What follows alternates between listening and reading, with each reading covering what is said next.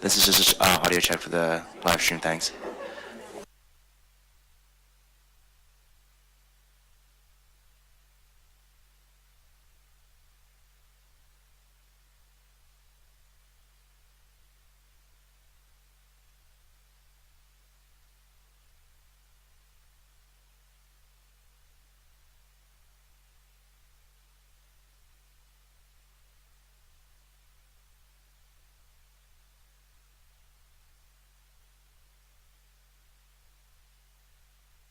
This is another audio check. Thanks.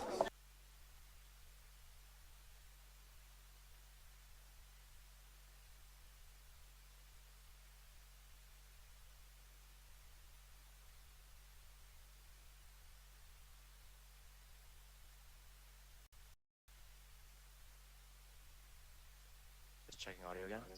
Thanks.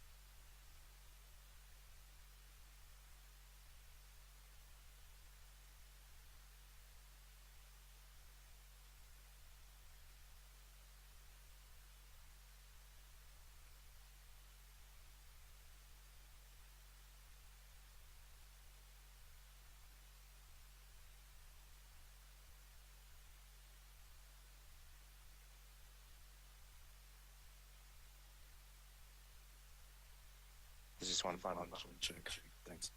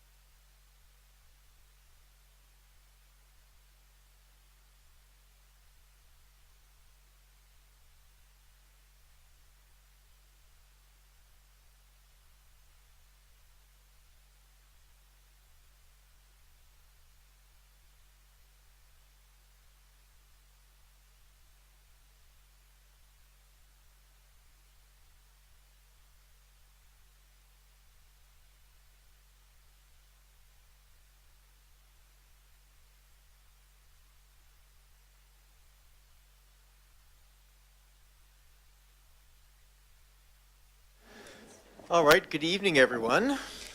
Nice to see a full house of people in the chambers and the antechamber and the extra overflow room. As I call the meeting to order, I just want to acknowledge that we gather tonight on the traditional territories of the Coast and Strait Salish peoples. Specifically, we'd like to recognize the Lekwungen people, known today as the Songhees and Kasapsum nations, and their connections to these lands and adjoining waters continue to this day. Our first order of official business is approval of the agenda. Can I have someone move that? Moved and seconded. Any discussion? All those in favor? Any opposed? None opposed. We have adoption of the minutes of the special council meeting of November 3rd. This has been revised. There was an error in the vote on the, after all of the amendments are made and the final vote was called, it was just shown as carried. So that will now reflect that Councillor Appleton, Watson, and Smart were opposed. So that was caught and corrected. Thank you. I think both Councillor Appleton and Smart caught that. So thank you for the eagle eyes. And any other changes, corrections, or amendments on the minutes? Okay, I'll call the question then. All those in favor? Any opposed? Not opposed. Then we have receipt of committee minutes. There's 11 of these in this agenda package, so need a mover and a seconder for all of them. We don't usually debate them because they're just informational for our purposes and for the record. All those in favor? Any opposed? Not opposed. While they're a little bit behind schedule, it is always a reflective of how much volunteer committee and commission work goes on in the community to generate all of that work. My remarks tonight are reasonably brief. I did want to update people with some bit of good news to start with. I met with, staff and I met with the Ministry of Water, Land and Resource Stewardship, WALRS, which I always think is the best acronym, where we learned our request to operationalize the immunocontraception of deer has been approved. So this is very significant news for the region and for the province. It opens the opportunity for all municipalities in the province to manage deer in an effective and humane fashion. So details still to be worked out. I just wanted to thank that we have had a decade of support from scientists and volunteers at the Urban Wildlife Stewardship Society that have done that reporting, the data collection, and the piece of the work that's allowed the province to assess and approve this. So that option is now, at least at a policy level, going to be available to us. Still some details to work out. I think there's a report coming back in a few weeks to this table. But I certainly look forward to working with other municipalities and their CRD as we look at regional or regionally aligned approaches to deer management. And for those who don't know, deer are owned by the province, so we can't touch them without their permission. So this is why this is important. I also had the opportunity to attend the ceremony to honor and remember Kristallnacht, the Night of Broken Glass. Just want to acknowledge it was a very moving and there's a fantastic history summary that covered the 10 to 15 years leading up to that night. It was a very strong reminder of the need to just be ever vigilant about the othering of people and language that emboldens hate. So I thought that was a very powerful event and want to appreciate it. Pass on my thanks to the organizers. Also thank Councillor Patterson for stepping in as acting mayor to introduce the Heritage Foundation talk last Thursday. That was covering the history of the Beacon Hill Totem Pole. I understand the talk was excellent. Sorry I had to miss it. I also, I think most of council and myself attended a UCM webinar on the proposed changes to the Heritage Act, and which, like several other policies related to municipalities, is raising some concerns about downloading responsibilities and adding costs, both to municipalities but also to the development community. The Canadian College of Performing Arts hosted their 6th Concert of Remembrance on Saturday night at the Dave Dennett Theatre. If you ever have a chance to attend that, I highly recommend it. It's usually sold out or close to, but it's a really worthwhile event, really well put together. On Sunday, yesterday, Oak Bay Parks Recreation and Culture hosted a Tree Appreciation Day, and very informative walks that took place. There was also a planting of what they call a Miyawaki forest, which is a high-density little grove of trees being planted as a way of spurring their growth and make it a more attractive environmental space. I just want to acknowledge, I won't name them, but that whole project was enabled by a very generous donation by residents of this community. So we're very lucky to have such gifts given to the community. And last but certainly not least, tomorrow is of course Remembrance Day, and the ceremony is as always being held at the Cenotaph in Uplands Park near Cattle Point. It starts at 10:55 sharp, so please get there a bit early. As we did last year, there is a high-quality video stream available, so people who can't attend can watch and participate or watch the video stream from the comfort of their own home. I do want to thank our protective services teams for organizing that. It's a fantastic event and incredibly well attended. That's it for my comments. We do have a fairly robust agenda tonight, so I'm just going to ask everybody from presenters, staff, council to just make sure that we keep our comments on point, our questions short, and I'm sure we'll have a chance to get through all of the business at hand tonight. So thank you for that. And moving on to the agenda business for the day. First is an opportunity for public comment and question period for those in the audience. And we don't have much on the agenda that is actually open for public input, which is really rare for us. Usually there's a lot. We can't take conversations on land use items, so I think there's a lot of interest in the room probably on the official community plan, which we will get to. So we can't really take comments on that. There will be a public hearing coming up shortly. But any other items of business related to municipal business, you're welcome to come forward. We will take the first speaker. If you, Ms. Knight, if you could just state your name and municipality of residence. You don't have to give your address, just your municipality. And you have up to 3 minutes to speak. Welcome. Thank you. Maggie Knight, Oak Bay. Oak Bay continues to struggle to effectively integrate community consultation into its decision making. By now, Oak Bay Council should be well aware that they are not hearing from large portions of their constituents, unfortunately. You know that the annual household survey respondents are disproportionately 55 or older, 75% of respondents, compared to 34% of residents, according to 2021 census data, and disproportionately homeowners, 93% in the 2025 survey, compared to about 75% of residents. And council sees who has the time, energy, and availability to show up over and over in person and in their email inboxes. It's hard to get away at toddler bedtime when they're in the middle of potty training. Yet when over 40 parents of young children wrote a joint letter noting the inaccessibility of the town halls held at kiddo bedtime on a school night in the seniors center, we received brief lip service but no action on our request for a family-friendly opportunity to engage with council. We are not a retirement community. People live here at every stage of life. 55% of Oak Bay residents are under 50, about 25% are renters, 13% identified as visible minorities on the 2021 census. These groups should also have a say, despite not being well represented on council.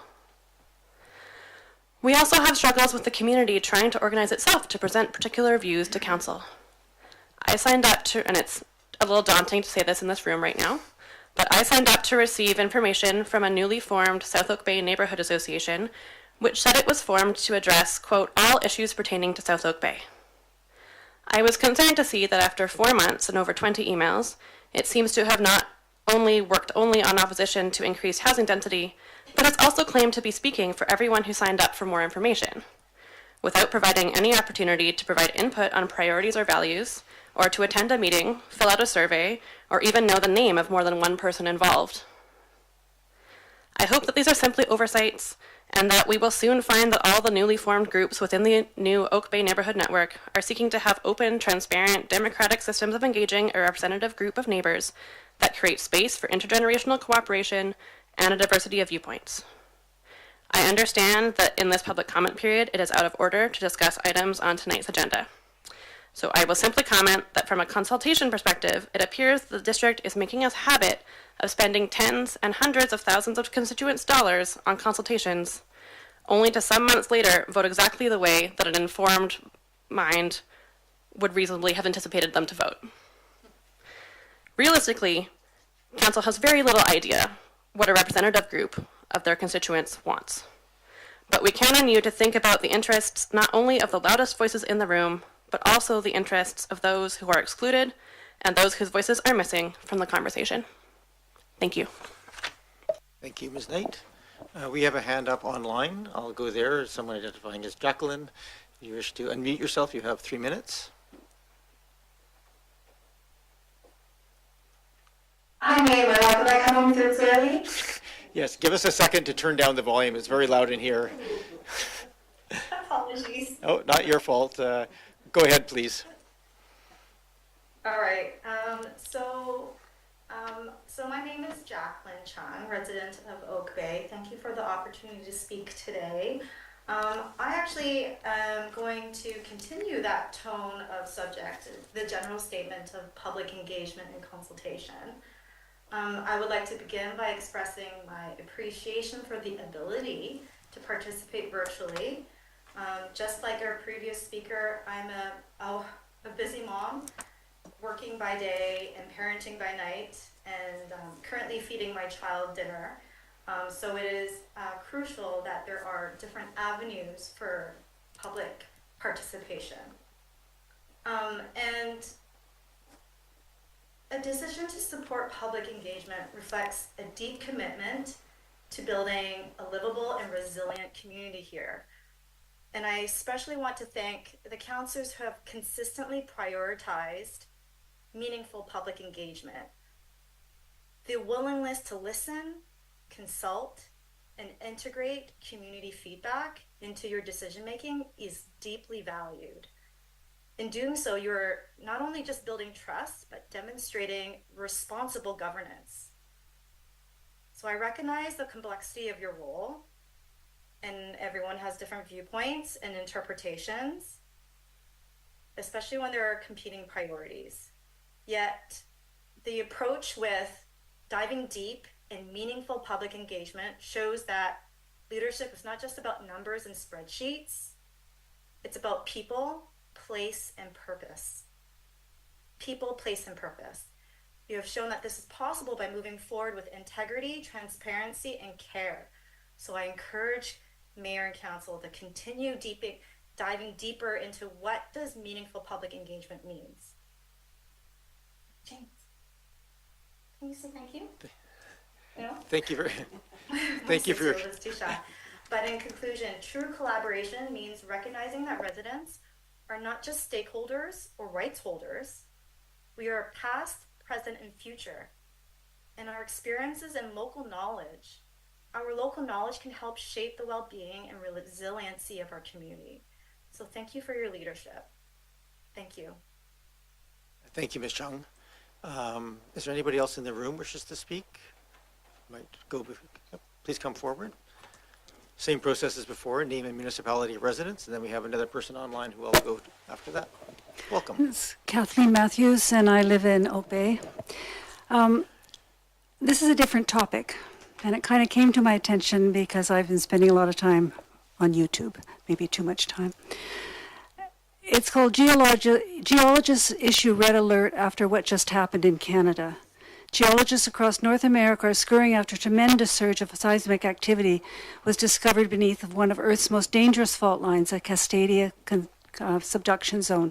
This buried tectonic monster, which stretches from North California to British Columbia, has been unusually calm for ages. New data off the coast of Vancouver Island reveal a troubling pattern: rapid plate movement, unique earthquake storms, and a substantial increase in subterranean pressure. Experts are calling it a once-in-a-lifetime red alert, and the consequences are catastrophic. All of us are pretty concentrated on densification and how our neighborhoods are changing and the kinds of monster houses that are being building. But is there somebody on council or in the department tracking what's happening with this Cascadia plate? You used to try to keep track of advising us as to where to go, what to do. And if this is in fact true, which I think it is, I just want to bring it to your attention, and I'm hoping that we need to pay attention to this, and maybe somebody could start adding that to the agenda in terms of communicating with us as to how to make sure we remember that we live on this fault line as we're trying to figure out how to, maybe all these new houses will just fall down because they're not well built, but you never know. Okay, thank you. Ms. Matthews, so we do have an emergency management program in town, and I take your point. Certainly there's a lot of work done around earthquake and earthquake responsiveness and pieces, so if that education isn't getting out, we can always do better. So thank you for bringing that up. I'm going to go online here. We have what is showing as I'm not going to Rita Parikh, I think is the name that's showing, but you can correct my pronunciation. If you just unmute yourself, state your name and municipality of residence for the record, and then you have up to 3 minutes. Always appreciate if you can turn on your video. You do not have to. Hi, sorry, is this me? My connection isn't great. Yes, and we can hear you clearly. Yes. Thank you. Thank you very much, and I understand I have 3 minutes. My name's Jaya, and Rita, and I live in Oak Bay. And I want to speak to further the comments of the first speaker around democratic participation. And I just want to start by saying that I have a lot of gratitude to each and every one of you for your careful stewardship of the community. And I appreciate sincerely your commitment to service. And I know the questions you're grappling with about our future, collective future, are hard. I am someone who has participated in the first public consultation process this year, but did not have the opportunity to participate subsequently because I was not aware and was otherwise out of the province. So I didn't participate, and I know that voices have been quite loud. What I am urging you to do is to really sincerely consider a true democratization of that process, to hear the voices of many who care about future generations. And I will say that the land that I am living on right now was farmland 50 or 60 years ago, and council at that time had the vision to consider what the community would need several generations down the road. So, And Ms. I'm Rita, grateful to councillors whose names I don't even know. So I'll just finish by saying that, you know, the anxious voices of those we hear today are always going to be louder than the grateful voices of generations in the future. And I just urge you to consider those voices in your planning. Thank you. We've got a little dangerously close to talking about the OCP process there, so we're just going to keep, but I appreciate it. As long as we're talking, you speak to the generalities of participation and democracy, that is good. Others in the room that wish to speak to any topic that isn't land use or on the agenda tonight? We do have a few more minutes available to us. Yeah, please come forward.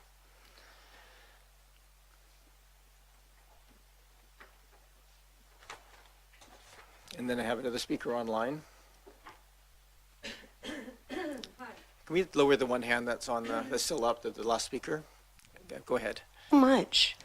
Oh, and they're leading to predictably tragic consequences. And in Europe, in the more progressive countries, they have abandoned the notion of relying on the free market at all to solve their housing problems because they know they won't. So they're building social housing, and they're building cooperative housing. They're building a whole bunch of different kinds of housing models that will actually house people who are housing challenged. So I thought I'd bring that along for you. I also have questions about whether there's costed plans for infrastructure expansion in Oak Bay. Because I'm going to probably have about 12 people living next door to me on a single family lot. And so that's 4 times as many people. So are we going to have 4 times as many water and 4 times as much sewage and 4 times as much everything else that we need? And how much is it going to cost, and has it been planned? I don't think we know that yet. I really appreciate that council has eliminated some of the wackier elements of what was happening with zoning and planning, but we have not cracked. We just can't speak to the OCP pieces. Actually, the proper protocol, Kev, is that if there's a land deal in question, we can't talk about it because it's in negotiation. I'm speaking generally. Ms. Van der Veen, first, just if you don't mind, speak to me through my office, not just sorry. me as a person. Sorry, Mayor. Second of all, the guidance we have on this is just because we have a public hearing coming up, we do want to focus the comments pro or against in terms of the zoning aspects or the potential land use changes to that process. We'll give some direction here tonight, but it isn't open for public input tonight. And because it's a land use item on the agenda, our procedures bylaw does not allow for this particular process to be used for that. And we do want your opinion, but at this point in the process, we're going to get to a selection of things that we think is the right process, and then we're going to go to public hearing for it. So Right. my apologies. I'm not trying to snub that, but I just want to make good use of this time. Right. The thing is that it isn't a general thing. It's what's happening right next door to me. Yeah. And I want to know what's happening, and I want to know why 7 trees got cut down on the property next door to me, but uplands land is being protected and uplands trees are being protected. And I think a lot more of this needs to be put in writing.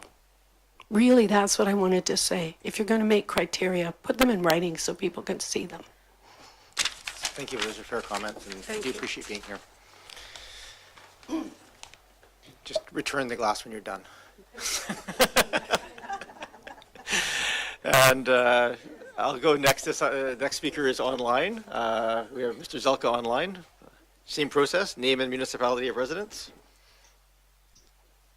Mayor, Council, hello. My name is Eric Zelka from Oak Bay, Henderson part. Can you hear me okay? We can. Please go ahead. Great. It's hard to speak to anything, and yet at the same time, not to be cut off by you, Mayor, since the OCP touches everything. So I'll do my best to be as general as possible. I am not speaking to the OCP in particular, but I am speaking in particular to some of the reports that are out there and the inconsistencies I see. I know Council and staff are doing the best they can, but when I compare the most recent climate change report put out, the LGCAP report on Oak Bay's website, the 2024 report in the sustainability section of the website, I noticed that the total greenhouse gas emissions from the District of Oak Bay corporate is 3,849 tons of greenhouse gas, total, all in. I appreciate you providing us an actual number as to what Oak Bay staff, Oak Bay and the actual operations of Oak Bay is releasing into the atmosphere. I'm pleased to remind all that back in 2019, the CAROP reports didn't really talk about the totals. They talked about the reductions. And the reductions that had been achieved to those days was 1,281. About a third, 12, 24, about a third of the current total. So yay, staff, you've done a great job, and keep up the good work. I wish there was some measure of the reductions since 2019. I can't find those anywhere on your website.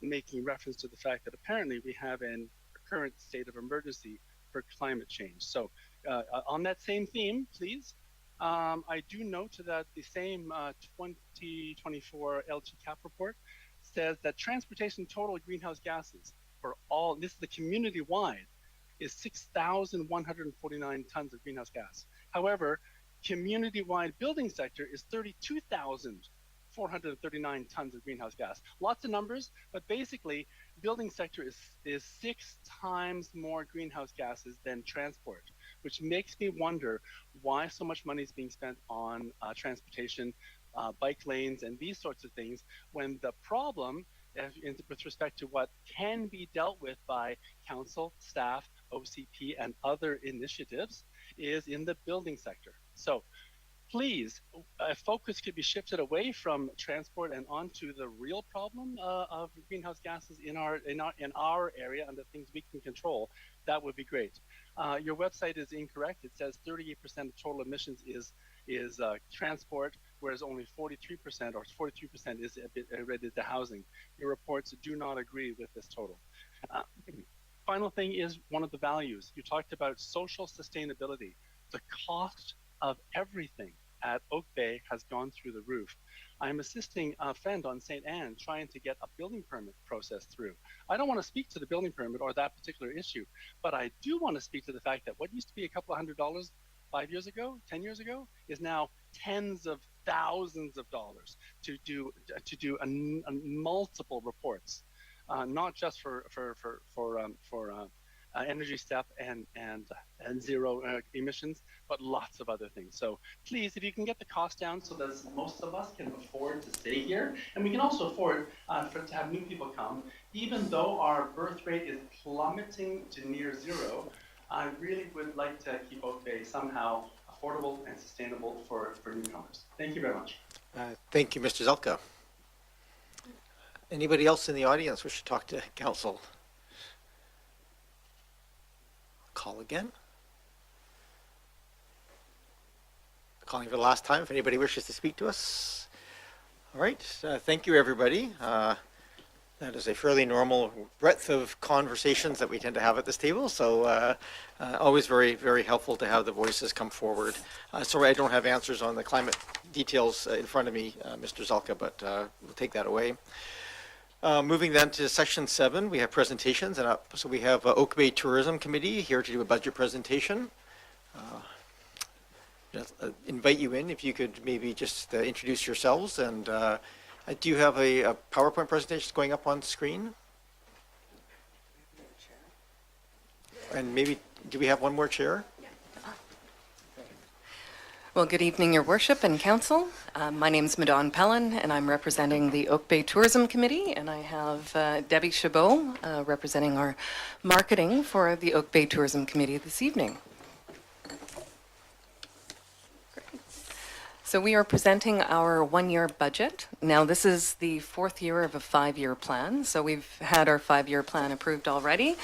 And I always like to start this with just a very quick reminder of how we are funded, so everyone is aware. Our MRDT is what funds Oak Bay Tourism, and what that is a tax on short-term accommodations, such as the Oak Bay Beach Hotel and any other online short-term accommodation rentals within the community. And so that is how we are funded predominantly. On the slides, and I'll run through this fairly quickly, so I'm not sure where the clicker is. Do I have that? No, okay. We'll keep this fairly high level and moving quickly, so we'll move to the next slide. And this is what I've just talked about. Our primary purpose is really to fund the local tourism marketing programs and projects. And then on to the next slide. Our volunteer committee is made up of 10 members, and this list is slightly different than what was voted in earlier this year, just due to a few changes that occurred throughout the year. Myself, I was the general manager for the Oak Bay Beach Hotel, and I departed the hotel to launch my own company, and in doing so, I stepped down as chair and stepped into a vice chair position, and we currently have Shane Gould from the hotel just as a representative temporarily until we submit our slate for next year.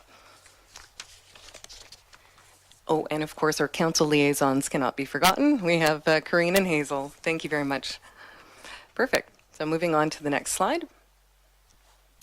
So key learnings from 2025, I will keep this brief, but needless to say, the Oak Bay Beach Hotel overperformed from what we had expected and has been exceeding revenues coming in beyond what was budgeted. So we are in a very positive momentum moving forward and have forecasted to exceed our top line revenues from MRDT for the Oak Bay Tourism Committee. As mentioned, we are 4 years into the approved 5-year plan, so 2026 is projected to be a year of planning for the next 5-year strategic plan. And as we carry on, we went to RFP early in the year to replace our marketing agency, which was H2 we had for many years, and we were required to RFP for another 3-year term.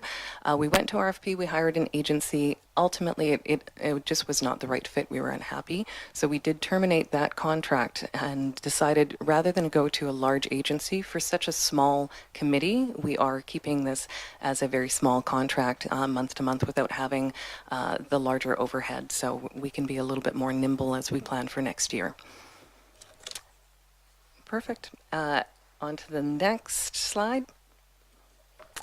Overall goals and objectives continues to be the same. There are no major changes. We continue to drive shoulder season visitation, increase partner engagement, maintain and improve tourism's visibility in Oak Bay and throughout other communities, and ensure that our actions are responsible and sustainable. And next slide, please.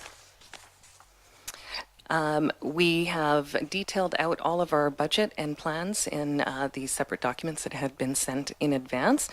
So just a very high level of the tactical plans. Marketing, we maintain our usual always-on activities, and then we also layer in seasonal activities and always maintain a small budget for opportunity marketing as things come up in the year. Our 2026 tactical plan moving forward, notably, we are looking to do more stakeholder events and frontline training. So this means at the beginning of the tourist season, Oak Bay Tourism wishes to do frontline training with those that will be facing our visitors in the destination. We haven't done this in several years, so we do have a focus on that this year. Oh, sorry, that's on the next slide. Okay. And the other notable item is the research that we are doing to inform our 2027 to 2031 plan, which will be due at the end of next year. And so really this will include resident sentiment, visitor experience, and stakeholder engagement. So we will be reaching out to the community, asking for further input to inform our strategy for the following 5 years. And that's built into our budget plan as well. So next slide. Included in that, we continue to support marketing to corporate bookings and local venues for all of the different groups and events that happen throughout the year. Hosting the annual Oak Bay Collectors Car Show, which was a huge hit this year. Thank you to everybody who supported. And then other key events that we support include the Half Marathon, the Tea Party, the Songhees Powwow, Holiday Festival, and Light Up just around the corner, and others as they come up. And then following the next slide, please. Our admin and finances remain to be very tight, very minimal, and no surprises. Everything remains fairly similar to previous years, and we anticipate a $50,000 carryover, which is a bit of a contingency fund that we build in purposefully to ensure that should anything slow down in the economy and with tourism, that we always have that cushion there to cover our expenses. And moving on to the next slide. And this is just the snapshot of the 2026 budget. The 2% MRDT and OAP is provided, well, the Oak Bay Beach Hotel provides their forecast to us. So this is based on numbers that are forecasted and anticipating to continue growing over last year. And then the next slide, please. It is worth noting that this year, when we're looking at 2025 budget to 2026, 2025, this is what was budgeted. The actuals will be 6 to 8% higher on top line revenues because the hotel is overperforming and collecting additional taxes. And that summarizes our budget for 2026 as presented. Thank you very much. Thank you very much, Ms. Palan and Ms. Chabot. Questions? Councillor Green, did you have any questions? I don't have a question. I was going to make some comments, but I'm happy to let Councillor Braithwaite ask. Well, if you wish, we go very quickly. Just, I don't think there's not much here, I think, of pieces. So if you want to make a couple of comments, you're welcome to as a liaison. Well, I just wanted to thank you very much for the presentation. I would also like to acknowledge Oak Bay staff's support and their help through the budgeting process. That's always critical. But I have to say this committee works incredibly hard and makes a huge difference to our local economy, to local partnerships, and key stakeholders. They, as they mentioned, they also host, the sort of world-renowned car show now. It feels like the world attends. It's so crowded. And they're contributors to other major community events, and they mentioned many of those. So it's a real privilege for me to be the council liaison. I enjoy working with this, what I consider happy, optimistic group. So thank you. Thank you. Thank you. There are, so we'll go through this. There's no actions. We're just receiving the presentation for the year. Go ahead, Councillor Braithwaite and Councillor Patterson. Thank you so much, Mayor, and through you to our guests. So when you talk a little bit about target market diversification, I'm just wondering if Oak Bay Tourism has any specific tactics within that $20,000 that you have for that unallocated opportunity marketing, because my head kind of goes as past president of Bays United Football Club, I know that there's an opportunity for FIFA coming in 2026, and if you have any ideas on how perhaps to market some of those visitors going to Vancouver to come over to Victoria. Ms. Bland? That is the perfect question for Debbie. Thank you so much for that question, Hazel. We have written right into the plan, and we've already started working with Destination Vancouver and Destination British Columbia. We've submitted beautiful seats to their campaign, to their international campaign, which are photos of right here in Oak Bay, inviting people to come here. We're going to look for specific opportunities to leverage that, but there are digital opportunities to actually invite those guests from overseas that are coming to Vancouver specifically for FIFA. They're going to extend those trips, and we want to make sure that some of them wind up here in Oak Bay. So, and then we'll get them here, we'll move them through the community into lots of different businesses and share that wealth. So thank you for asking that question. It's very high on our lists of priorities, and we do have a little bit of money set aside for it just in case there is a really good opportunity there. Great, thank you, Councillor. Thank you so much. And just to reiterate some of Councillor Green's comments, as the liaison to the Business Improvement Association, I'd just like to thank Tourism for working so closely with the Business Improvement Association. There's a great relationship there when it comes to the car show, and then also from you back to the BIA when it comes to the light up. So I'd just like to say thank you to everyone on the committee. Thanks. Thank you. Councillor Patterson? Yes. Yes, thank you, Mayor. And as Councillor Green and Councillor Braithwaite said, I appreciate the presentation. I know that the committee works very hard and maybe it goes above and beyond what other tourism committees do because they're really hands-on with so much of this. There were comments, though, about the hotel exceeding expectations, overperforming expectations. Just curious as to what contributed to that. So that's a $1 million question, actually. I'm just going to be careful here because we're not here to talk about hotel operations, so maybe a 30-second answer to us. Yes, I will keep it very brief. Oak Bay is not the only hotel exceeding forecasted occupancies. The entire destination and a great part of British Columbia are as well. There's many different contributing factors, but there's been a lot of great recognition into the destination, and Oak Bay Beach Hotel continues to win awards. That's putting it on not only a local platform, national, but also international, and so that does gain traction and has really great momentum. Thank you very much. Seeing other hands, thank you very much for being here tonight. Thank you. I wish I could, do we need to receive this? Thank you. My apologies, Mayor. Yes, we're seeking a motion for approval of their presentation. Okay, wasn't in the thing. Yeah, go ahead. Move approval. Thank you, Councillor Green. Seconded. Any other discussion? Seeing none, all those in favor? Any opposed? None opposed? You can stick around and help with the police budget next if you want. I'm very jealous of the exceeding revenues line. Thank you very much. Thank you. We move now to Section 8 under Reports and Memorandums, and we have under 8.1 the 2026 Oak Bay Budget, Provisional Budget. Ms. LaChance, I'll turn to you to do an introduction. This is a process that isn't always well understood, so I think I appreciate a brief introduction. Yes, thank you, Your Worship. I really appreciate that passover, and good evening. I'm pleased to introduce the 2026 provisional budget for the Oak Bay Police Department, and it is just that. I'll only be introducing before I pass over to my colleague, Chief Constable Julie Shannon, for her presentation this evening. The presentation and budget being received by Council this evening was approved by the Police Board on October 28th, 2025.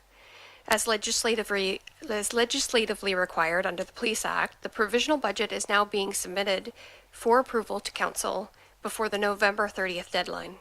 The financial implications are detailed in the report and attached memorandum. Of note is that while an estimated tax increase is provided for context, staff still do need to compile the district-wide budget and apply the financial management guidelines that have been approved by Council.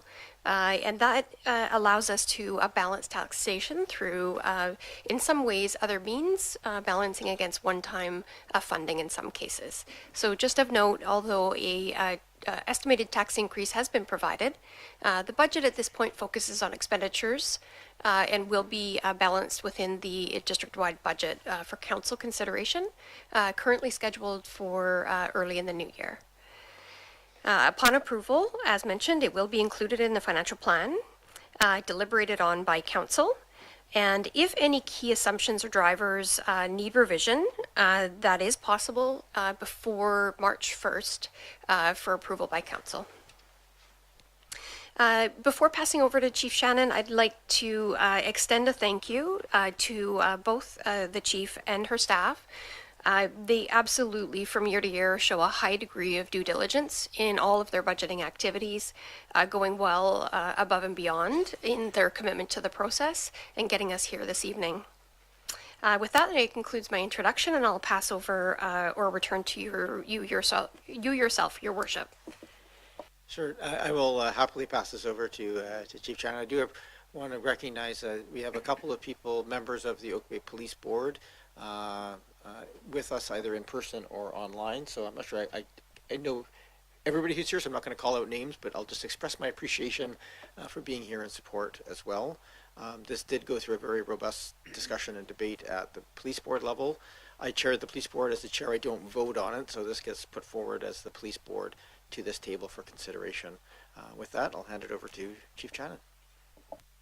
Thank you very much, Your Worship and Council. I'd just like to take this opportunity to thank Mr. Shans for that introduction and also the support and the expertise that you and your finance team provided Oak Bay Police Department. So thank you for your diligence and perseverance working through our budget for this year.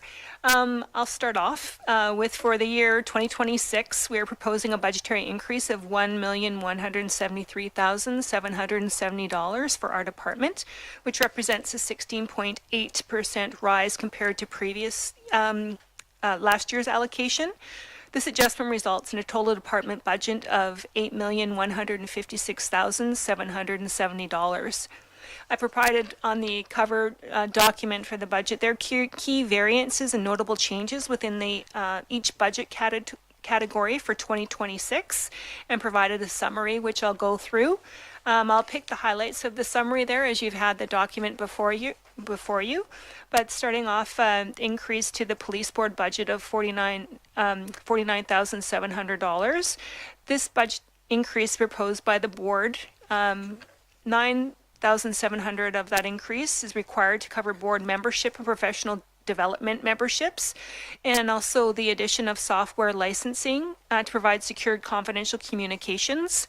In addition to that, $40,000 is designated to facilitate a community satisfaction survey.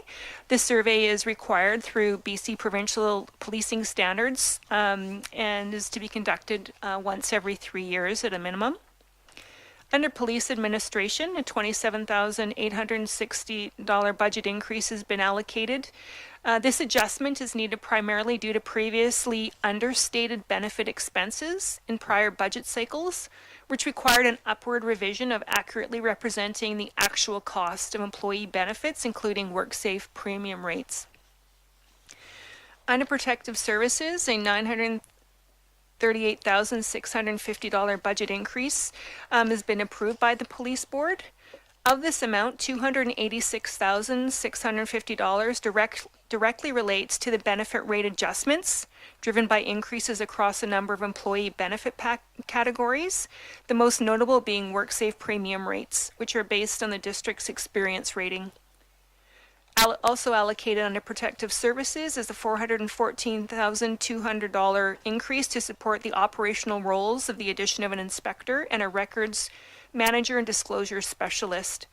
Establishing these two positions will enhance the Oak Bay Police Department's ability to function autonomously and decrease its dependence on external contracts for general investigative services and major crimes, in addition to police records. The addition of these two roles, particularly cultivating internal expertise, skills, and experience, will enhance our operational efficiency, autonomy, and effectiveness within public safety. This method guarantees that police services delivered to the community adhere to stringent quality standards, thereby assisting Oak Bay Police Department in sustaining the trust and confidence fostered within our community. The Protective Services budget also calls for an allocation of $252,000, reflecting necessary adjustments for increases and higher costs in essential operating areas. These include service agreements such as e-com, uniforms, equipment, telecommunications, software licensing, and ammunition. The funding ensures the department can continue to deliver reliable and effective services. Further details provided in the sections below, which I'll break through. The increase in ECOM 911 dispatch services cost was projected to rise between 9 to 15% in 2026, and that estimate I've included on 15% within the budget. Additionally, in addition to ECOM, and the associated levy expected to be $456,044 for 2026. The 2026 budget forecast also incorporates a notable increase in expenditures associated with the police equipment, uniforms, and ammunition. These specific segments reflecting cost escalations of up to 44% over the previous fiscal year. These anticipated rises, together with elevated software expenses, have been integrated into our overall financial planning. For example, there $13,200 has been an increase for police radio equipment, an increase requirement of $18,040 to allocate for uniform kit clothing, which also includes our essential body armor and dress uniforms. $29,390 in additional funding to cover police equipment supplies, repairs, and ammunition, with ammunition costs alone surging to 44% over the last year. $57,596 to increase support police computer equipment and software licensing requirements, which include, but not limited to, Microsoft, Adobe, Prime, and TELUS, reflecting a notable 43% increase in cost. The budget prioritizes officer safety by funding $12,000 for personal respirators fit test masks and $3,600 for 2 additional sets of ballistic helmets and body plates for police vehicles. These essential investments help protect frontline officers, ensure that they are prepared to meet evolving risks in the field. The training budget has been increased by $24,100 to cover specialized instruction in major crime investigations and records management. Funding remains for 1 recruit to attend the Justice Institute in 2026, and this has been budgeted with anticipation of secondments and or expected attrition in the next year. Our community program has been robustly funded, and we're able, with the allocated amount from the previous year, continue to focus on our community partnerships and programs with restorative justice, block watch recruitment, outreach community engagements, seminars, training sessions, and the addition of 4 new reserve constables to our volunteer reserve program. Under integrated policing units, the budget increase is overall increased by 2.2%, roughly $11,000, reflecting an overall adjustment for all of the units that have been noted. In this budget, I have included and noted that the integrated mobile crisis response team budget rose from $8,194 in 2025 to, increased by $8,194 from 2025 to 2026 to an increase of $28,000, so up from $19,880. After robust review, which we have in all categories, which we do our due diligence to provide the most accurate and accurate reflection and forecasting, we do a minimum 3-year review of each line item to see what our general costs are. And under police building maintenance, it was identified that through this thorough review, the actual building maintenance costs over the previous 2 years has allowed us to reduce our building maintenance fund by $6,535. With the addition of 2 new unmarked vehicles for our fleet, there has been a noted rise of $12,550. This is directly related, that increase, to the cost of additional insurance coverages, maintenance, parts, fuel, and equipment for the addition to our police vehicles in the fleet. A short-term equipment financing loan has been incorporated, and the payment included into our police budget to procure 2 new police vehicles and also a utility trailer to help support our training team. So we will be applying for Municipal Finance Authority loan to acquire the 2 vehicles and the 10-foot cargo trailer. The purchase of the cargo trailer provides secure and organized storage for Oak Bay's use of force and scenario training equipment. This acquisition will be utilized by our internal training team as the Oak Bay Police Department transitions to independently providing all mandatory training sessions for 2026 onward, which will also reduce the need of costs for training to be provided by outside agencies. Adding a cargo trailer to the fleet will help maintain vehicle availability during training days and offer transportation and secure storage for expensive and specialized equipment both on and off site. For your awareness, following the addition of 2 vehicles to the fleet, that will now leave our fleet 6 out of 9 of the Oak Bay Police Department vehicles will be fully electric. We've realized these cost savings in prior years and continue to enjoy those cost savings while being environmentally aware and being responsible to our community through the operations that we are required to conduct. The reason for having 3 vehicles to remain fuel-based is solely for operational flexibility in emergency situations or when access to electric power might be limited.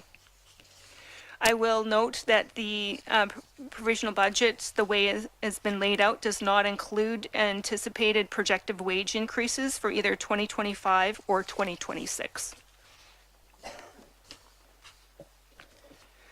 Unless there's questions for there, I'll carry on to identifying through the capital purchase requests from capital reserves. Sure, and I think they're fairly straightforward in terms of the ask, so maybe not spend too much time on Sure. those, but maybe perhaps just the touch on the transfers to reserves as well. Absolutely. For police equipment, we're seeking the requirement of 2 additional patrol rifles of $5,633. The transition and replacement for our less lethal beanbag shotguns to transition to the 40 mm launcher for $24,490. Under computer equipment, we have pushed the replacement of 2 Dell hosts from last year to this year's $32,000. We've pushed the replacement from computer towers from last year to this year for $28,800. In addition, the requirement for replacement of the server room UPS, the uninterrupted power supply units. A request has been made for a transition to Verkada system swipe cards and cameras for security of the building for $65,000, and a summary of the total capital replacement purchases are there as well. Transfer to reserves account, there's been an increase, particularly that I will note, an overall increase of $101,540 for reserve funds, which is up from the previous year, which will reflect and explain the increase on your front cover page for the total reserves being increased by 52.2%. Just wanted to provide a capital project update as it relates to our police building. The requirement and necessity to provide a gender-neutral washroom and a men's change room renovation that was allocated for last year. We anticipate that project will be pushed into 2026, and we are in the early stages of the patrol desk and executive workstations upgrade for ergonomic desks in transition there. We're in the early stages of that, so those projects will be pushed into 2026 for completion. Thank you, Chief. Anything else before I go to questions? No, that was a lot for everybody, so was. thank you for your patience. I enjoyed the sort of gasps and groans of the percentage increases from service providers. They were reflected at the police board meeting as well. I did have a chance just to check to make sure I've got everybody. I do want to recognize Ian Robertson in the audience and Heather Cochran online as members of our police board here, able to attend. Others were unable to join us. Did I see hands over here? Yeah, go ahead. Patterson and then Braithwaite. Yes, thank you, Mayor. Thank you, Chief Channon, for the report. Just a question about the unmarked SUVs that we use. They're really getting up in price now, getting closer and closer to 100,000 a unit. It's hard to believe. But I noticed that we are using the short-term debt financing for purchase of the units. So that's a 5-year debt repayment. Is that relevant to the life cycle, or how much beyond that will the vehicles go beyond the debt expiry? Sure. Go ahead, Chief. Thank you for that question. Right now, we're in the fortunate position when we're transitioning to EVs that the lifespan of those vehicles, we're looking past 10 years. So mindful of that, we're seeing that happening right now with the diligence in our maintenance of our fuel-based vehicles. We're looking at pushing those years back to 7 years. With the unmarked, the unmarked, I would venture to guess that both of those vehicles will transition a little longer than the expected life cycle that we've laid out. So I'm optimistic it'll be longer than 10 and likely around 7 or longer for the fuel-based. Thank you. Councilor Patterson? Yes, great. Well, that's good to know, because I thought, they'll probably roll right after the debt, but it's nice to know that we get a few years to save for the new ones, I guess. And just the other comment I will make, because I am the liaison to CREST, and although the rate is 4.6 for 2025 and 2026, it does reduce to 2.9. That's in our strategic plan going forward.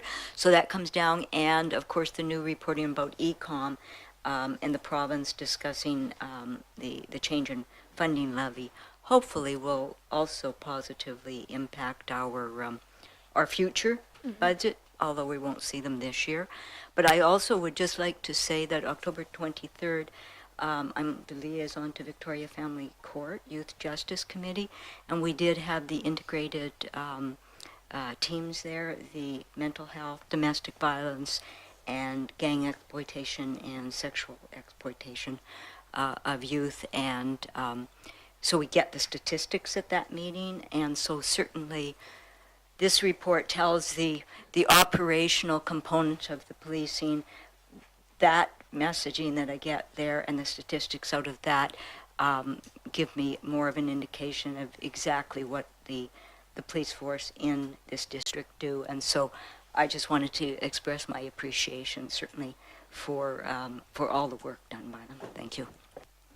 Thank you, Councilor Patterson. I have Councilor Braithwaite and then Green. Thanks so much, Mayor. Through you. Going on those vehicles as well, I'm just wondering the reasoning behind borrowing the $180,000 for the vehicles in the trailer instead of using reserves or phasing the purchases. And that's probably to Ms. LaChance. Ms. LaChance?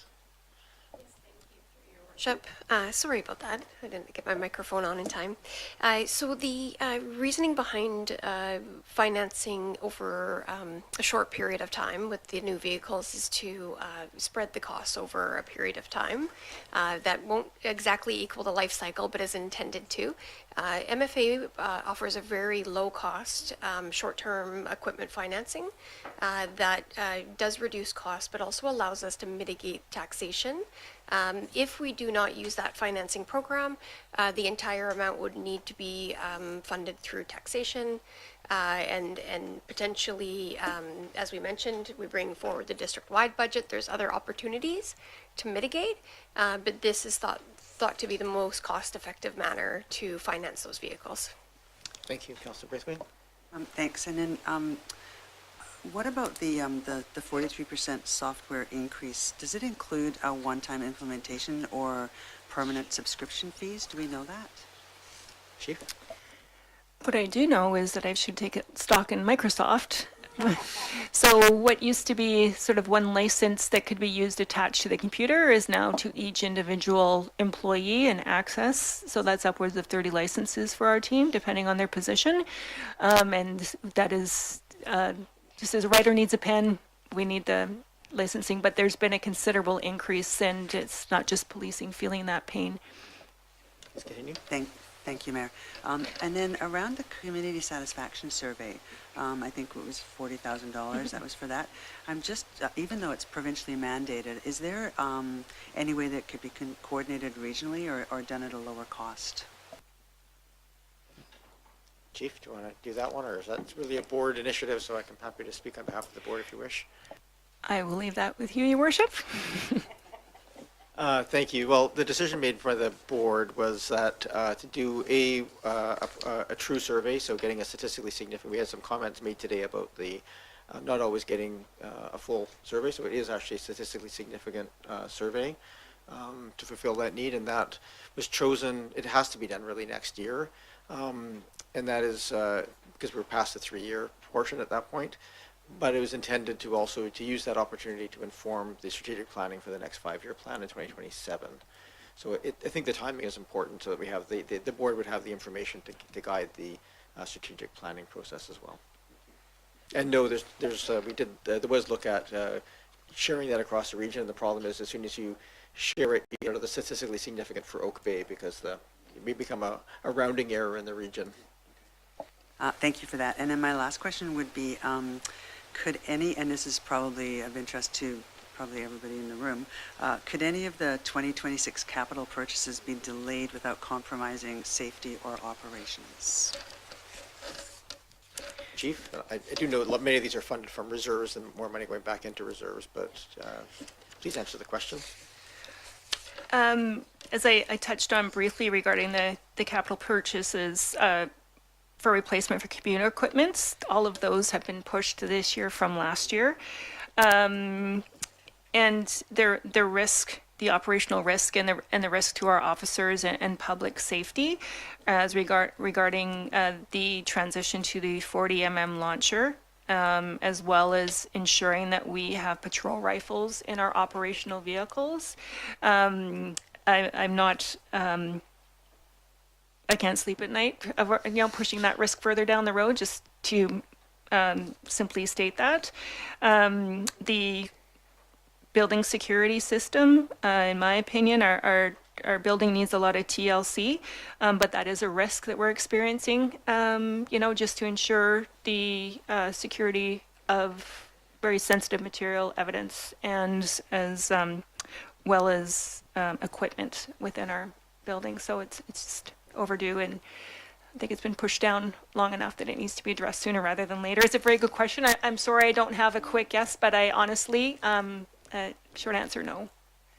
Thank you. I think it's important for everyone to hear that, because it is a big budget, but it's important for the public to understand what that entails as well. So thank you. Thank you. Councillor Green. Thank you, and through you, Mayor, to the Chief. Thank you very much for the report and presentation. And I just wanted to ask you, in a very general way, what this kind of budget lift will enable you to do better, and what improvements will it bring to your police service generally, both internally and externally? I know that public health and safety are very important, and community policing in Oak Bay is a real priority, but I just wondered if you could speak in very general terms. Thank you. Thank you, Councillor Green. Thank you for the question. The budget was built in consideration, first and foremost, of the financial impact and the awareness of the increasing cost of policing, not just in Oak Bay or British Columbia, but across Canada. With the support from the police board and us identifying opportunities to become more autonomous, provide additional training opportunities, and address the concerns that are alive for all police agencies in Canada about the recruitment and retention and development and retaining those employees. I think this budget, I know this budget supports the those needs to address those concerns for our community, to ensure that we have the police officers here with the equipment, that are staffed, that are trained to deliver and continue to deliver the excellent service that our community is accustomed to and deserves. So thank you for that question, but I'm confident, and I was even asked from a police board member, is there anything from this budget that you've, sort of chopped before you brought it to the police board that draws you concern? And I think all the dicing and slicing is done, and although, I fully acknowledge 16.8%, it pains me to even say that out loud, but we've kicked a number of initiatives and things that, down the road a number of times, and we've just sort of landed with some corrections and some increases out of our control that's landed us here. But I think this gives us a very strong platform to continue in the direction that we need to go, again, for serving our community and the sustainability of our department as well. Thank you. Thank you. Councillor Watson? Thank you, Mayor. Just a couple of questions for Ms. Shannon, and maybe then one for Ms. LaChance too. I would just like to comment on the obviously the increase in e-com charges. We're all kind of gulping, and I know Councillor Patterson has reminded us that there is a review that's going to happen, and that may change in the future. But I was just wondering, in terms of our e-com service, the police's budget is entirely separate from the fire department. Does the fire department get an equivalent bill, or is it all funneled through the police department, all the e-com charges? Thank you. Chief Shannon? Each subscribing agency is responsible for their portion of the e-com budget, whether that's fire or police or emergency services. Yep, we're completely independent. So maybe then the question is for Ms. LaChance. Does that mean that in the fire department's budget we see an equivalent amount for e-com services? Ms. LaChance? Yes, based on the structure for cost and membership, it would also be included in that budget. I don't have the numbers with me. I'd have to come back. That was all I wanted to know. That this is not the last of the charges from e-com that we're going to see in our 2026 operating budget. Thank you. I also would ask you, just really for the public's benefit, maybe to describe at a high level the duties of the records manager disclosure specialist. Clearly this is not somebody that just files correspondence. So if you could speak to the technical nature and skills of that job and why it would be added to the force, to the department. Thank you very much for that question. Following through the model of provincial standards in major case management, we have a requirement when we're disclosing evidence to Crown Council, basically putting that package together from the moment that we arrive on scene or receive any sort of information, that all of the information, whether it's a text message that comes off our phone, our dispatch from our computer system, a statement that somebody provides, must be packaged and processed and vetted and put basically in a little box in a very special and particular way and delivered to Crown Council.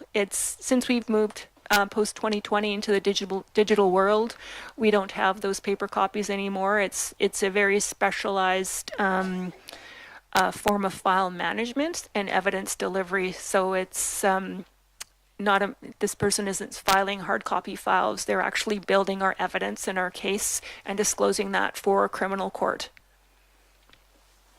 Thank you. Thanks for that explanation. And finally, just to Ms. LaChance, and it's a sort of high-level question about this particular budget piece in the context of the whole budget for the municipality. And you had made some comments as you introduced this item to say that this is not the end of the process necessarily, because we have to balance everything. But I'm just very cognizant of the fact that this budget standing alone is already going to drive a very large component of any tax increase next year. And we haven't seen anything from anybody else yet. And I do know, I'm very aware that the public is really hoping for low single-digit tax increases in 2026.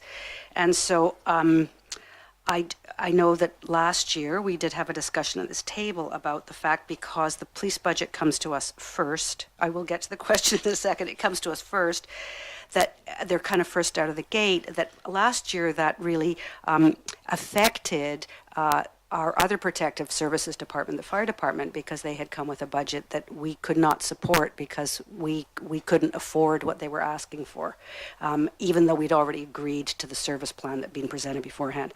So I just really want to ask you, to what extent, in looking at this budget, we should be anticipating a discussion about reduced service levels for the rest of the functions of the municipality, if we are trying to keep given what you will already know about what's happening to costs across the rest of the organization, how this will affect our discussion for the rest of municipal operations when you begin to present things to us in 2026. There's a big question. Is the chance? And I was hoping you'd reframe, Mayor. Can you just fix our finances and make it inexpensive? Yes. No, thank you. Through your worship, thank you for the question. Happy to provide, again, context on the process that we're required to follow based on legislation. The Police Act does require that a provisional budget is approved by council in advance of November 30th. That allows the police force to be able to ascertain and execute on the police force that's required to support the community safety in the coming year. That is designated, as I mentioned, by the Police Act. The November 30th is a provisional budget that allows those next actions to happen. As I mentioned, the March 1st date is the date for any changes that can happen to that budget before it's compiled into the district-wide budget. So at times, assumptions, costing, new information may come available, that number would be revised. As you mentioned, you can expect that changes could happen. And then following that, there is a hard stop at the May 15th local government and community charter deadline for the financial plan for the district. And so there are ability to still make those changes, but they are subject to a different legislative process. And I'm happy to provide more information on that, but I'll probably stop there on the process piece. I would also suggest that it's much too early for me to comment on the district-wide budget in entirety. We are in the process of developing that budget as we speak. As you've picked up on, police does go first, but it's legislatively required.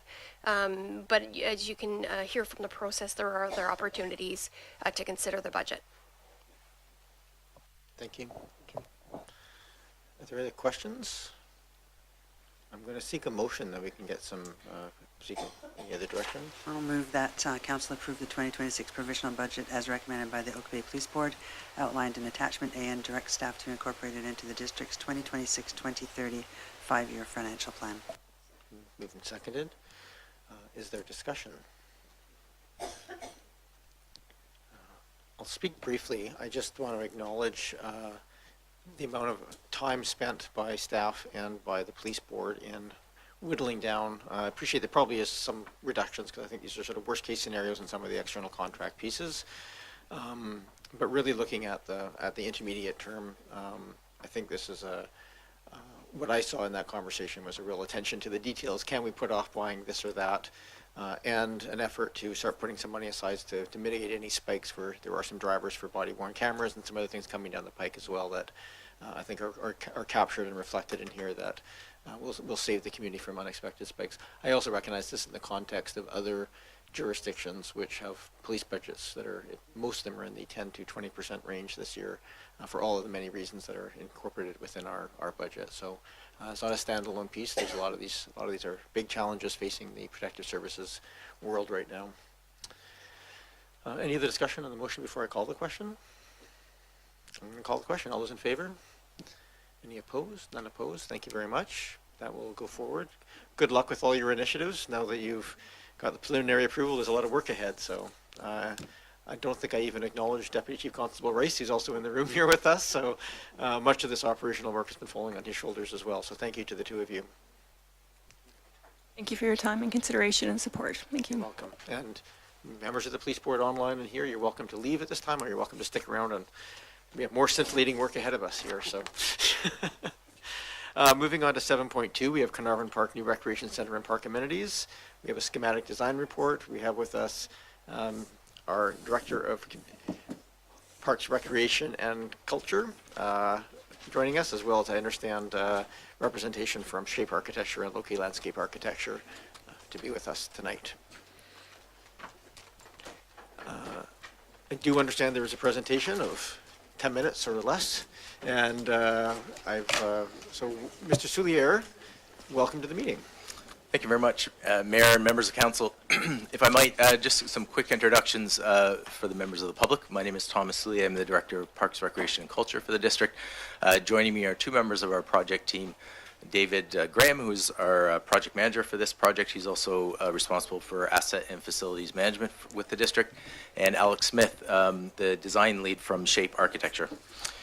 Tonight, we're pleased to provide council with an update on the technical design development work that has been progressing over the last several months regarding the future of Carnarvon Park. This is a check-in with council on the design prior to the planned public engagement.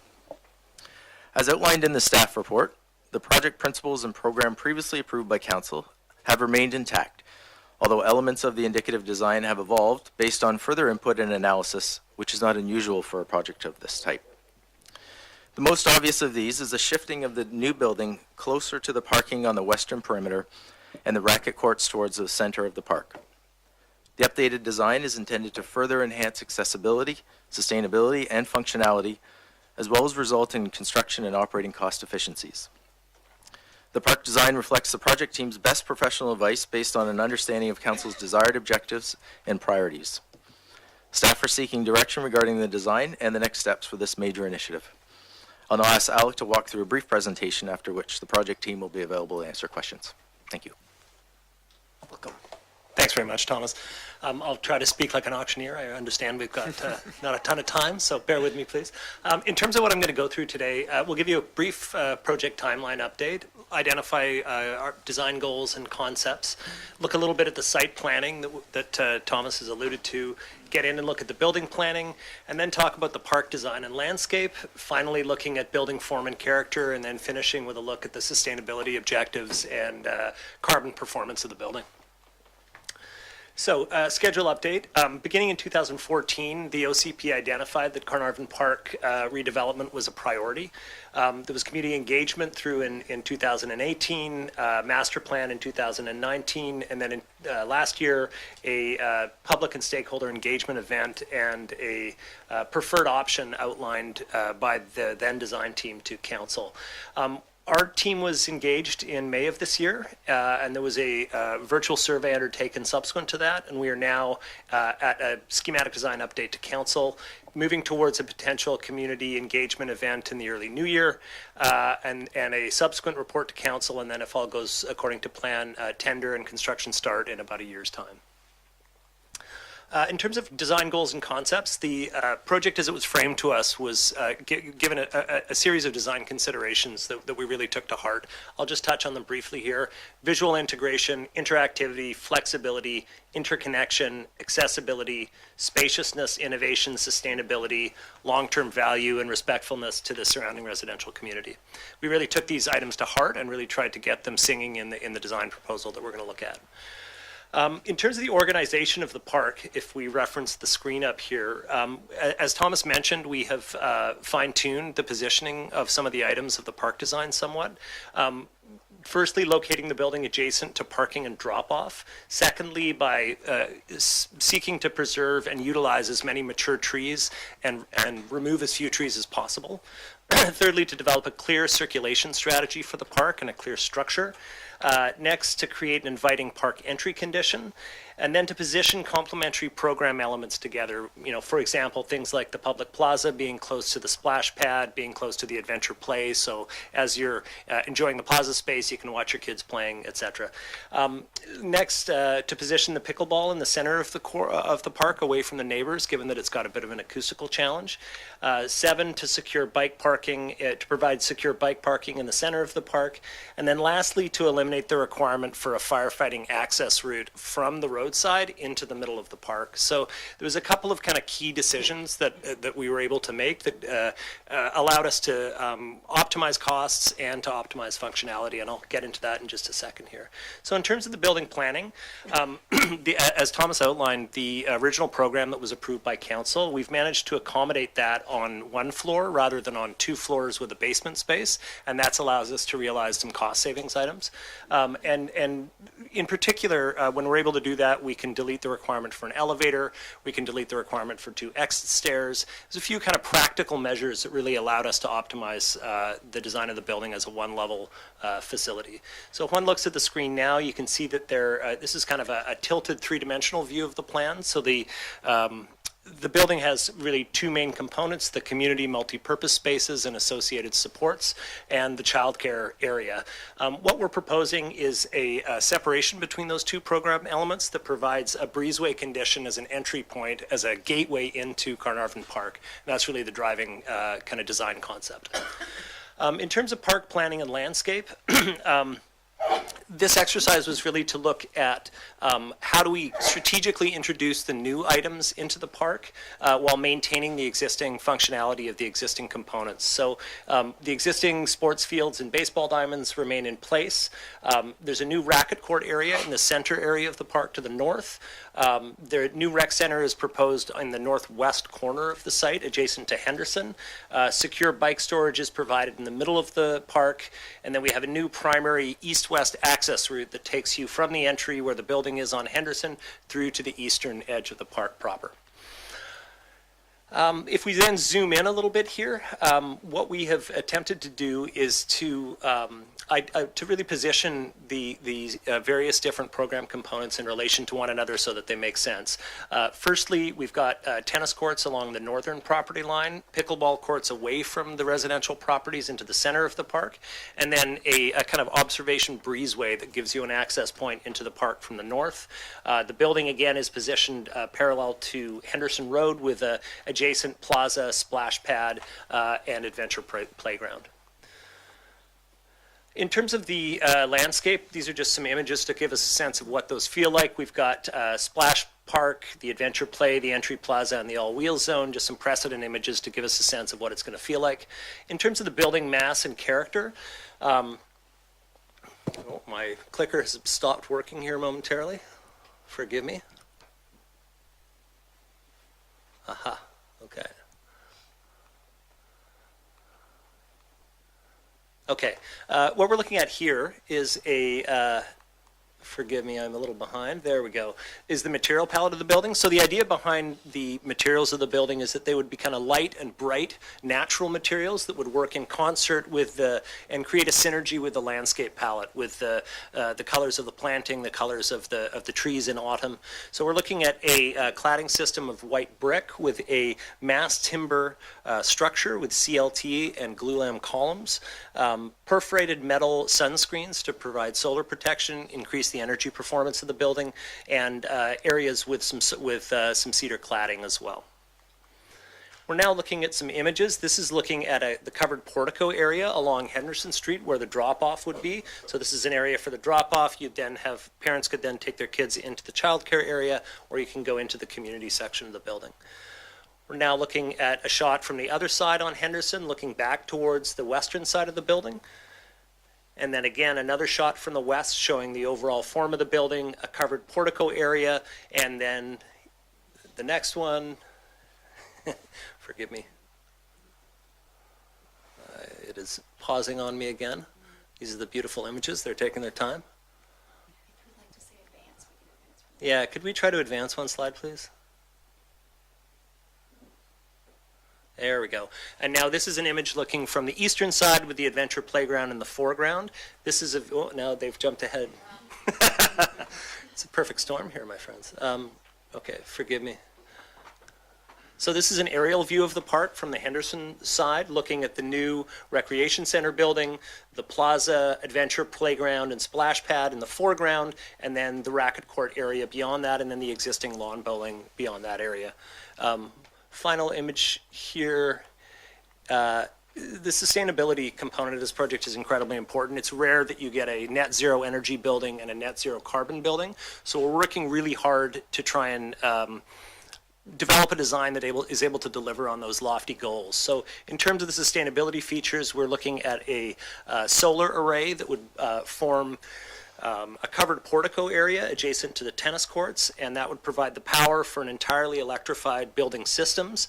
The building proper would have a high performance building assemblies, so we've got really high R values in the roof and walls, a green roof, and then the solar orientation and shading is carefully calibrated in relation to the microclimate in Carnarvon Park. So the end result of this would be a net zero carbon building and a net zero energy building. And then in terms of next steps, we would continue to develop the design proposal if council is in favor of where we are currently, heading towards a public open house early in 2026, and then a Class B cost estimate, a more detailed estimate in February of 2026. So thank you so much. I hope I didn't go over my time. I think you're bang on the 10 minutes, so thank you very much for that. Great. And then we have recommendations here. Basically, schematic designs is approved, hold public information session, and continue on with pieces. But I think there's probably some questions from members of council. So I have Councillor Braithwaite, Patterson, Watson to start. Thanks so much, Mayor. And through you to, I'm not sure if it's going to be Mr. Solier or Mr. Smith. Do we know what the estimated cost savings is for the relocation and the design changes? So like eliminating the elevator, the stairs, the basement, compared to the cost model for the previous multi-story Central Park project? So I could go through it item by item, but the grand total is about $1.8 million, really. So what you're talking about there is elimination of the elevators, the elevator shaft, the 2 stairs, the main firefighting access route, shorter servicing runs, and so $1.8 million we think is the savings based on the Class C estimate. Thank you. Thank you. And then do we know what the current status of the 2 in-stream grant applications, so the $12 million Green and Inclusive Community Buildings grant and the $6 million Strategic Priorities Fund grant is? And has there been any new grant opportunities that we've been able to find? Mr. Graham. Thank you for the question. Through your worship, both funding applications are still in review with the funding grant group. Neither programs indicated a specific date by which they expect to advise applicants of the funding decisions. So we are still in the running. We just don't have any notice yet. I should mention we have already received approval for $70,000 in funding, which we're using to refine the energy model to the higher level of standard that we're hoping to be net energy and net carbon neutral. Thanks. So then that kind of leads into my next question, which is that you talked about the mass timber structure that this is going to be, and it's going to act as like a carbon sink. And can the project team quantify the reduction in embodied carbon achieved by selecting mass timber over the previously contemplated structure systems like the concrete block, etc.? Yes, but not yet. Essentially what we're doing right now is basing it on best practice. We still have the energy model and the carbon model in development. At the time of the completion of the design development phase, we'll have those metrics in more detail, but it's based on past experience and best practice at this point. Thank you. Councillor, anything else? Yeah, I have two more, I think. This has changed so much from what we had previously. So when we go back to the community, are we going back to inform? This is probably a question for Mr. Solier. Are we going back to inform, or are we going back to get more input into the design? Because I think that this new design is going to actually be quite a shock to the community of what they've already seen. So, Mr. Solier? Through the mayor, the design, as we've noted, certainly has evolved. The focus of the project team really has been on the programs, the functions that council has prioritized in the overall layout and the plan for the park. Using some of the new information that we've acquired and some of the additional analysis that we've undertaken over the last several months, we do feel like this design, while it looks different, is still seeking to achieve, and in fact achieve at even a higher level of quality, the desires that council had for the park. The accessibility is a feature in particular that really sticks out. When you think about, the aging demographic that we have, the individuals that would previously, under the previous design, have to make their way from the parking area in the western side of the park down quite a long route to get to the building. Under this revised design, it would be right next to the access. So, one level, so access into the facility would be achieved at a higher level than was previously designed. So, I guess the question for council tonight really is whether we are continuing with this design and talking to the public about the rationale for the changes and receiving feedback on the plan overall. And obviously any major issues that might arise through that engagement, we'd be bringing back to council. But in the absence of that, continue to move forward with this project and reporting back to council later next year. Thank you, Councillor Braithwaite. Could I add to that as well, Thomas? Yeah, please go ahead. I think one of the other considerations is really what a lot of what the public loves about this park is it's got an incredible array of very mature trees. And the previous scheme, it was done at quite a high level. It didn't actually anticipate how the location of that building would impact the root systems of these trees. And it also placed a real premium on having everything in the middle of the park. As soon as we were able to free that up a little bit, it actually showed that you could do a number of different things that would improve the functionality and lower cost. So I think it's worth bearing that in mind. In particular, they're kind of opening up the central part of the park to maintain all of the trees. Thank you. I have two more questions. Sorry. So going on that, has this design been run by the fire department and the police department? Because I would imagine that with changing the building to be on the outside, that leaves more not a good visual to what's happening in the interior of the park. Yeah, so I'll respond to that. I think, we try and undertake all of our projects with a really clear view of the kind of SEPTED principles, right? Site design to improve security. And what tends to happen is that, one of the best ways to control inappropriate behavior is through kind of social surveillance, if you like, where there's views between the interior spaces of the building and the adjacent outdoor spaces. And I think one of the real advantages to the single floor option is it allows you to put all of that program on the ground floor, all of it looking out to the east towards the most active spaces within the park.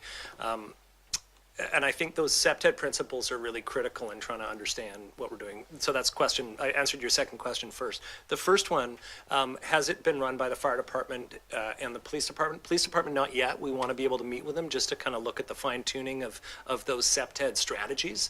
In terms of the fire department, we have a code consultant that works with our team to anticipate the firefighting response requirements. So we haven't met with the fire department yet, but we wouldn't do that typically until we're a little bit farther down the road. But we have anticipated the firefighting access point as being off of Henderson adjacent to the main entrance, so that you can pull a fire truck right up to the side of the building and you don't have to have a road going through the middle of the park, taking up all your volume. Mr. Graham, did you wish to add anything to that?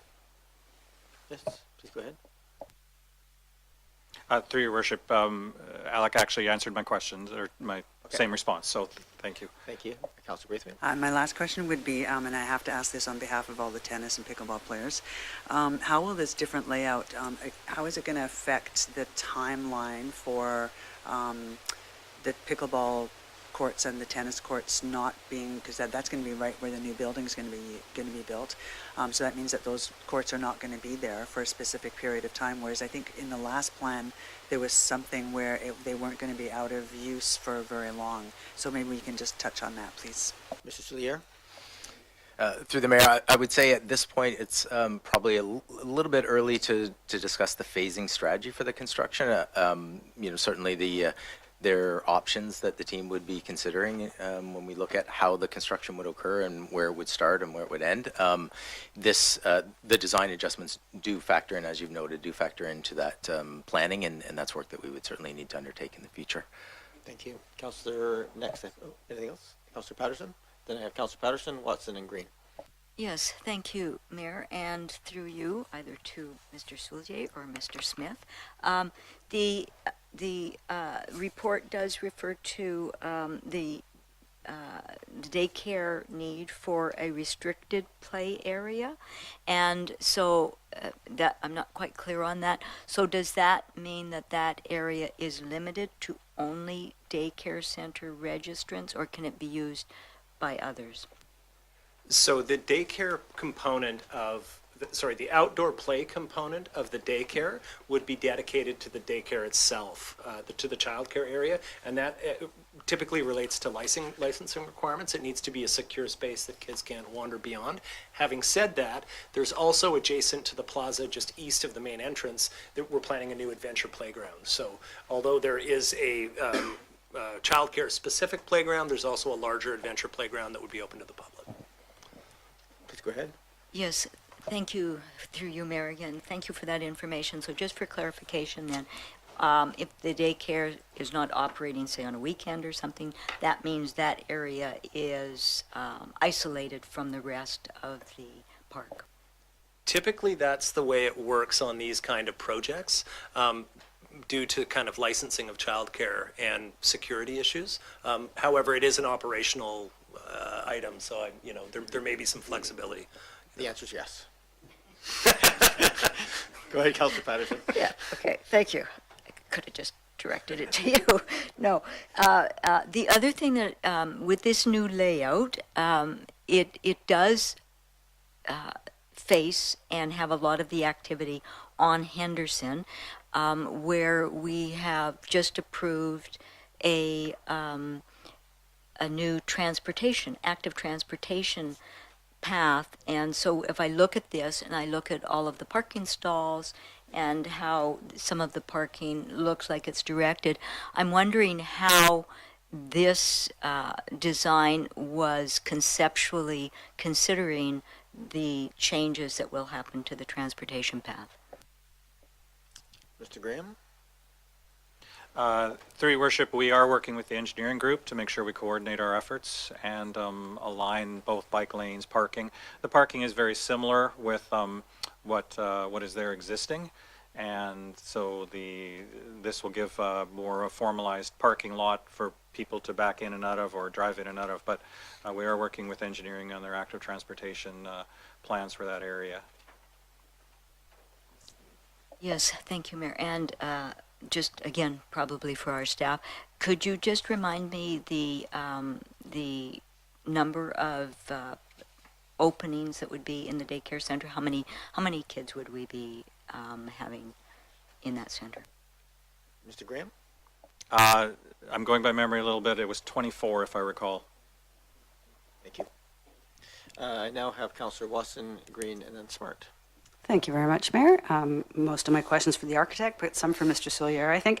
I just wanted to query centralized bike parking versus distributed bike parking on a site of this size, and what the decision making is and what behavior is around bike parking in a large park like this. It's a good question. We actually had a lot of discussions with this internally with both the client team and the design team. I think the feeling was that there was better security, as a guy whose bike has been stolen 3 times, to have a centralized structure where you're actually locking your bikes in a structure rather than having bike racks around the edges. We had initially thought that that would be preferable, but our discussions with city staff suggested that actually a centralized secure bike parking was preferable. Thank you. And then a question about the amount of elbow room allocated. I know this is at the high schematic level right now, but amount of elbow room allocated for the all-wheels zone, and whether it makes it enough of a kind of risky enough activity for youth to want to participate in it. We've actually spent a fair amount of time looking at this component of it. The initial conception, when we looked at the park and we went and visited it, I was so struck by the extent of the mature trees in the center of the park. And so we were thinking, what is the proposed outdoor program component that would really lend itself to that area? So the all-wheels zone is actually woven in and out of those existing mature trees and kind of occupies that central triangular portion in the site between the racket court area and then the concessions and stands for baseball. So I think it's a really that's maybe one of the most exciting components of the project, I think. Thank you. And this might be a question for Mr. Soulier. You guys can decide between yourselves. But with the proposed circulation plan, which I think is really a sound one, there's going to be more opportunity really to access this park from the south, which at the moment comes in kind of from a dead-end lane. Is part of this plan going to include improvements to that south entranceway that's actually outside the green zone, as it were? Absolutely, yeah. Had I had more time for a presentation, I would have shown you a sketch that we had produced that actually looks at a sort of fundamental circulation strategy for the project. I talked about the east-west route that takes you from the main entrance where the rec center building is through to the east. We also have another axis that operates north-south from the there's an existing parklet in the northern entry into the park, and one goes from there through an observation gallery adjacent to the tennis court areas, and then through into the baseball area, around the concession, and then down to that southern entry point. So the idea is that there's kind of a cross axis of circulation through the park, a main east-west axis, and then a main north-south axis. Thank you. Just a couple more things. I noticed that at this level of design, we've shifted from 5 tennis courts to 3, which is, given the number, that's a significant reduction in courts. And I just wondered if there's any, in terms of area, if there's any flexibility to change the balance between pickleball or tennis, or I know that'll definitely be maybe I don't need to ask the question because you're going to hear about that when I go out for consultation. Maybe I'll just ignore that question because you're going to hear about it. One final thing, I was interested, because there are some things in the park that are going to stay and are really parts of other activities, I think mostly no, not all, across the entire park, but what is the planning around integration of materials in the overall design scheme to help bring together the old with the new? Because there is quite a lot of stuff that's already there that isn't going anywhere. I wondered if that gets at any time picked up in the overall design scheme. Mr. Smith? It does, yeah. What we were trying to do one of the reasons I wanted to talk a little bit about the material palette of the building, IT problems notwithstanding, was that there's really an intention that you have these kind of light, bright materials, white brick, natural wood, white perforated metal. That's intended to correspond with the existing, there's 2 or 3 outbuildings on the site, including the lawn building facilities. So there's kind of a similarity in color palette. There's also, I think, an intent that the colors and materials of the building really become quite visually quiet in relation to quite a lovely regenerative landscape that will include pollinator gardens, mature trees and the like. So it's really an attempt to create a kind of synergy between landscape and architecture and allow the architecture to be somewhat quiet and for all of the various color components to work together. Thank you. And sorry, I do have one final question. This one is for Mr. Soulier, so thank you, Mr. Smith. I have a question. This actually goes back to the staff report, if I may, but in the schedule and the timeline, you've advised us of difficulties in following the deconstruction approach that Council had directed. And I wondered if at what point, whether it's now or at some point, it would be helpful for Council to support a change in direction if you're really not getting where you need to go. So maybe that's for Mr. Graham, I don't know, but it's about that issue. Through your worship, part of the reason that we accelerated almost a year in advance of this deconstruction phase was because we identified it as high risk. I can find lots of contractors that are happy to deconstruct a wood frame residential building, but as I think I noted on the risk factors, it's asbestos, mold, and lead paint in there. So we wanted to take this extra time to be able to work through some different options and try different things, because we wanted to learn a lot from this. We will have more of these buildings in the future. So we're not quite ready to pull a plug yet, but so we want to try some different things that we're working with some local industry on. Thank you, Councillor Watson. I have Councillor Green and Smart on my speaking list. Thank you very much, and through you to staff, thank you for the report and the presentation. My question is about process, and I just wondered, was the Parks and Recreation and Culture Committee involved at all in looking at this new design? I think it's a really good litmus test before you go out to the public, and it's always been a very active, robust committee, so I was just interested to know if they were aware of this new design before it came to us today. Thank you. Mr. Soulier? Through the mayor, no, they are our next stop. November 25th, we have a meeting, and this is on the agenda to review with the committee. Okay, thank you. Thank you. I have Councillor Smart. It's my last speaker currently on the speakers list. Thank you. Through you, Mayor, to Mr. Smith, my first question is just with regards to Following up, I guess, on the appreciation of the rigor that's been brought to the plan and how the spaces have all become very efficient, has there been any pre-thought as to the whole lifespan of the building and, you know, the reality of sometimes as soon as you build a building, you realize you need an extra room? I just wondered, as far as the future possibilities of additions or renovations or how the building might flex over time, if there's anything you could share just about the sort of future proofing of the building for the potential of needing a little bit of extra room one day. Thanks. Mr. Smith? It's an interesting question. I think we always like to do what we call a kind of loose fit on these public projects because they're always redesigned and reimagined in 15, 25 years, something like that.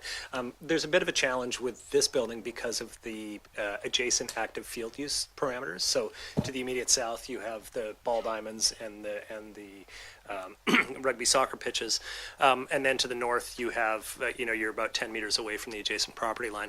The way that the building structure works is essentially it's a glulam column structure that then supports a CLT roof. So all of the main load-bearing components are built as this initial structural moment.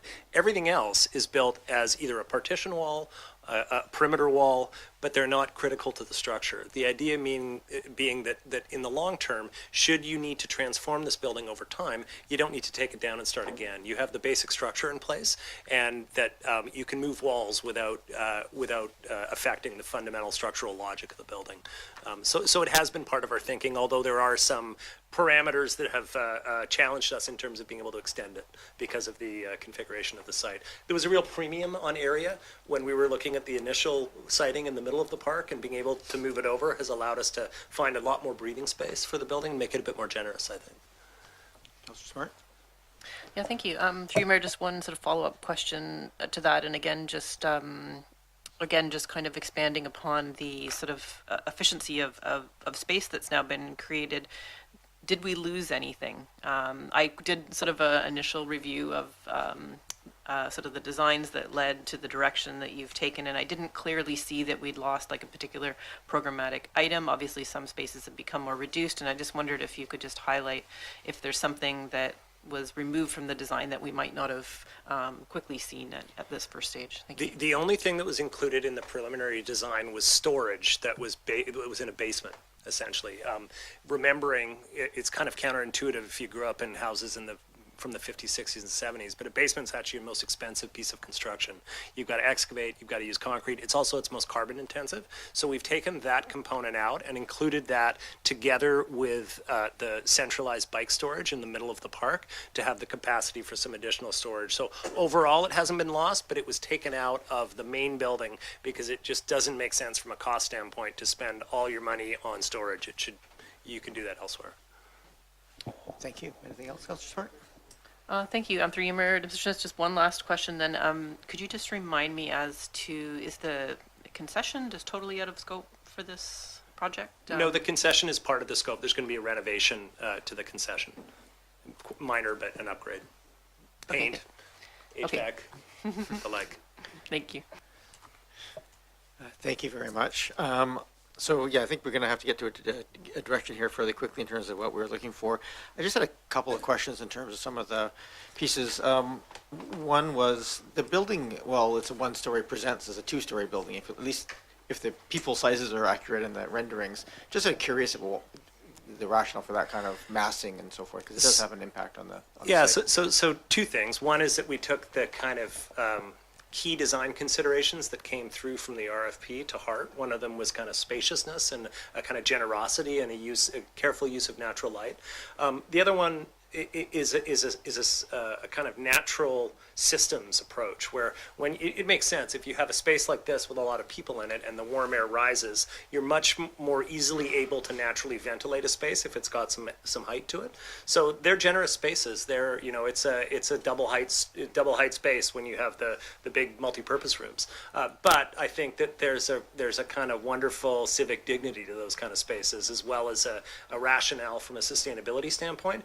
And what I was going to finish with is at this point we are on budget. So I think Should we have to reduce the scale of those spaces? You we probably could. cursed it by saying that, but thank you for that. I said at this point. Sir, and sorry, and just to follow up to the question, for clarification, is there any storage here for, maybe specifically for storage teams and sports teams and other community groups? Yeah, through the mayor. So the storage that Mr. Smith referenced that is intended to be standalone or part of that central bike storage is the area that we're looking at accommodating those needs. Very good, thank you.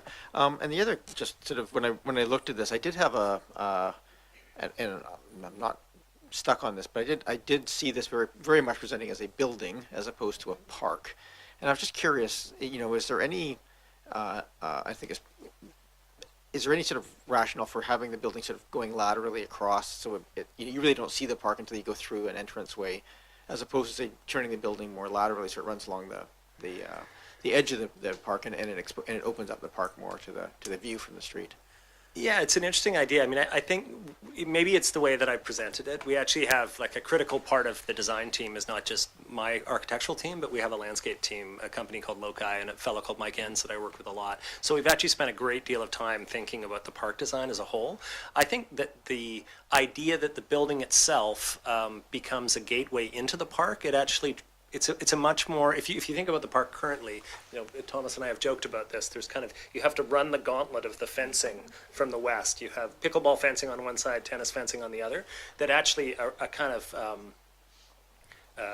a more dramatic and I think a more pleasing way to enter that park is actually deliberately through a kind of framed entrance. I had the good fortune when I finished architecture school to live in the UK, and in London you get these fabulous parks, Hyde Park, Regent's Park, and they all have these formal entry points. And you kind of know when you leave the city and when you leave the city and when you enter the park. And the idea here was to actually allow the building itself to play that role and to be something that you would walk by every day. It's kind of a septet principles as well. There's a lot of foot traffic going through. So I guess the idea was you actually get a kind of framed entrance and a framed view as you enter the park, and it's kind of a dramatic and pleasing sort of civic gesture, if you like.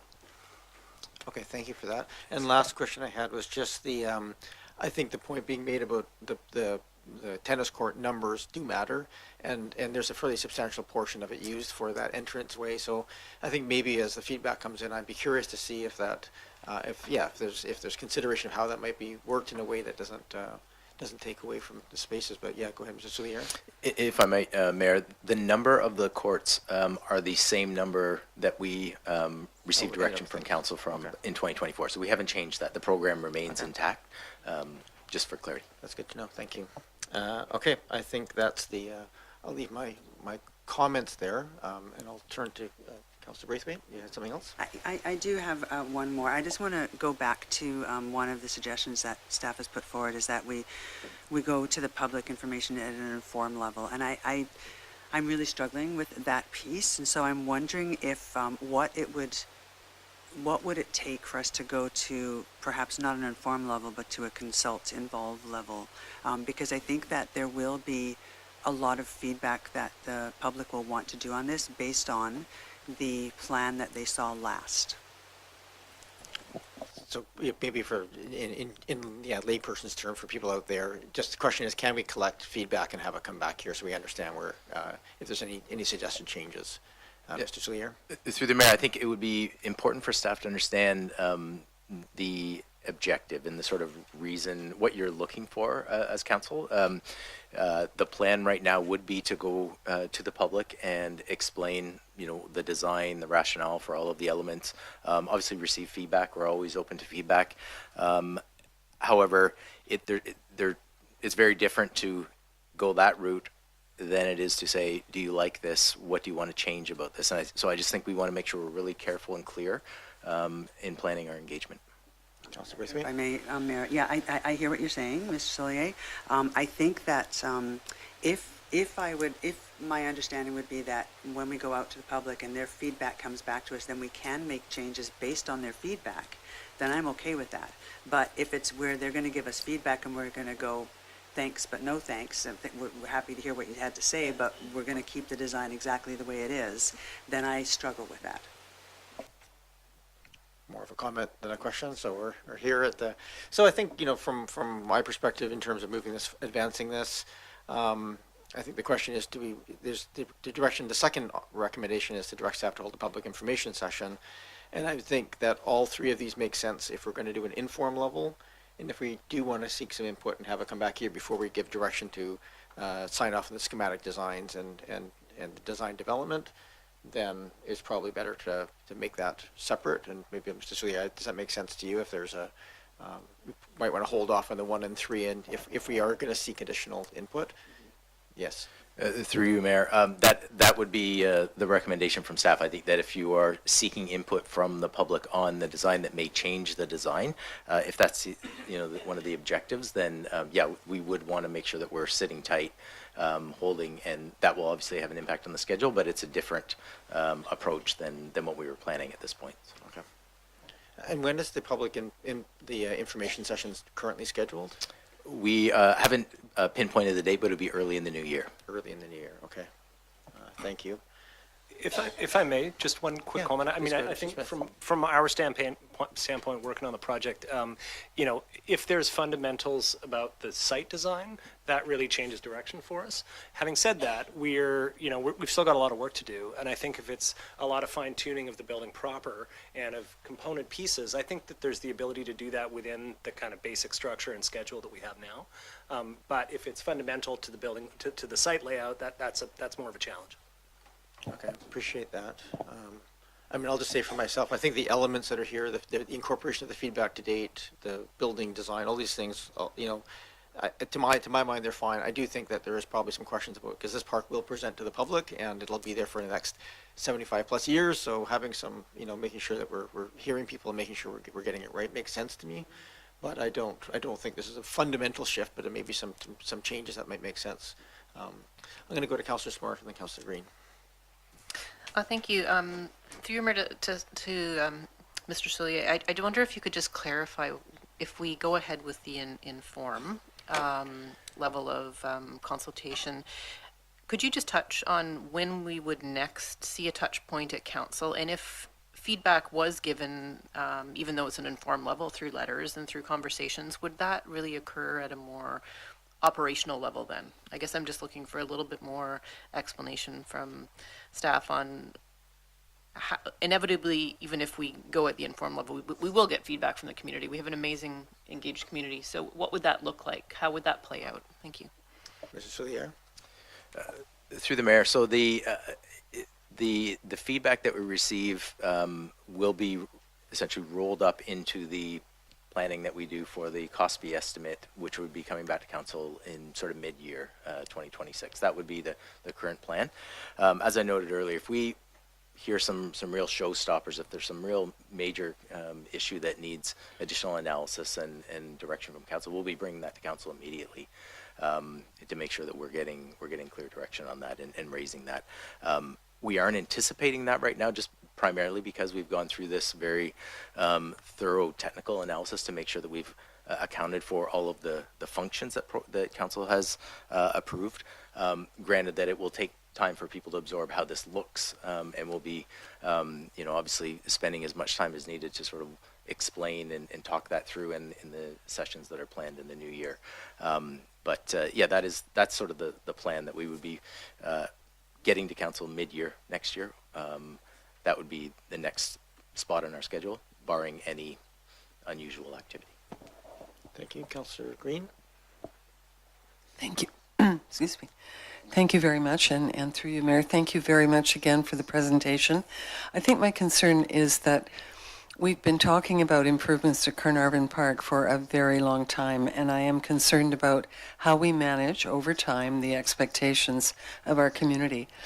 So, this is a very attractive design and so on, but I don't want us to keep raising expectations and then, something changes and we pull back. And so I think it's very important that we're consistent. I think it's really important that we're open and honest with the community. But I also think it's important that we involve the Parks, Rec, and Culture Commission, because they can be a terrific screening mechanism before you go out to full consultation. They're all members of the community. They're my understanding is, and they're all very capable. And I really think it would be a good thing to go to them. I think you said you were going to them next.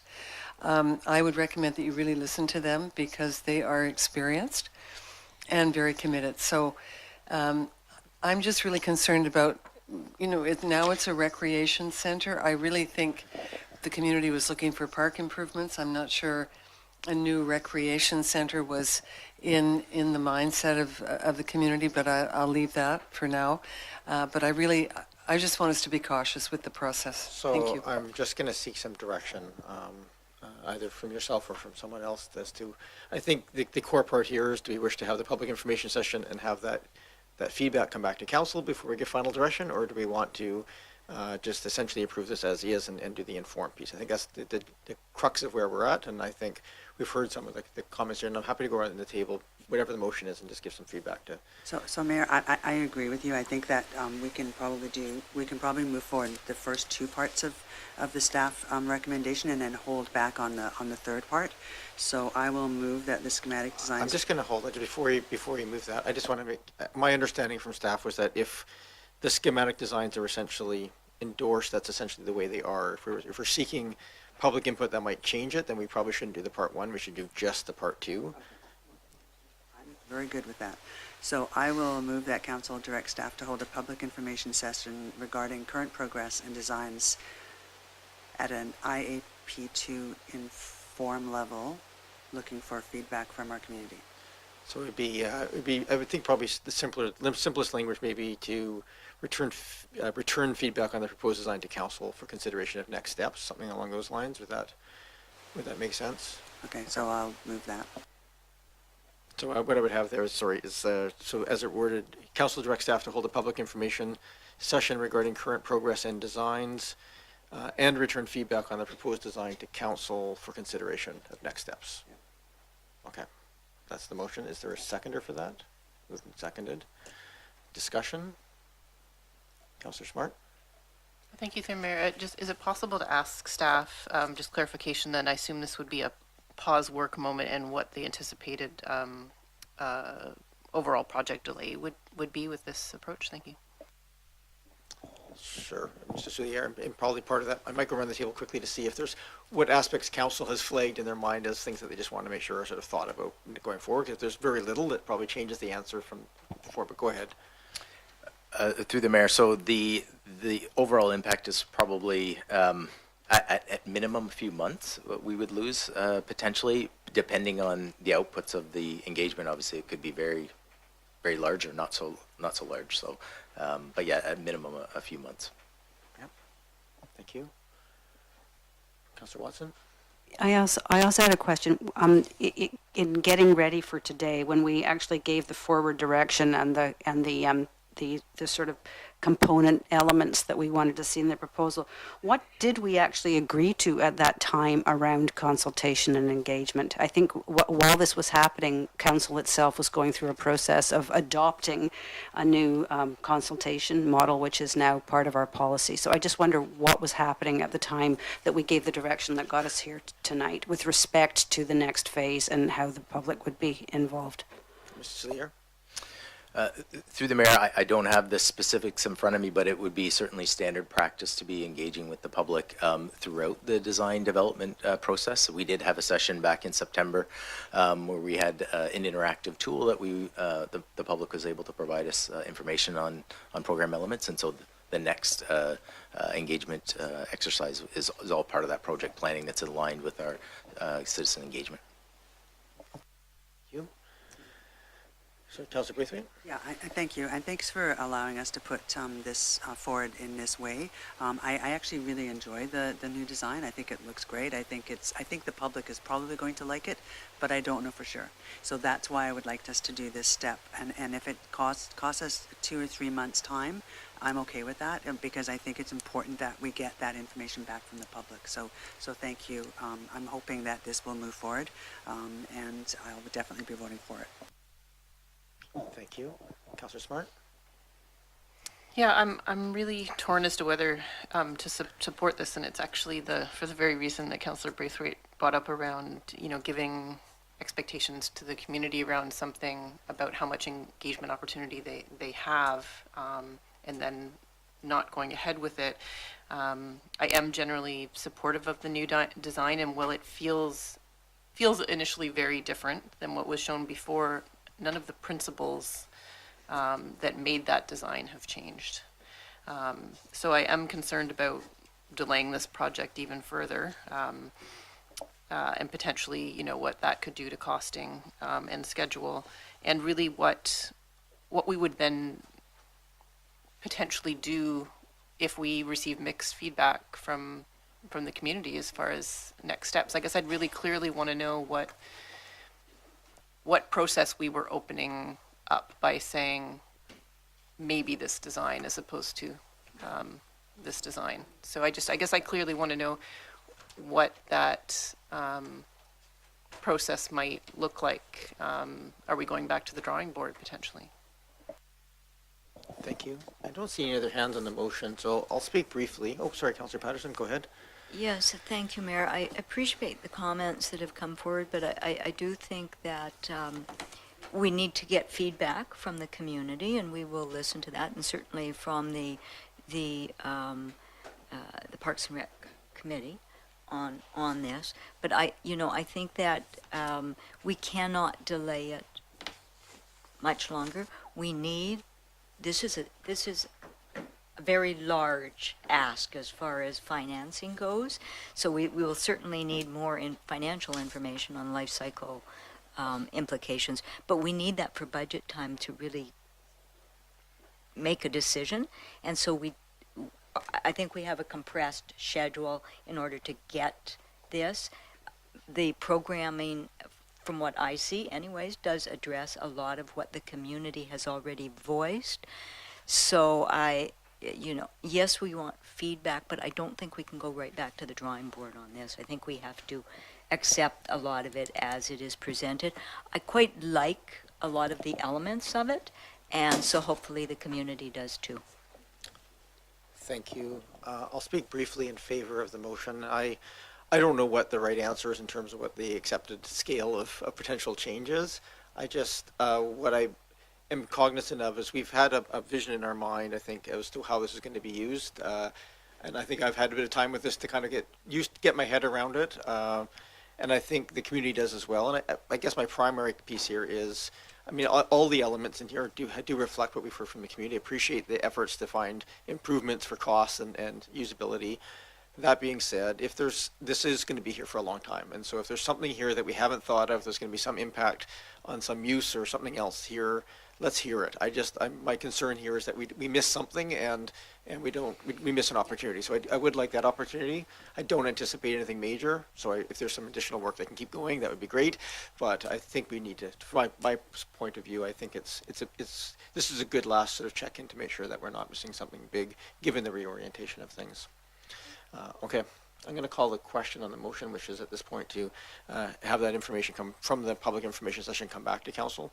I'm going to ask, it does not have to be super fancy. At the end of the day, we collect the feedback, bring it back quickly after the public information session. Let's have a look at that, and then we can give some direction. I don't want this to become a 3-month project of distilling that. Let's hear what people had to say and move it forward. Councillor Smart. Well, thank you. Then just clarification around the motion then, because what I heard you just describe is very reasonable to me, that we would receive public feedback, which I heard in sort of both options, and not delay the timeline very much, but that isn't really what the motion on the table is. So I guess I just want clarity around what we're really asking here. Are we asking for an engagement process that really asks the community this or not this? Or are we just wanting feedback, in which case the staff recommendation seems to be more in line with what you just described to me? So I just appreciate some clarity. Sure. I actually don't think we're too far apart on that, because the staff, if something came up that was a big issue, they would bring it back to us. I think this essentially says we will hear the public feedback before we give the final go-ahead to go forward with this design. So one is going to continue in parallel, which sort of presumes a certain outcome.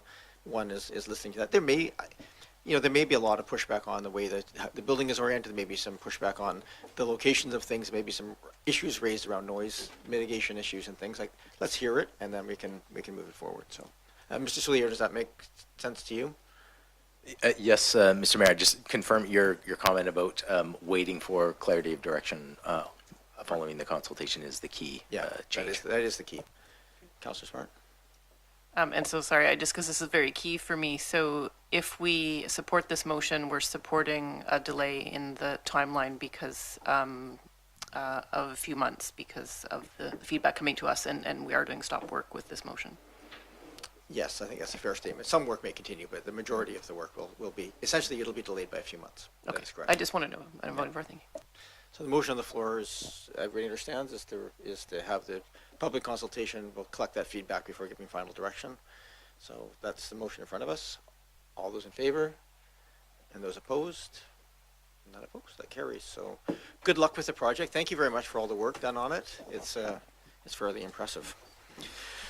Moving on to item 7.3, official community plan update.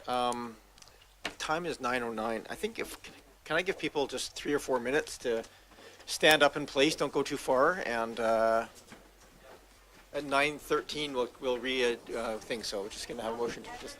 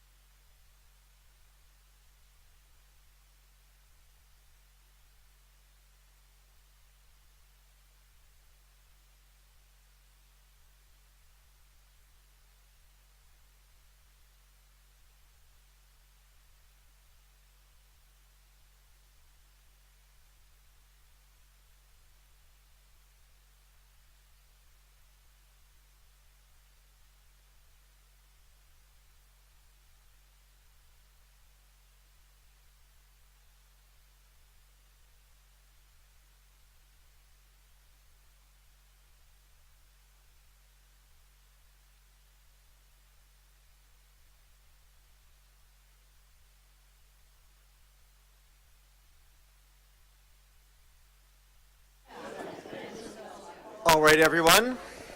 I'm going to ask that everybody take a seat.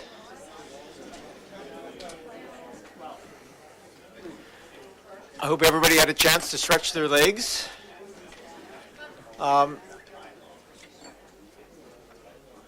If everybody who wants a seat in here takes a seat in here, there's a few people in the overflow room, I think, that we're still looking for a place to sit, so have a seat. If I look in the room, there's maybe 2 or 3 seats in here that if people want to come in, you're welcome to. We move now to, I'm just going to ask if the conversations can stop in the hallway, and we'll call the meeting to order. And I'll have a dinger, and I hate using my gavel. I think the conversations there are quieting down. Thank you very much, everyone. Moving on to item 7.3, the official community plan update. We have with us revised land use map, a land use designations table, and development permit guidelines. I do know, are we still suffering? Are we able to turn the speakers on outside in the in the antechamber?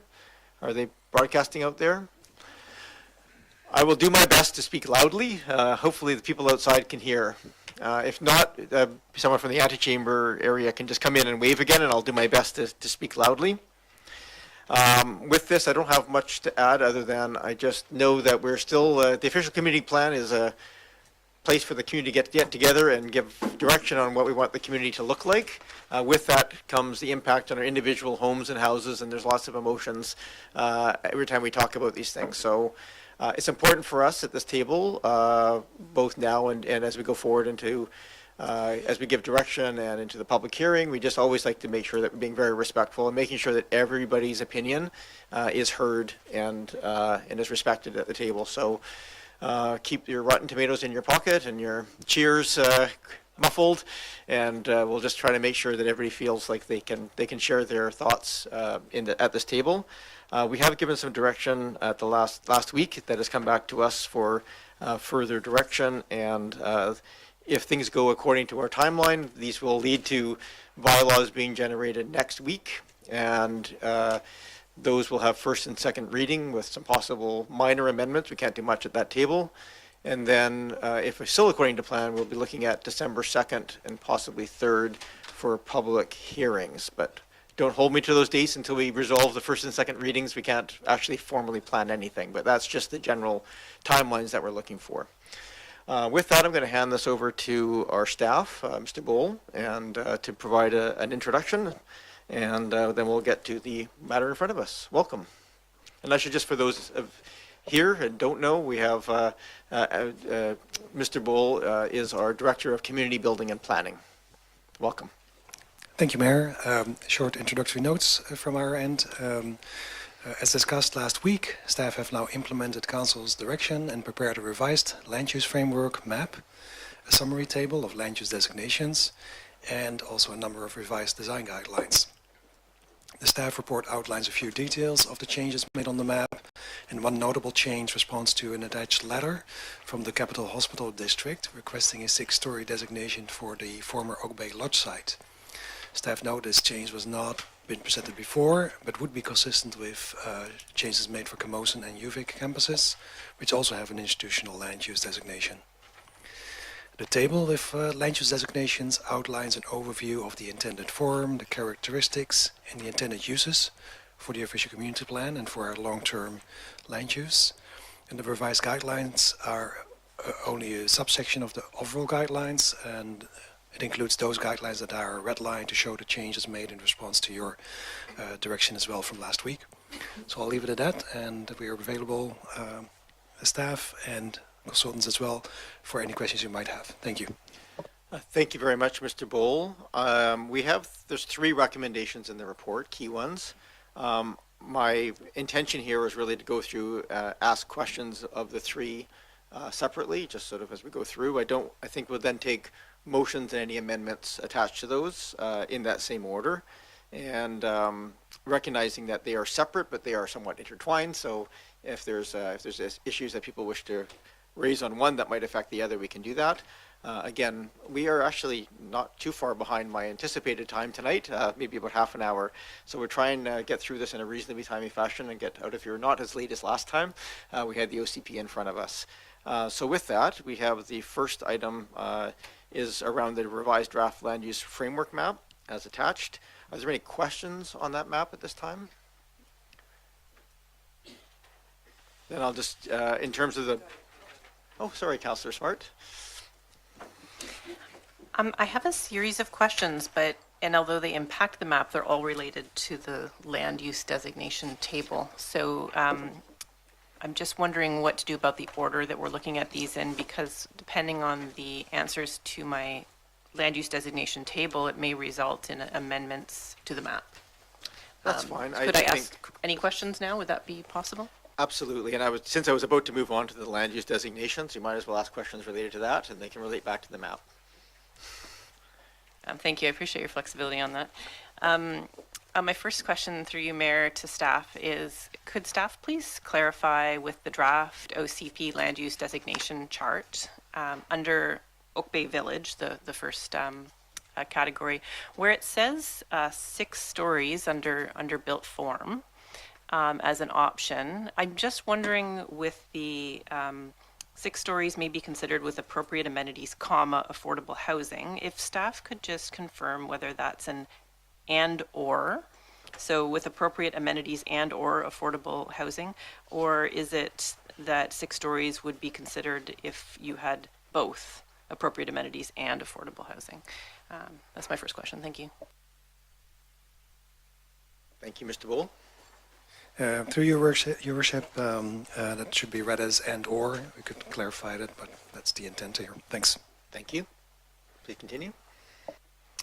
Thank you. So just to follow up on that through Mayor to staff, I'm hearing like that maybe could be clarified and it wouldn't have to be a motion to add clarity there.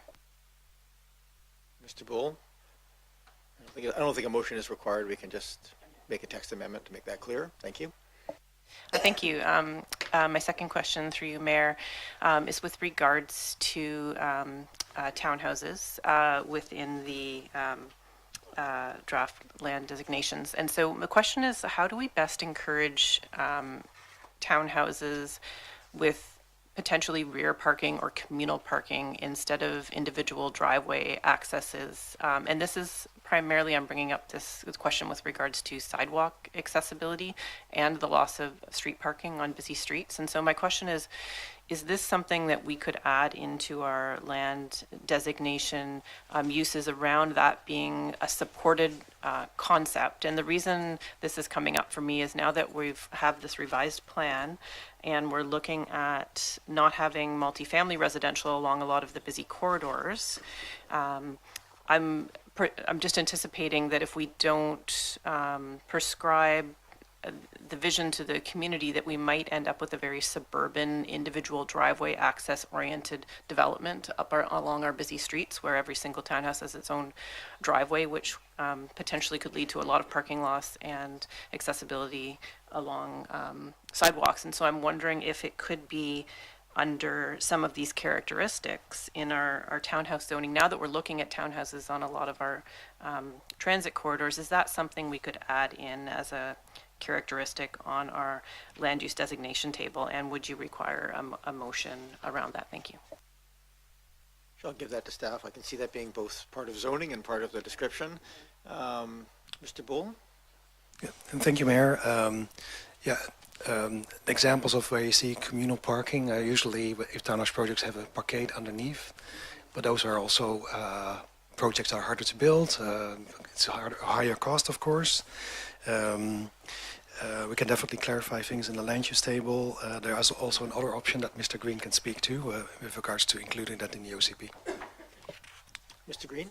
Good evening, Your Worship, members of council. Yeah, that could also be an amendment to DP guidelines for multi-unit residential buildings, where if council wants to encourage underground parking or parking from the rear or laneways where feasible or where possible or where appropriate.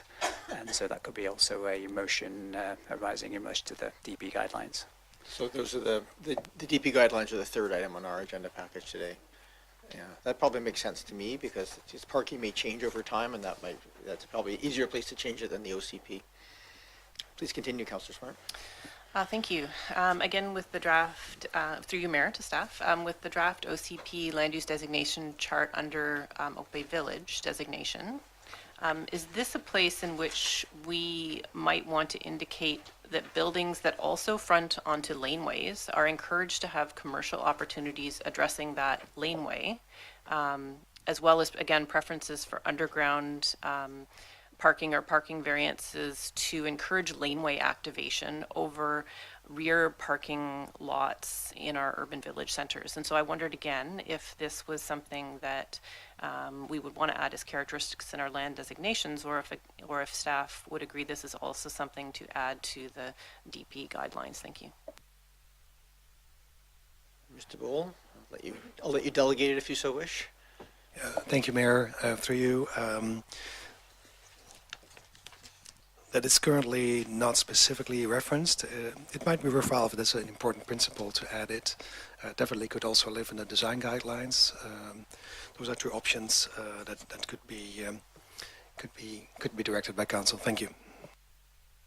procedurally here, just so we have some clarity of advancing such ideas, I think we probably keep the direction reasonably high level if you wanted, if you felt it was worthwhile, to essentially direct staff to include aspects that would, make, however you want to word it, but like allow for or encourage, within either the DP or the development permit guidelines or the land use designations, and maybe we can leave them reasonably, leave that to staff of those pieces. I might, just as a suggestion, just so we don't get too bogged down in wordsmithing on this, and they can kind of decide where that might fit best. But please continue, Councillor Smart. Thank you, and I appreciate that suggestion. I like the flexibility of it. Through you, Mayor, to staff, under the neighborhood village designation in the framework, I wondered how staff plan to interpret it, what seems to be maybe a contradiction between a maximum height indicated of 4 stories, but another comment that suggests that the built form should have a maximum height relevant to the context. And I just wondered, they seem like potentially they could be contrary, but could staff elaborate on how that kind of framework would play out? Is it that it would then, the zoning would really pick up the difference of those two things? It just felt like it might be a challenging moment of whether to determine whether something was going to be an OCP amendment or not. Thank you. I might give that to staff. There was certainly a wide range of neighborhood villages around this community. I'm assuming it was put in there for something like just to accommodate that, but Mr. Green? Yeah, through your worship to Councillor Lapidus, I think in hindsight it probably makes sense to remove that built form guideline, given the prescriptive nature of the height and built form that we are sort of recommending in that designation. Okay, thank you. Thank you, through you, Mayor. With that clarity to staff, would a motion be required, or will that be something that staff is dealing with administratively? Thank you. Sure. Mr. Gould? I think Thank you, Mayor. probably need a motion on that one. I think there's some implications from it. Thank you. Oh, there we go. That was the answer. Please go. Thank you. Through you, Mayor, to staff, my next question is regarding townhouses in residential areas. Now that we have, and this is with regards to the land use framework, so now that we have scaled back in areas in which townhouse development was previously proposed by staff, and just anticipating that we may have projects proposed that are not actually designated as townhouses now that there's less designations, I'm wondering if it would be wise to remove the text under the residential designation that reads, larger, denser townhouse projects may be allowed on large sites and corner lots, so that projects could come forward for other areas and not require an OCP amendment. So I'm just wondering if we need to strike that particular sentence now that we have less townhouse zones, and that the OCP may, that again, similar to the other comment around two different things that control height, are we controlling too much in our OCP with that particular sentence under the residential townhouses? This is the language under the residential, not residential townhouses. Sorry. Yeah, just for clarification. I think you were asking a bit of a question that might be more for the body to consider, but for staff, do you have any red flags raised related to that language, Mr. Bull? Yeah, thank you, Mayor. Through you, I think I should point out that the intent there is two very different types of townhouse projects. Well, very different. There's a gradual scale, but I think in the residential one, we're talking about townhouses allowed under the current infill housing program, which is about up to 4 per lot, existing lots. The townhouse designation is for more intensive townhouse projects where there will be more than 4 on a single lot. We have seen some proposals even coming forward.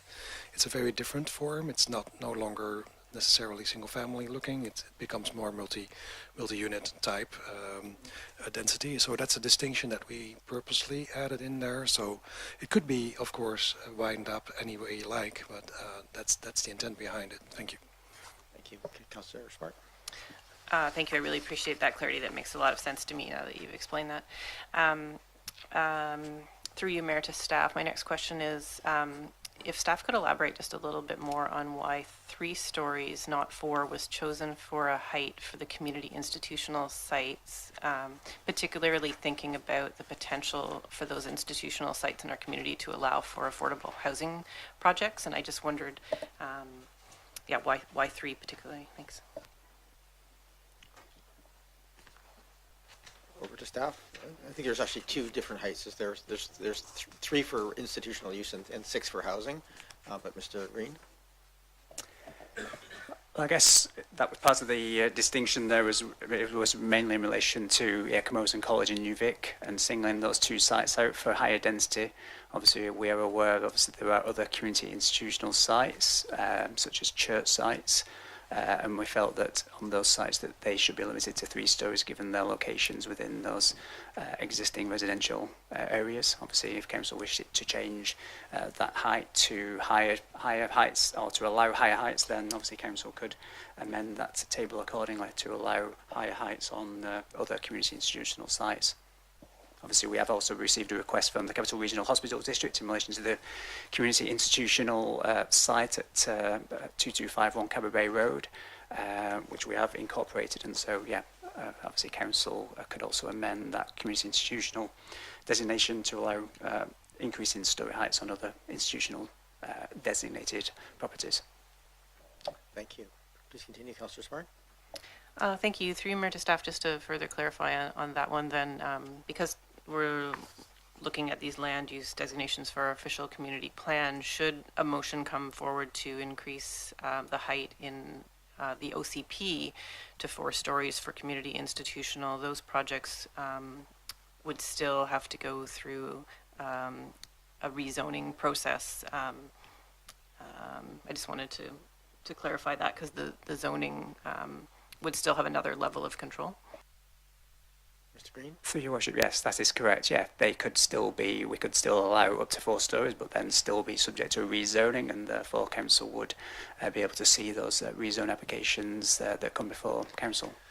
I'm going to just take a moment, because I had a question on this, and I think it's probably really relevant. It's just, can you just maybe for the benefit of council and for the public, explain to us what happens if something is in the OCP for institutional? There's a different rule attached for institutional land in terms of how we do consultation and control.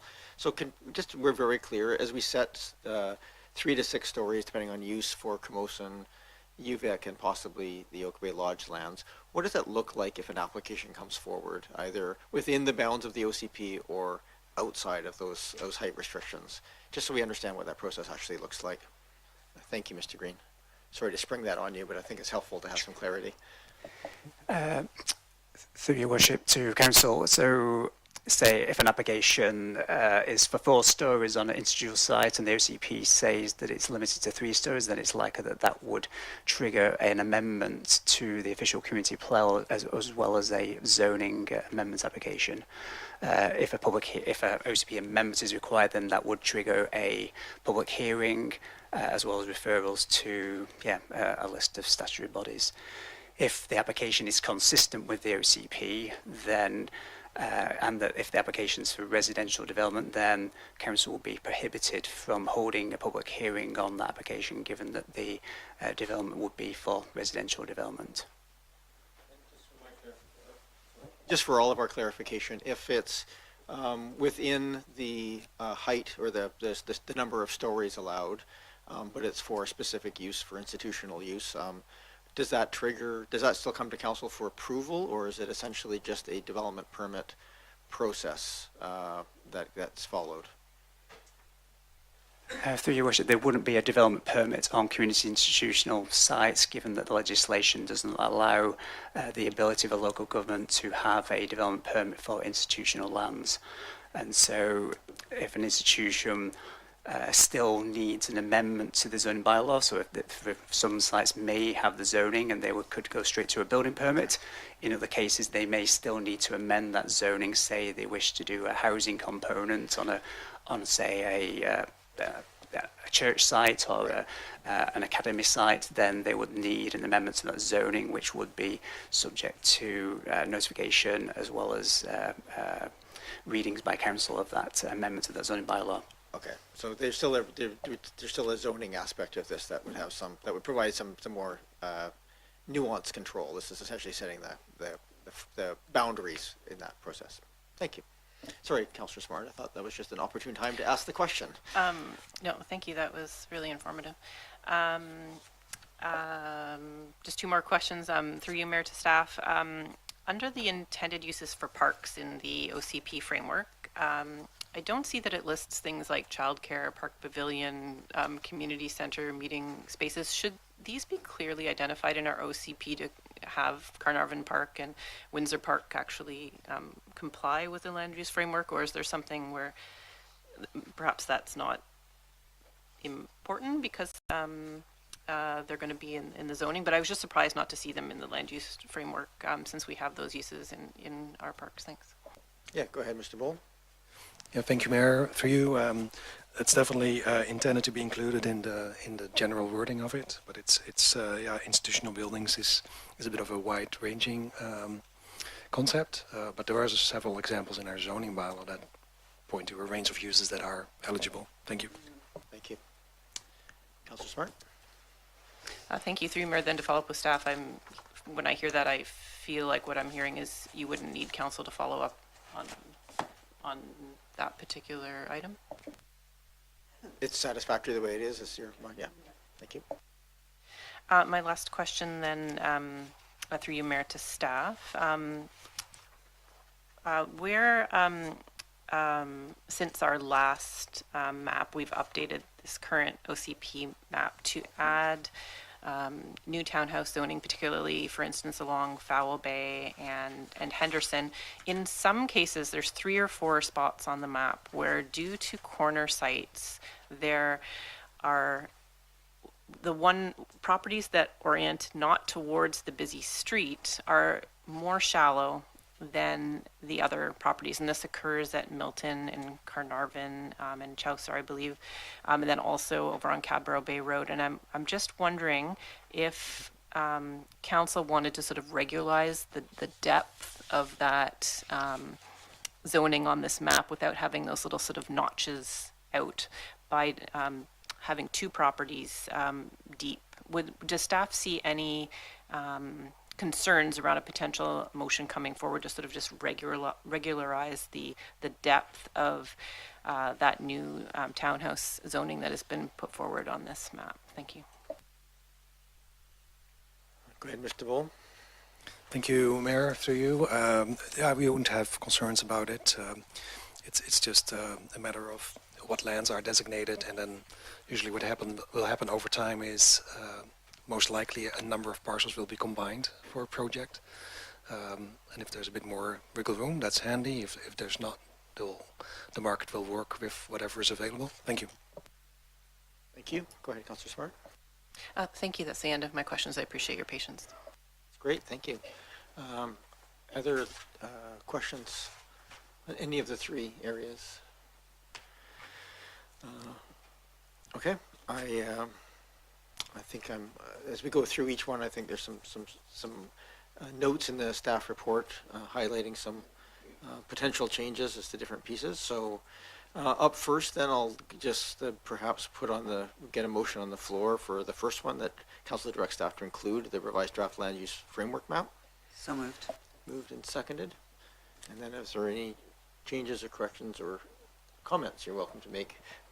Yeah, Councillor Watson. thank you. I would like to amend the motion to include some other things than are what are presented, and I do have a series of motions. I've provided them to the corporate administrator, and I would, if I can indulge you, I'd like to move through them one at a time. They relate to some changes on the land use framework map that are presented in tonight's report, dated November the 10th. Please go ahead. Okay. So, and I have, what I'll do is I'll take them as, maybe I'll just confirm this with our staff. So I'll take them as motions to amend the land use map, and we'll wish to do them one at a time, just we can just talk to each one and then have a vote and move on. Right, I have motivation for each one individually, so that, okay. Let's do that. So the first amendment would be that parcels on Cedar Hill Crossroad, currently shown as townhouse residential, be reinstated as multi-unit residential 1 as indicated on the land use framework map that we had in front of us, that was provided by staff at last week's meeting. Thank you. Before you motivate, I'll see if there's a seconder for your motion. Moved and seconded. Please go ahead. Thank you. And just before I motivate, I just want to say that it is so helpful to have this map in front of us, because last week I was very much a deer in the headlights and I did not understand at all really what we were being asked to do. And so to have this so clearly laid out in such short order is just fantastic. And it's really helped me in crafting, I think, what I hope are small changes to what is in front of us, because I can see that the will of the people is for a very scaled down version of what was in front of us in September, and even last week in the staff report with its policy support for it. Anyway, so for my motivation for this particular change, and you can see it on the map, is that flagging, and the first thing I want to say is to the public, because there does seem to be some misunderstanding that when we're talking about the land use framework, we're talking about the official community plan. We're not talking about zoning. We're not talking about pre-zoning. We're just talking about the general direction for change and possible growth, potentially. There's just potential in our community for some changes. So I want to make that really clear, because I think there's a lot of fear that what's on this is pre-zoned and a done deal and suddenly will completely change the nature of our community. But that's not what the OCP is about. It's about setting a possible direction for the community. So anyway, I flagged these lots as suitable for multi-unit residential development in our OCP, not on any rezoning maps, not in our zoning bylaw, at the scale presented, which is 4 stories or less, because it's consistent with the treatment of neighboring lots around the corner on Henderson Road. If this change were made, it would provide a few more opportunities, just a very few, for this form of housing, multi-unit residential, in our community, with almost no impact on surrounding properties. These particular parcels on Cedar Hill Crossroad all face north to Finnerty Gardens at UVic, which is a lovely outlook for residents, especially any who would be living on upper floors, if these properties were developed in that way. It's not saying they would be, but if they were. And because these lots are also located to the north of residential parcels on Frederick Norris Road, they will not overshadow their neighbors to the south if they were developed. This is not saying they would be, it's just saying that it's a possibility that could be considered. Cedar Hill Crossroad is a key transportation corridor and adjacent to the neighborhood village designations at the corner of Henderson and Cedar Hill Crossroads, and to me seems like a very benign location to signal that multi-unit residential might be considered and would be of benefit to our community. Thank you very much, Councillor Watson. Other speakers on the motion? I'll go to the seconder and then I'll go to Councillor Braithwaite. Thank you. I mean, that was so well articulated. I don't have a lot to add, except really I do have some concerns about not providing enough uptake capacity for condominiums and apartments for our community. And I do see this particularly with the adjacency to UVic, as if we're going to find some more future capacity for that this is a really great area to consider. Thank you. Councillor Braithwaite. Thanks so much, Mayor. Thanks for putting this forward. I would tend to disagree that there would be limited effect to the adjoining properties, so I will be voting against your motion. I would like to see it be kept at the townhouse residential. Thank you. Thank you. I'm always asked that people use the neutral term, not your motion, but the motion now belongs to the table. No, it's okay. Just to be good to be in the habit. Go ahead, Councillor Green. Thank you very much. Oh, they can't hear in the other room. Okay. So you just speak loudly, Councillor Green, and I'll do the same.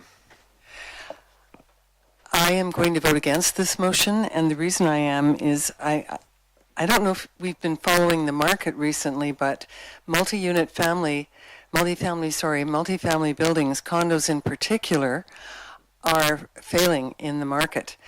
We have at least 500 empty condominiums sitting in Victoria right now. I do not think this is the area for condos or high-rises. And I really think that, we say it won't impact anyone. We don't know that. We don't live there. And there are adjacent lots behind those lots. And I know the ones you're talking about on Cedar Hill Crossroad. I appreciate the idea, but I will not support the motion. Thank you. Thank you. Any other discussion? Councillor Patterson? Yes, thank you, Mayor. I appreciate you bringing this, Councillor Watson bringing this forward. I tend, though, to disagree, so I won't support it. I do see the area along the east side of Henderson not impacting on adjacent properties, whereas the one on Cedar Hill does. It is very closely situated to the properties just south of it. So for that reason, I don't support it. I think that the option along the Henderson area is a more ideal place for multi-unit residential than the Cedar Hill. Thank you. Thank you. Just speaking very briefly, Councillor Watson, I tend to agree with your comments on this one. And I know when I was contemplating where I thought multifamily would fit, it was a borderline one for me. I think it has, for all the reasons you cited, it makes sense. Where I ended up falling back to looking at more of the row house style along there it is ultimately a choice. And I think it deserves the opportunity for more density. I just felt at the end of the day that, a 4-story building, it does directly back onto single family homes on a very quiet street. And I thought, to my mind, that was a more appropriate connection to those, to have a slightly lower density, 3 stories, not 4. So that's how I landed there, and I'm still inclined to follow that way. I do appreciate you making those points, though, because they are all totally valid. I think this is the kind of discussion that we want to have, is on these pieces. I also feel like there was a lot of ask at this north end of the community, and it's appropriate because it supports UVic and things, but we're contemplating a fairly large amount of multifamily along the east side of Henderson, and of course we're hoping that there's going to be, or anticipating significant growth at the Cedar Hill corner as well. So for those reasons, that was my rationale, and I don't disagree with you, but that's kind of where I ended up. So I'm not going to support the motion. I do think it certainly has rationale. I don't want to dismiss any of the comments that you've made. Any other questions? If I may just make one more comment before you call the question. I know what the result's going to be, but I do just want to make it clear that somebody Councillor Green had mentioned high rises. That's not the proposal at all. It's multi-unit residential 1. And also, I just want to comment that, again, what does happen will depend on people making rational financial decisions about what land is worth and what at a moment in time. This is an OCP that has a long time frame. We have to update it every 5 years, but this is not for immediate investment. So what's happening in the market today is not what we have an OCP for. We have an OCP to create a vision for our community going forward. So anyway, thank you. That's enough for me on that. Yeah, thank you, Councillor Watson. It is a good point. This is a long-term planning document.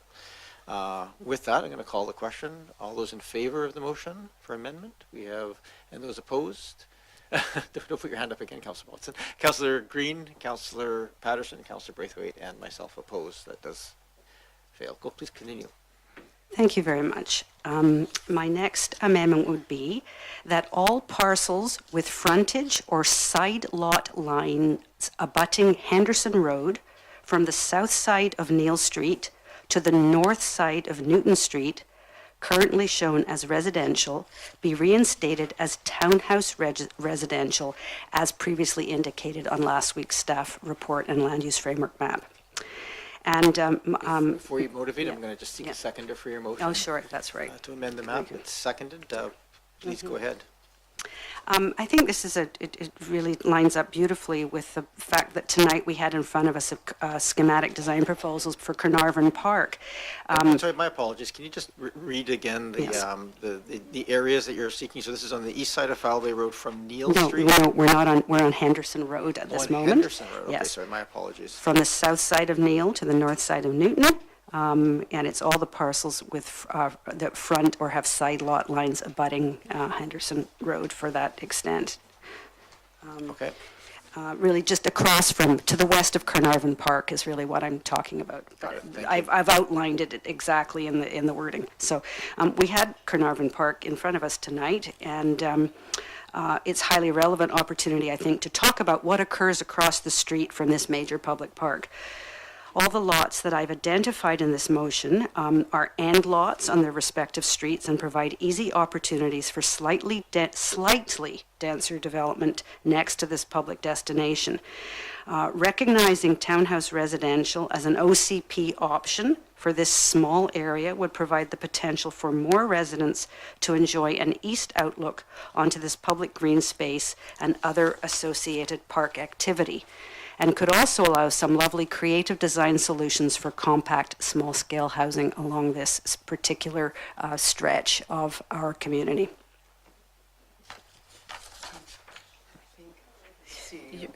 Oh, sorry. Ms. Hunt? Sorry, Your Worship. Staff is wondering if we can bring this up on screen so that the public can also see what council is looking to. So we do have it available to bring up on screen if That would be helpful.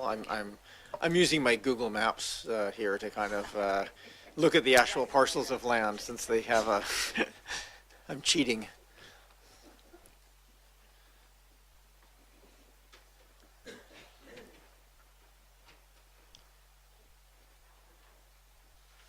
So I'm.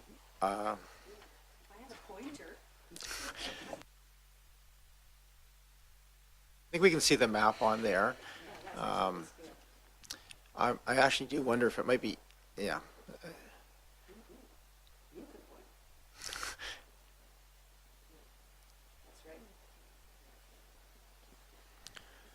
So this is Newton to Neil, is that what I heard?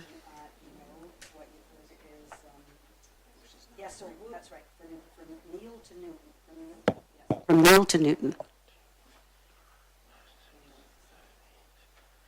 On both sides of the street? No, Just the west side? Yes, just the west side. So there's 8 lots in total there that are there. Okay, thank you. Moved and seconded. So I think you've provided the motivation.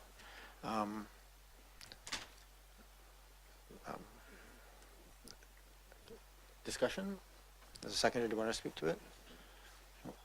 Councillor Braithwaite? Thanks, Mayor. Again, I appreciate this motion coming forward. I would like to stick with what we had decided on last week. I think that's a comfortable place for me to stay. I see the logic of having perhaps those facing Carnarvon Park there, but at this time I would prefer not to support that. I'd like to stay with what we decided on last week. Thank you. Councillor Green?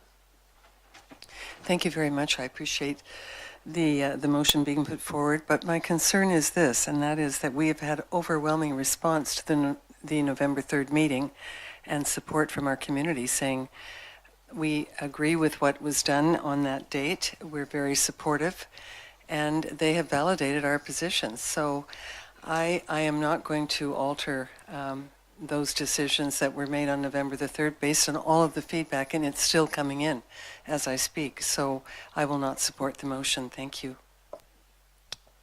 Thank you, Councillor Green. Councillor Patterson?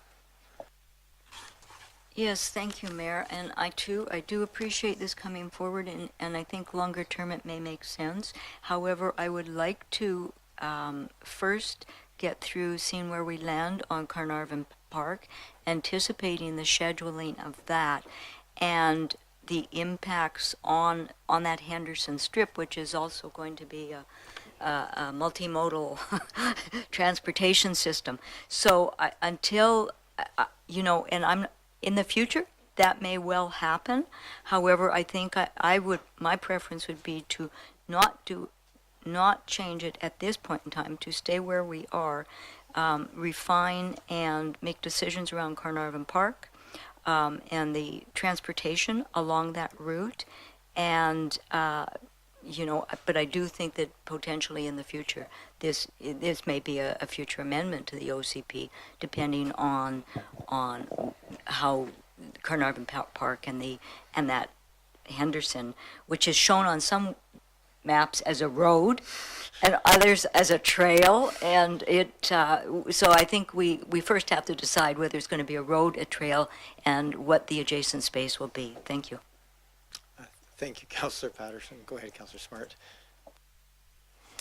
Thank you. I just wanted to focus us back on some of that engagement that we had in June, and we had the report come to us in July that clearly say that the community really wanted us to provide some more certainty around where we were going to see development, to see it in our urban village centers, and that just the stress of the uncertainty. My concern with how little the current map designates towards possibilities for townhouse zoning is that we're going to see a lot more spot rezoning come into play if we don't take and do the work of saying these areas are worth considering. So the more we can actually focus potential future development in areas that we've discussed around this table, the less likely we're going to have more of those sort of uncomfortable conversations in the moment, spot rezonings, spot OCP amendments. So I think if we don't go down this road to potentially including some more spaces, I think we have to all be open to this table of having more rezonings, more OCP amendments come to this table and being open to hearing them. So I'm just putting that in people's heads. If we don't discuss it now in a future planning point of view, then we're just going to have to be a little bit more open to randomized things coming our way that haven't been directed by us at the table. And that's why I'm in favor of this motion, because it does seem to me to be a good area to consider townhouse development. Thank you. Not seeing other speakers, I'll speak briefly to this. This is, and I do want to say I'm actually inclined to support this. I did not anticipate when I tried to come forward with some options to advance this last week that had to be it had everything right. So I'll just lay out where I see the pros and cons of this. It doesn't really fit the primary goals of density around transit and commercial. It is within the circle of support for the commercial on Fowl Bay Road, but it's certainly not a major commercial hub. But it's also almost equidistant to the Pure Vanilla area on Estevan and Cadbrew Bay. That being said, these lots, there's 8 lots in total, and they do have a consistent frontage with the ability to have, say, driveway access off the side street and other aspects to it. And I do think that, again, as noted, this is not approving it. It's just saying that these could be considered for those kind of townhouses. And I think this really, because they're all corner lots, they're 100% corner lots. We've already talked about the idea of adding some density onto corner lots. I do think that there's probably a rationale here for supporting it. So I'm inclined to support the addition of these or addition of pieces. You can't groan. I'm just going to ask actually that people, just appreciate not everybody's going to agree or disagree with things, but this is why we're having this debate at the table is the pros and cons of these. That's where I'm sort of landing right now, I'm looking at the Google Maps so I can kind of have a sense of how deep they are and where they're sitting. I do see this as a potential future place for some of that mid-range pieces. Go ahead, Councillor Braithwaite. I wouldn't disagree that potentially in the future it could be done there, but I think as Councillor Patterson has rightly pointed out, there's so much going to be going on around that area in the next little while that for me, I think that we should wait on making that decision until after we've redone Carnarvon Park and had a look at what the bikeway will, the effect that the bikeway will have in there. So that would be something that I would hope that you could take into consideration before finalizing your decision. Yeah, those are all fair points. We have a motion on the floor right now to consider adding those. I'm going to ask, would the mover just be willing to just defer that motion for a moment and do on to the next one? Let me just think about this a little bit. I've heard good arguments on both sides. Yes, I'd be willing to defer that and come back to it in a few minutes, just as long as we don't lose it. So just procedurally here, there's a motion on the floor to amend. Would it be to table the motion? Table the motion to follow it after the next motion. Go ahead, Councillor Watson. Oh, sorry, I should call the question on that. The motion, just going to ask the motion to table this until after the next motion goes forward. Motion to table Is there a seconder for the motion to table? Thanks. All those in favor? Any opposed? Councillor Appleton opposed. Okay, that passes. Please continue, Councillor Watson. Thank you. Continuing. So my next motion is that we amend the land use framework map, so that the 12 parcels in the quadrant bounded by Thorpe Place, Beach Drive, Estevan Avenue, and the Esplanade, currently shown as residential, be reinstated as multi-unit residential 1 as previously indicated in the staff report and land use framework map that was in front of us last week. So I guess that's my motion. All right, thank you. Is there a seconder? So this is Esplanade, Estevan, Beach Drive, and Thorpe Place. That's the boundaries? Yes. Okay, moved and seconded. Please go ahead. And this, sorry, just for, make sure I heard you right, for multifamily. Multifamily. Thank you. MUR1, yes. Here's what I wrote when I was thinking about this. To someone who just arrived from Mars and looked at the map that was created out of the motions adopted on November 3rd, it looks like these yellow shaded areas on the map must be a mistake. They are bounded by higher density opportunities, and again, these are just opportunities, they're not done deals, on all sides or bounded by the ocean. What a great place in our community to provide room for more of the style of housing that is already in this neighborhood and that so many of our own retired residents would like to be able to rent or buy. Let's correct this mistake, as I see it from Mars, and reinstate multiple unit residential designation for these lots. Or any extraterrestrial visitor. It doesn't have to be from Mars, sure. In fairness. Okay, so it's moved and seconded. Discussion? Councillor Smart? Yeah, well, I don't, just point of order, if we could have quiet.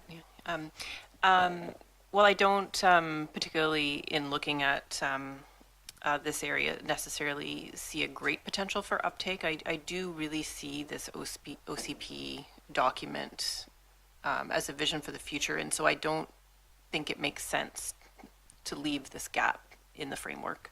And maybe there will be a little bit of uptake, and maybe that will be a great area to have some more multifamily housing, particularly since it would really fit in the context of what is there already. Thank you. Other discussion? Oh, sorry. We're there already? Oh my goodness. I need a motion to extend the meeting. I'll move to extend to 11 o'clock. Moved and seconded. Thank you. All those in favor? Any opposed, unopposed? We'll try and get through these reasonably expeditiously. So the motion is live on the floor. Go ahead, Councillor Braithwaite. Thanks, Mayor. I'm in that area often, almost every day, in fact, and I don't agree with changing that to multi-unit residential. I think that the houses that are there right now are probably there for a long time. I would hate to see them ripped down just to try and build something bigger and on that same lot. So I just can't support that. Thank you. Councillor Green? I'm going to ask to keep comments reasonably brief. Thank you. And again, I will not support that either. And I'll say once again, are we listening? Are we listening to the feedback we're getting? And are we actually hearing what people are telling us? I hope we are. And I will not support this motion. Thank you. Thank you. Looking around the table. Go ahead, Councillor Patterson. Yes, thank you, Mayor, and I do appreciate Councillor Watson walking through this and providing, the information she has. I also am on that route every single day. I do tend to agree with Councillor Braithwaite. There's probably not much likelihood that that area is going to be redeveloped anytime soon. My greater concern, though, is the slope of those lots in the proximity to the water line.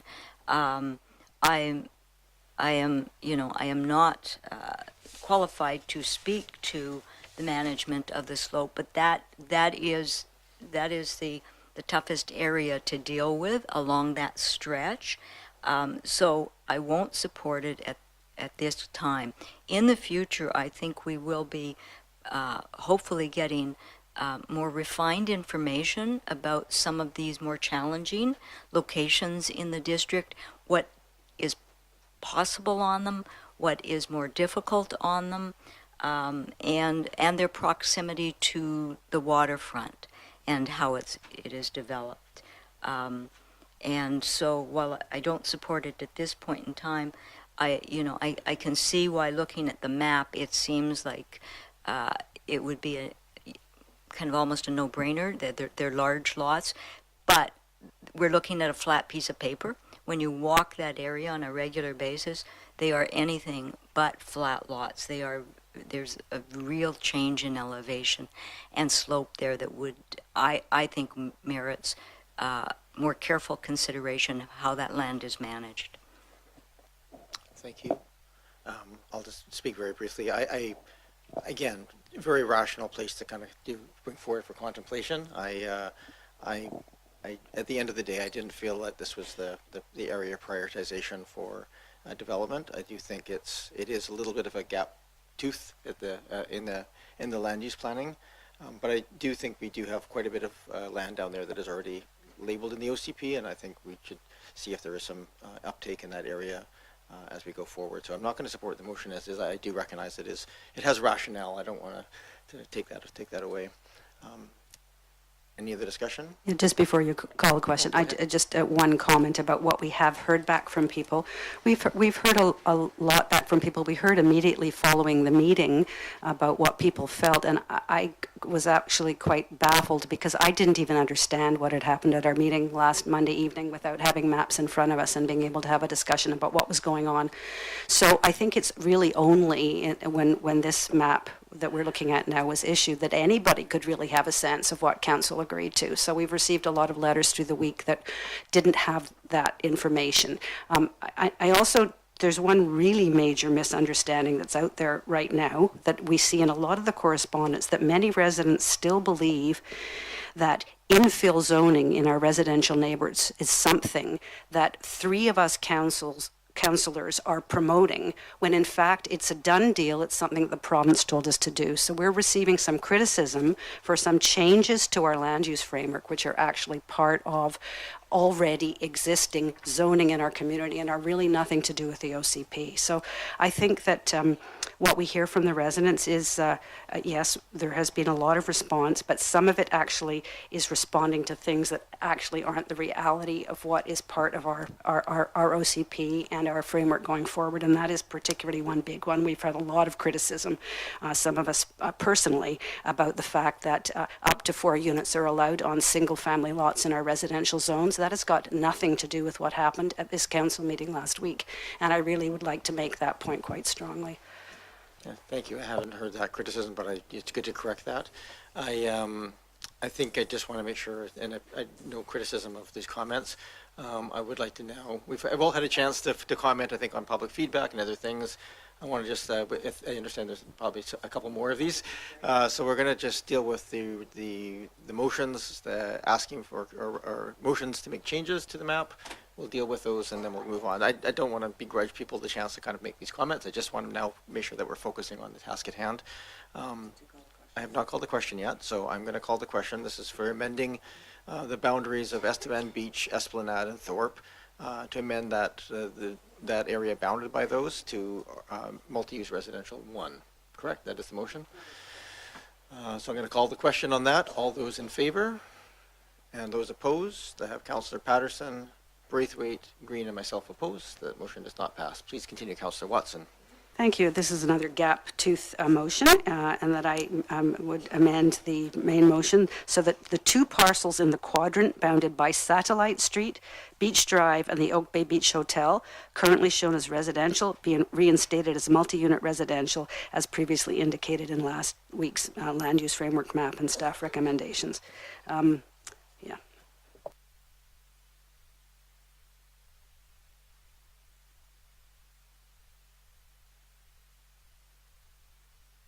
So for clarification, this is the road, Satellite Street, which is just north of Oak Bay Beach Hotel. Okay. And so could you just read the language again?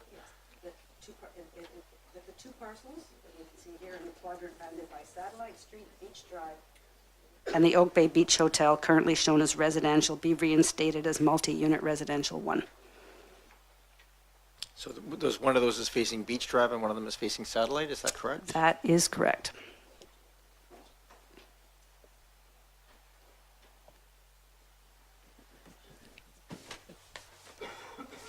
Forgive my just, I'm going to go back to last week's map just so I can have a quick look at that. Okay, thank you. So that's moved, and moved and seconded, thank you. Is there, go ahead. Very quickly. Likewise, as I had just described when I was talking about Beach Drive and the Esplanade area, these two yellow lots seem to be an error of omission from last week's deliberations. Let's please not leave these two residential lots orphaned among apartment buildings should future owners wish to make proposals more in line with their surroundings. Thank you. Go ahead, Councillor Braithwaite. Thanks, Mayor. It seems to me that what's happening here, and I understand why it's happening, is that everything that was taken out of what we did last week is now being attempted to be put back in. And I made my vote last week based on what I saw. This particular one perhaps was not something that was considered last week, but I feel so strongly about the point that we got to last week that I'm finding it very difficult to agree to anything that's being put forward right now, because I just feel that it's trying to be counterproductive to what we did last week in a very democratic way.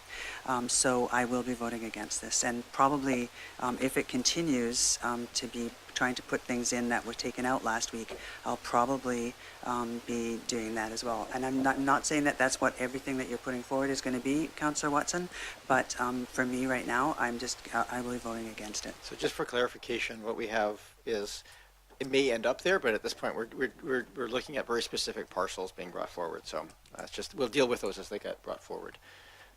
So we have a motion for those two pieces of property. Councillor Smart, did you wish to speak to those two?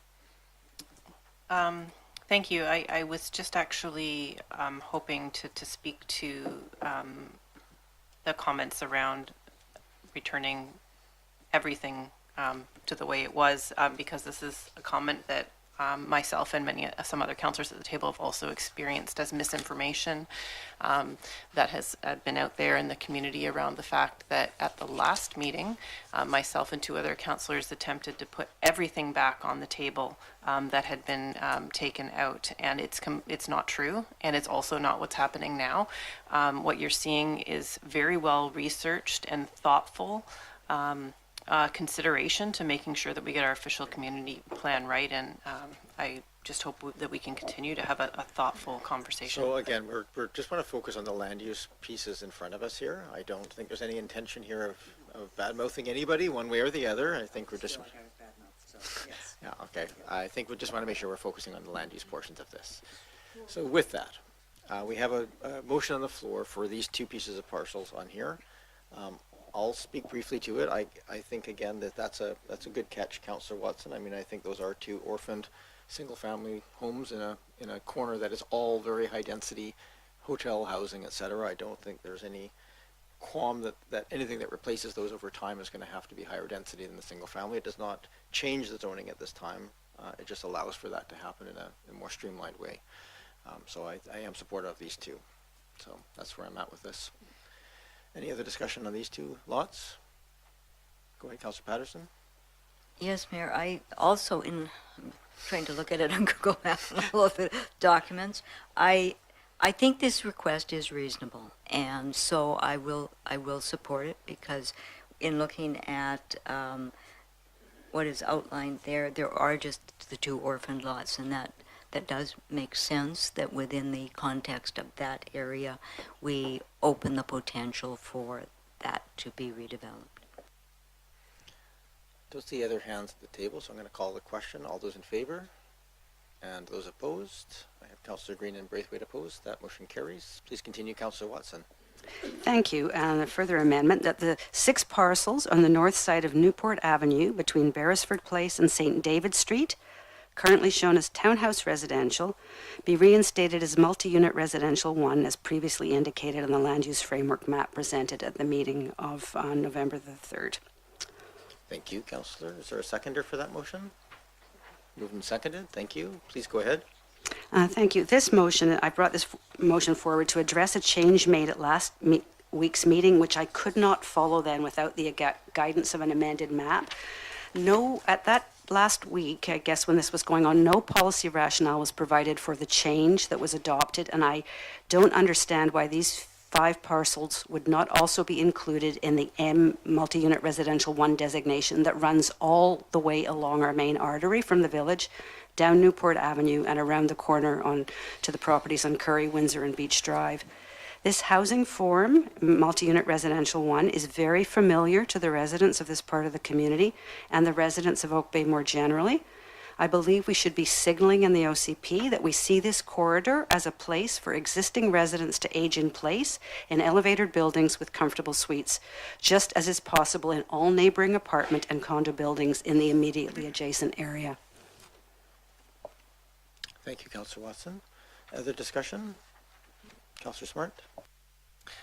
Yeah, thank you. I do support this going forward, and when I think about this particular area, I think a lot about the area that we have right now that breaks up our Oak Bay Village with further up Oak Bay Village, where we kind of have these almost like 2 village centers, because there's an area in which we have residential building that doesn't have any street engagement with a large setback and no commercial. And I see this when we look at this area of townhouses is potentially in the future causing the same kind of situation, where if we allow for townhouse density now and that gets built, that we're going to have a gap in the very long term, maybe it'll be 30 years, maybe 50 years, but we're going to have this gap in which we're not going to necessarily have the engagement with the street that we would have with the multi-residential zone that might have work live, that might have some commercial activation. So I do appreciate this being brought forward. Thank you. Councillor Braithwaite, you wish to speak to this? Yeah, just I'm going to vote against it. And I think that if we looked at that, then obviously the next continuation would be to continue straight onto Oak Bay Avenue and do those other 1, 2, 3, 4, 5 lots. But so I'm going to vote against it. Thank you. That's not the motion on the floor, but I take that. So I think that's the noise I'm hearing in this beside me. But the piece that's in front of us here is that area that's highlighted there. I'll speak to Councillor Appleton. Go ahead. Yeah, thank you, Your Worship. So speaking in favor of the motion that's on the floor, there's a very logical progression from those properties, again bounded by multifamily residential on either side. The area in the heavy bordered line there is the heritage conservation area. So the properties there have a certain degree of protection associated with them, and so are being considered separately as part of the OCP review. So there's a logical progression for this housing form in this part of the municipality, and it's also well served by transit and amenities, so it's appropriate for this land use. Before I speak, Ms. Hunt, you had a... Thank you to you, Chair. We're just wondering if it's 5 or 6 parcels. We're counting 5 parcels. I think the motion to amend was 6, so we just would like some clarification on So that. in my if I said 6 in my motion, in my commentary, I had said 5, so I do think it's 5 parcels here. Okay, no, let's get that clarified. Thank you very much. Yeah, thank you for that. Go ahead, Councillor Patterson, and then Green, and I'll speak. Go ahead. I'm just trying to keep our comments reasonably brief. Yeah, thank you, Mayor. Again, I'm grateful that Councillor Watson has scrutinized all of this, gone back and looked at it. I'm not going to support the motion right now because it is for exactly that reason. The Prospect area is on the other side, and I think that what we have there today is harmonizes the 2 sides of the road that would be potentially lost, and I realize that this it could be quite future, but it is a bit of an oddity the way the roads curve and where the multi-residential is and where the single family is. Right now, that area works and there is some compatibility to it that I think there's benefits to. So I won't support the motion at this point. Thank you, Councillor Green. Do you wish to speak? Yes, thank you. I will not be supporting the motion because, quite frankly, it departs from the integrity of the decisions we made last week. So I'm very concerned. And by the way, if you talk to some of the people living in the HCA, they may not share the opinion that they're well protected. So I really am concerned about our direction. Thank you. Thank you. Point of order, Your Worship. Please go ahead, Councillor Alphen. Can I get Councillor Green to clarify what lack of integrity means with respect to these amendments? I think it was a lack of integrity of their streetscape integrity is how I heard that. But sorry, Councillor Braithwaite. Go ahead, Councillor Green. I'm happy to speak to the integrity of decisions I made last week. That's what I mean. Sorry, my Thank you. apologies. I had that wrong. Thank you. I'm going to just speak briefly to this. So when I brought forward the suggestions last week for this, it has both the rationale of multifamily in the continuation of that articulation along the street, but it also, and what weighed it for me was if keeping it as townhouses, which are still a higher density form of housing, is it, to me, made a better transition into the Heritage Conservation Area to the north. And because it is quite a sloping area from that peak of hill right down to the water, that any shading in that space would be quite amplified going down that place. And both the previous map and this map both have single family in behind it. So that was the rationale I had for keeping it. And I still think that is the better option than multifamily residential 1. But again, there's again an argument either way, and I appreciate having a chance to have this discussion. So, but I'm not going to support the motion as it is. When I say the conversations, I'm going to call the question. All those in favor and opposed? I have Councillor Patterson, Braithwaite, Green, and myself opposed. Please continue, Councillor Watson. And thank you. One more, and then we will have to go back to the motion that has been tabled, so we don't lose track of that. So my final motion is that the shoreline residential parcels on Beach Drive from the Oak Bay Beach Hotel to the Royal Victoria Golf Course be identified with shading on the land use framework map as potential locations for comprehensive planning. Okay, before I seek a seconder on that one, I just need to get a sense of what that looks like from what that means from the planning staff, if that's okay. We haven't had a chance to talk about these parcels of land. There's obviously some interest in development. Is that I'm just not familiar with that approach of shading it for recognition as future comprehensive development planning. I'm just making sure I understand what that actually would do. Mr. Bull? Yeah, thank you, Mayor.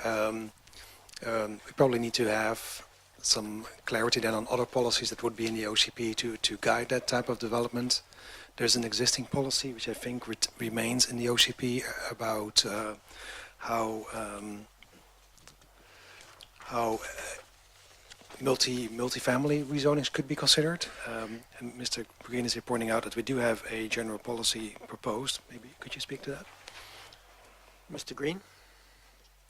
Yes, I will try. Obviously, we have a general policy in that OCP designation table which talks about those larger sites and specifically does mention the waterfront sites and other large sites requiring a comprehensive planning process for proposals that change use and or increase density.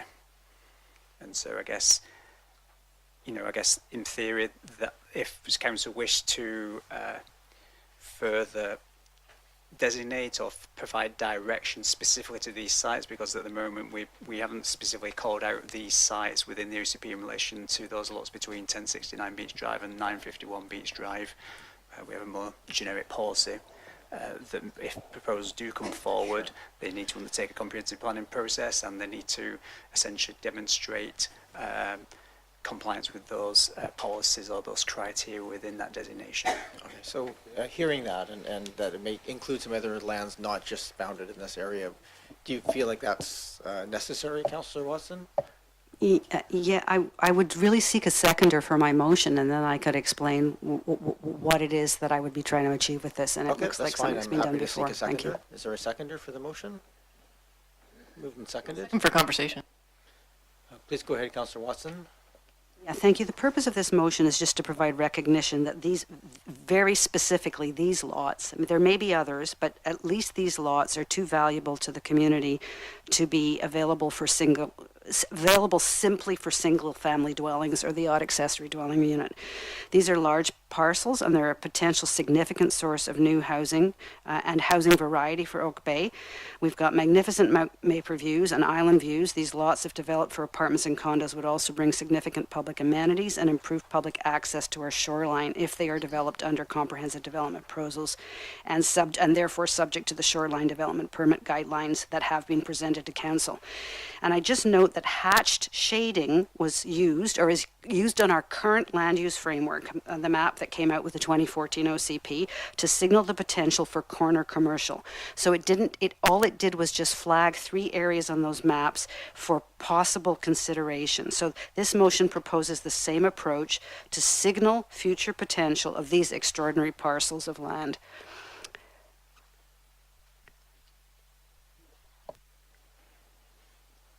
Thank you, Councillor Watson. That map was sent to us, and it does show that treatment for Yeah, I'm just trying to make sure that we all understand what the ask is here for. I don't. Maybe I'll just turn this into a question for staff, because I do think that there's a desire to make sure. What I think we don't want is to see pockets having really massive changes where their single families are left out of that process, and so. And because of the timeline of this OCP, we have not had a chance to kind of have these kind of nuanced discussions around some of these sort of unique faces. So I'm just going to ask staff, if that's a desire to kind of flag this as an area that has potential but needs a lot more work, and probably should be looked at a bit more holistically than maybe just a comprehensive development plan, because it might actually need to be looked at as a whole. Is there a mechanism here, without bogging down into the weeds, that there can be some indication that this is a future project, or that there's some piece of that does it? I'm not, maybe the hatching is the best way. I'm just going to ask staff if there's a recommendation here. Mr. Bull. Yeah, thank you, Mayor. I think there's a couple of options. The current proposed policy already would allow for anywhere for this to be considered.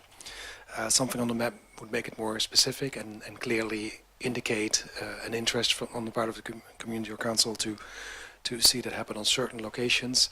It could be colored in as such, but it could also have a circle, like the commercial example was in the previous OCP. It was a simple circle, I believe, or some hatching on the map. Something like that would be more tentative. It depends a bit if it would be prepared to see individual proposals just self-directed, so to say, or if the intent would be a comprehensive development for the whole strip all at once. If the latter is the case, then there would probably need to be some different language or indication on the map to make sure it's a single larger area rather than a case-by-case incremental process. Thank you. So, Councillor Watson, please turn your microphone on. Just share with us what it is your intention, sorry, so we can maybe get to a that was not the intention. It's just that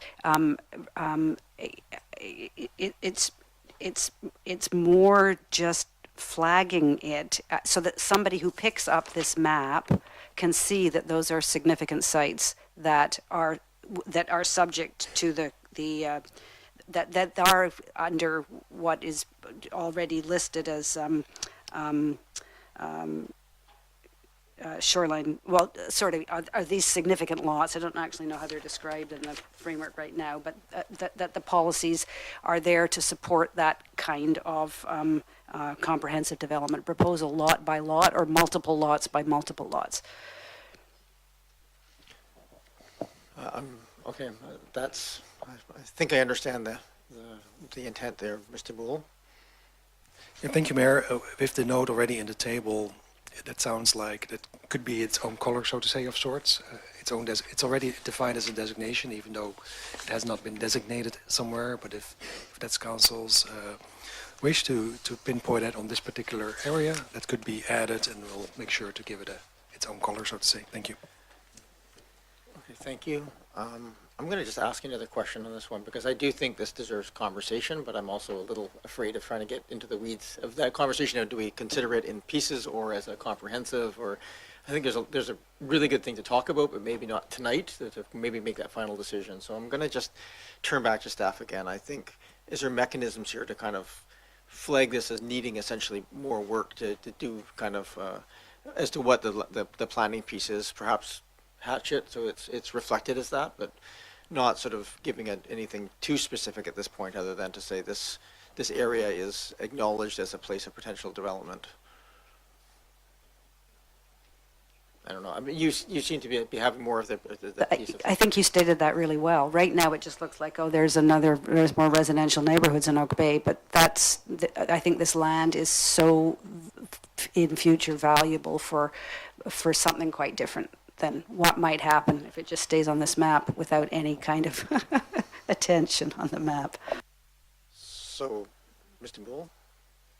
Yeah, thank you, Mayor. I think a bit more of a tentative approach would be either a circle on the map, but also clarity in the language here. And that's a question maybe for clarification too. Is this meant to be for projects that go to zoning directly, to rezoning applications, or is this something that would still be envisioned to follow an OCP amendment process as well? That could be clarified in the language. And the other thing is more of a circle would at least give some indication, but requires further work than before things can be considered. Thank you. So I'm going to go back to Councillor Watson before I go to you, Councillor Green. Go ahead, Councillor Watson. It's the further work thing. It's not directly it would be by OCP amendment, but it's just that so that it gets some attention on a map so that there's a visual cue about very special parcels. Yeah. Just the same way that occurred for potential locations for corner commercial in the last plan. Okay, I'm going to go to speakers, so Councillor Green, Braithwaite, and Patterson. Thank you. Is this the property, for clarity, is this the property that was presented as a possible development called Butchart Point? So this is the former... It's all of the ones from the bottom, along the waterfront, the yellow stripe there with the multiple lots. But that's the property that now lies vacant? Correct. Was bought for 20-odd million and is now on the market again for 52, I think.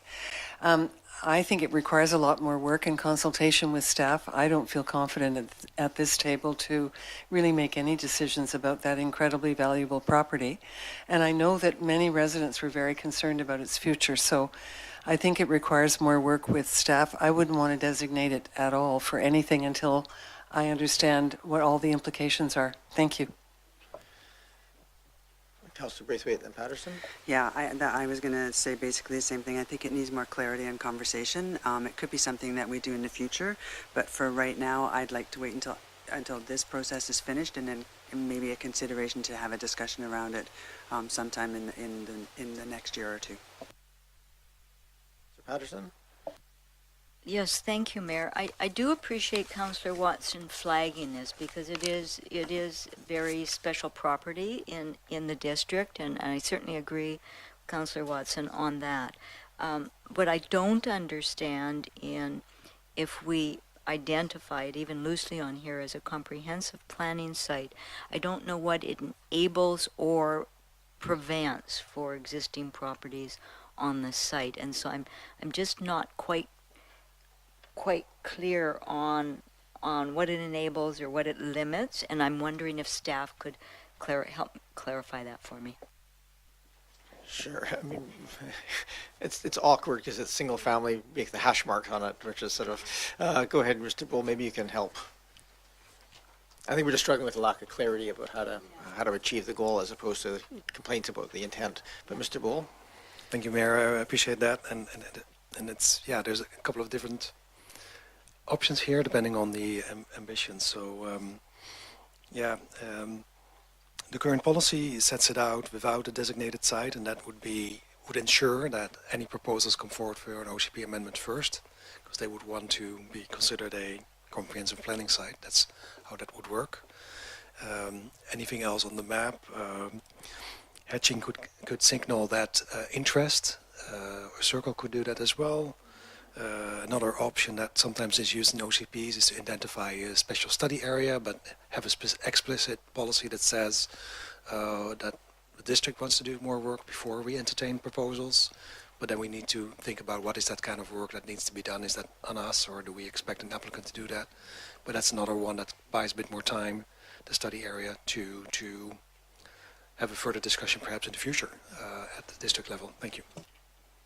Councillor Watson, I don't know how you think about it, labeling it as a special study area, if that meets the need and flagging it that way. Does that meet your need, or do you want something a little bit different? Yeah, I think that I hadn't thought of that, but I think that's actually a good suggestion. It is a pretty special area, and unlike some of the other lots that might also, this particular agglomeration of them is a very special area in our community, given its prominence on the shoreline. So I like that suggestion, and I thank you for coming up with it on the fly there. I want some way to sort of acknowledge that this is an important community asset in our OCP. So can I just I'm just going to make sure, I'm going to suggest some wording, I'm going to turn to staff if it makes sense, so that maybe amend the language of the motion. If the mover and seconder are amenable, basically you don't have to do it by motion, but just if you're willing to highlight that area in yellow on the map here, to be flagged as a special study area. Is that the language that was suggested? And I think because we're talking about the map at this point, I think we can have staff come back with what that would say in the land use pieces, but it really doesn't change anything. It just sort of says this is a special area and needs further study before changes. Okay. So is the seconder amenable to that, Councillor Smart? I think I had you as a seconder. So for clarity, the motion is to flag that area as a special study area. Now I'm going to turn to staff. Is that functional wording, Mr. Bull?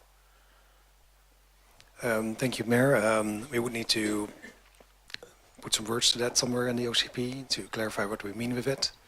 It would probably not specifically reference.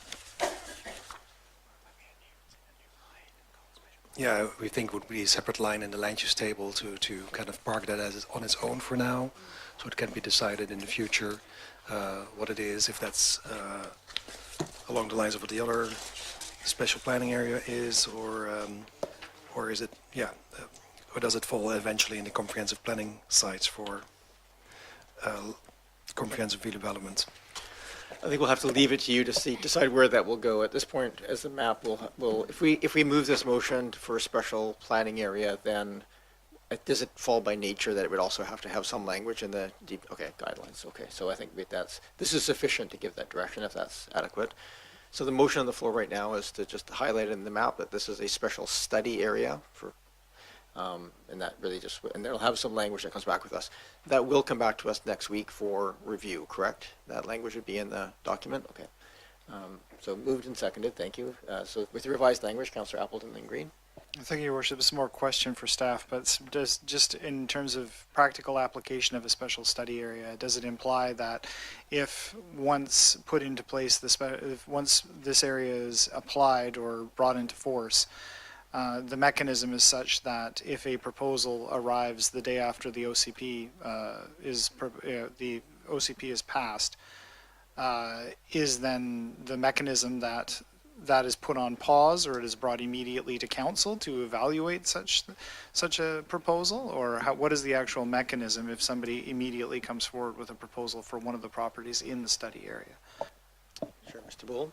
Yeah, thank you, Mayor. Through you, that would be a regular OCP zoning amendment application, and it would be dealt with on its own merits, unless throughout the process council indicates an interest to not want to consider it just yet. But any individual application after after the bylaw would be adopted is its own thing on its own. I think this particular entry in the table is going to make sure that the district probably will set some more policies for that area later. Thank you. Thank you. Councillor Green. Thank you. I will not support this motion for the very reason I said earlier, and now it's playing itself out. We don't have an understanding of this process, and we don't have a purpose for this land at this point. And I'm not a planner. I don't pretend to be a planner. I think it would be much better to leave this issue with staff. They can bring it back to us if they need to talk about it further, but I don't think we know what we're doing, frankly, in terms of long-term, short-term implications for the property. And don't forget, it's currently for sale and privately owned. So thank you. That is one of several parcels, yeah, but thank you for that. Any other discussion on the motion? I'll speak briefly. I'm tend to be in favor of this. I think it does deserve more study, and I'm worried about the sort of ad hoc approach that seems to be currently underway on that land. I think it deserves to give at least the current owners and council a chance to have a look at it and with the advice of staff about what is possible, what isn't practical. Because I think it's also a difficult place just with the infrastructure that's there or not there at the time. So I think this approach of flagging it as a study area makes sense to me. But go ahead, Councillor Patterson, and then. Yes, thank you, Mayor. And I hear what Councillor Green says, but I do appreciate Councillor Watson highlighting this as a special area. And I think what is proposed provides some protective guidance over the area. And, you know, there may be nothing happen on it for a long time, and we get to go through all of this. But right now, it does flag it as being very important in the district, and this affords it some protection and flags it as something that we need to work on probably sooner rather than later. So I will support it. Thank you. I don't really want to keep going back for second-time speakers, but go ahead, Councillor Green. Go ahead. Yep. Go ahead. Through you to staff, will this afford this property some protection? Just a question, because I don't know that. Because if we're setting up a false expectation that it will be protected until it comes back to us, I think that's probably not a good idea. Thank you. Mr. Bull, I think the answer is no from a technical perspective. Mr. Bull? Yeah, I think if this were in the OCP, it offers different options, right? It signals that the district is going to take a closer look at that area and come up with our goals. At the same time, it could also, somebody could submit an OCP application anytime, probably rely on the comprehensive planning sites section there, which also outlines the type of things they would need to do for their site, but that would be more site specific. And I think this special study area would give us a reason down the road for council to say, well, but we are going to have a closer look at that later. So it does give you possible grounds for pause. Thank you. Thank you. I appreciate that. Thank you. Go ahead, Councillor Braithwaite. I'm going to call the question. Just very quickly, and that has made me decide to definitely vote against it, because I fear that if someone sees it, there's something special with that land, that perhaps then that puts those pieces of property in jeopardy of being sold or something done to them. So I will definitely be voting against it. Thank you. Thank you. I'm going to call the question. All those in favor? And those opposed? Councillor Braithwaite and Green opposed. That indication will appear on the map and some language around it. One more, you say, Councillor? Yes, well, there's the one that got tabled or deferred. So it was my second motion about the parcels on Henderson Road, but she needed some more time to consider. Yeah, no, I appreciate that. I appreciate the time. So I'll lift this. The motion is lifted from the table. I don't think I need a motion to do that. Do I, Ms. Anderson? No. I do need a motion. Okay, so I have a motion to lift it from the table. Moved, seconded. Thank you. All those in favor? Any opposed? None opposed. That motion is back on the table. This is the motion to amend the 8 parcels facing Henderson on the west side of the road between Neil and Newport, or between Neil and Newton, currently shown as residential, reinstated as townhouse residential. Right, thank you. And I appreciate the time to think about it. So I think I was probably the swing vote on this one of consideration. I'm not going to support the motion, and I'll say why. It is a narrow cut thing for me. My take of this is that I think we're going to be contemplating, options. We already have the thing for higher density on corner for townhouses. I think this is a logical place for it. I do think this is better done through some zoning amendments than just through this highlighting this particular place. I think corner lots for modestly more density makes a certain amount of sense to me, but I think that can be done more broadly than just in this one specific area. So for that reason, I'm not going to support it right now.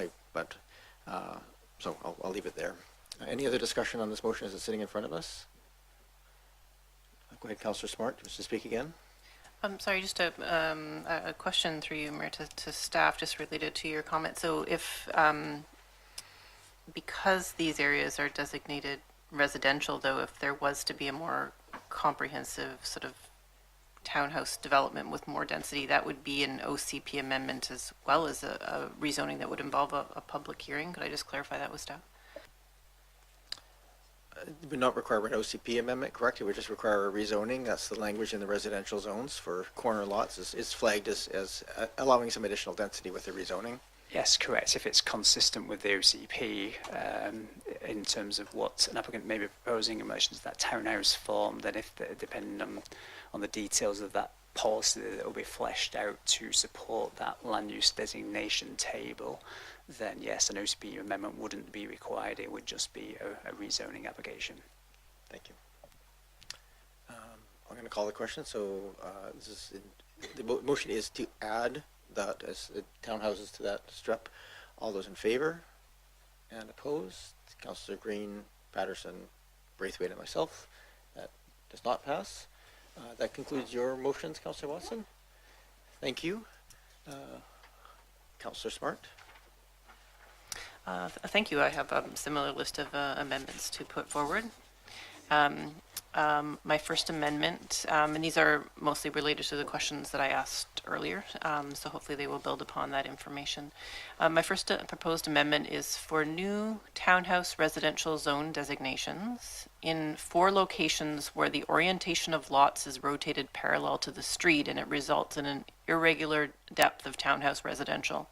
Increase the depth of townhouse zoning to 2 lots deep to create a consistent depth of townhouse zoning.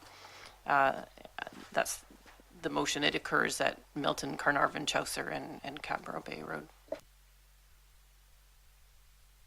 Is there a seconder for that motion?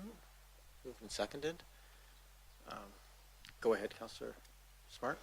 Yeah, thank you. And you can maybe clearly see this in the map in front of you now. There's almost like a bite of a cookie out of 4 different areas of, and I think it's sort of an unintended consequence of some of the work that happened last time, where I think I would hate to see a project have to come forward, although we did just clarify that it doesn't have to be an OCP amendment, so I appreciate it. But maybe we do because it's not a corner lot. So I just like to regularize what I think the intent was that I heard last week, which was to have sort of a continuous strip. And when we look at these zones, as I mentioned previously, it would be great to provide opportunities where we don't have as many driveways off of the main street, and with these cookie bites out of potential developments, I just see that it's very limiting in our OCP to not include them as a continuous strip. Thank you. That's the motion for these particular areas. I'm going to speak very briefly in opposition, and I'll explain why. I think if those were to be amalgamated into a townhouse development, they would by necessity have to be essentially have a land accumulation to do it, and they could therefore become part of that. So I personally don't, I get the intent of it. I don't think it's necessary in this case because where they don't fit, it would be essentially dealt with through just the necessity of actually acquiring. And for 4 lots, I don't think it's necessarily worth changing that to those very, very small lots which are not appropriate for townhouse development in my mind. So that's where I'm sitting at with this one. So, any discussion? Councillor Green? Thank you. I will not support the motion. In fact, that area, we call it the Poet Streets, there are some wonderful old homes in that area, and one of the oldest houses in Oak Bay is in that area that is designated on, I believe it's Byron. But there are a number of very good older homes in that area that, in actual fact, if you think about the context, provide affordable housing for Oak Bay residents. And so I use that word loosely, affordable, but frankly, it's an old neighborhood, established neighborhood, and people really value and love the area. And the people who live there want to stay there and age in place there, or bring new families in when they move on. So I will not support that. Thank you. Any other discussion on this before I call the question? Go ahead, Councillor Watson. Thank you. I will support the motion. I see it. I did hear what you were saying, Mayor, about, people would have to still do a land assembly to do anything different, but I just see it as kind of like a housekeeping cleanup amendment to what happened last week that may not have been intended, and I don't see it as any different than incorporating those two little lots near the Oak Bay Beach Hotel and putting them back where they should be to make logical sense on a map. Thank you. Yes, thank you, Mayor. I will not be supporting this, and I have said numerous times that that area is more complex. And right now, it is a little heritage area unto itself, has some of our most affordable housing, but it has some of the most challenging pedestrian infrastructure in the district. And so I think that for anything to occur, yes, it would take land assembly, but it would also take a lot of thought on behalf of the district to figure out how we are going, because if we've taken away the Elgin for multimodal, so that pedestrian corridor is really important. I think we need a lot more work on that part of the of what we plan for the future. Don't see other hands, so I'm going to call the question. All those in favor and opposed? Patterson, Braithwaite, myself, Green, opposed. Please continue, Councillor Smart. Thank you. I'd like to make an amendment to add to attachment 1, the map from that we've received on November 10th, to add multi-unit residential 1 zoning 2 lots deep along the north side of Theatre Lane to allow for laneway-oriented expansion of Oak Bay Village.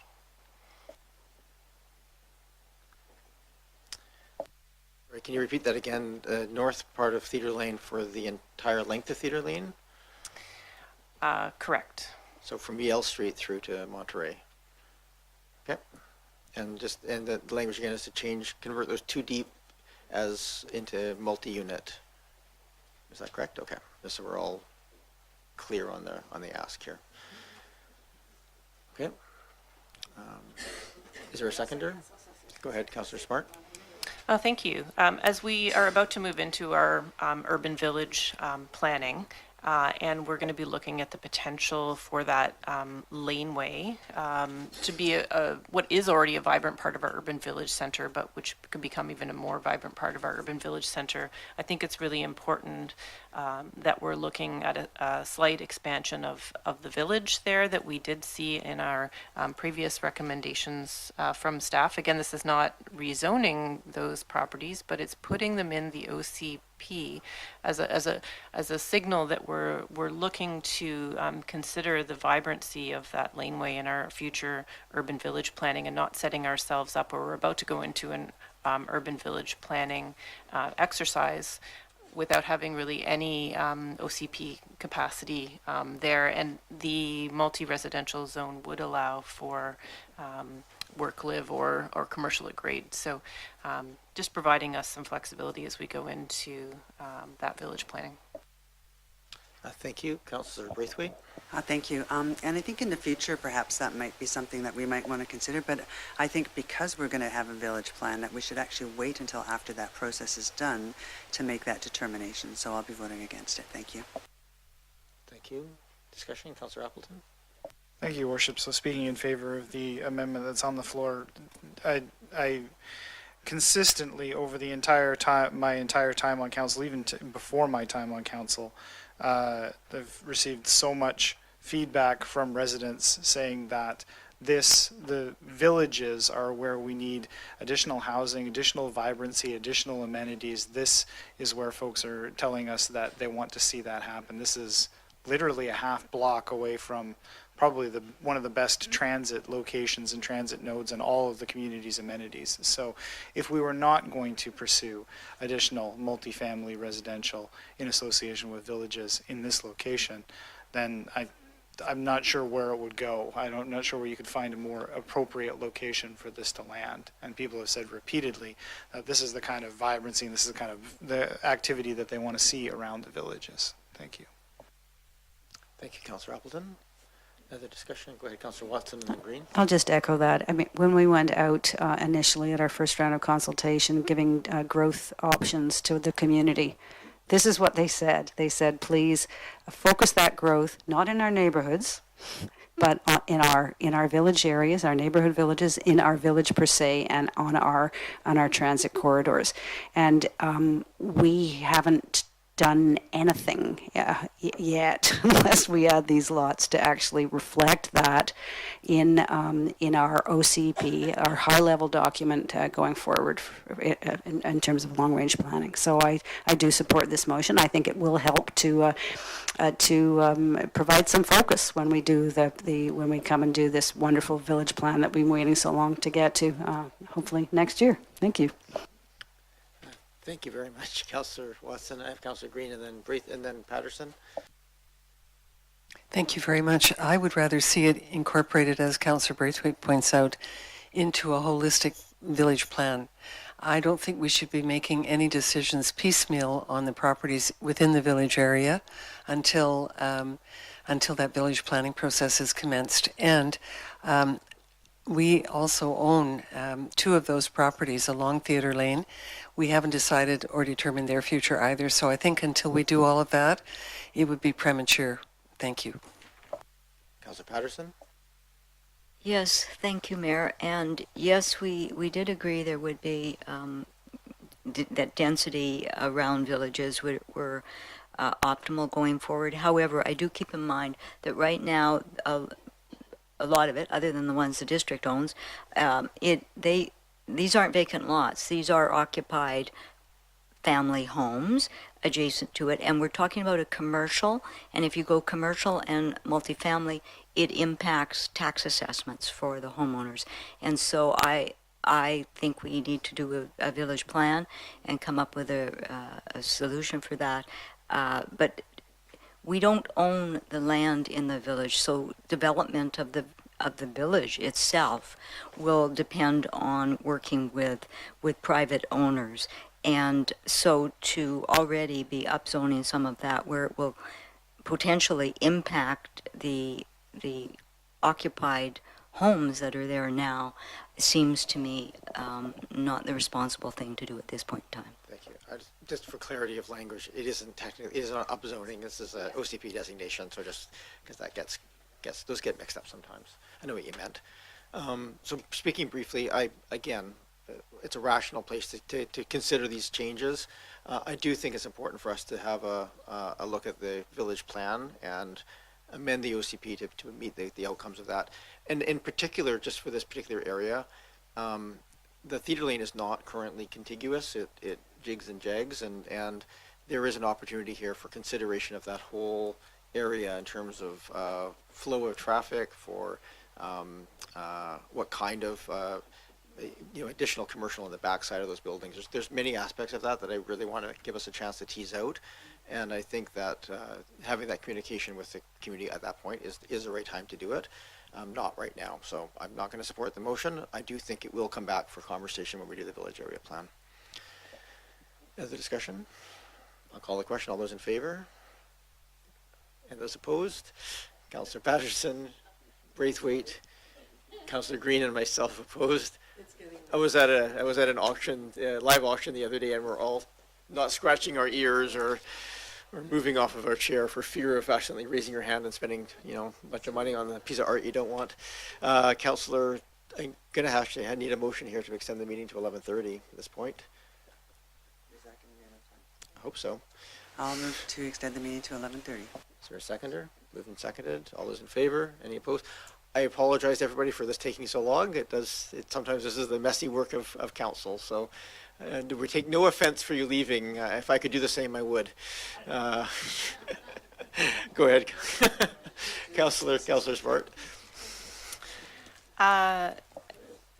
I would like to make a motion to amend to add to attachment 1 from November 10th, townhouse residential zoning along the west side of Henderson Road from Cedar Hill Crossroad to Kendall Avenue.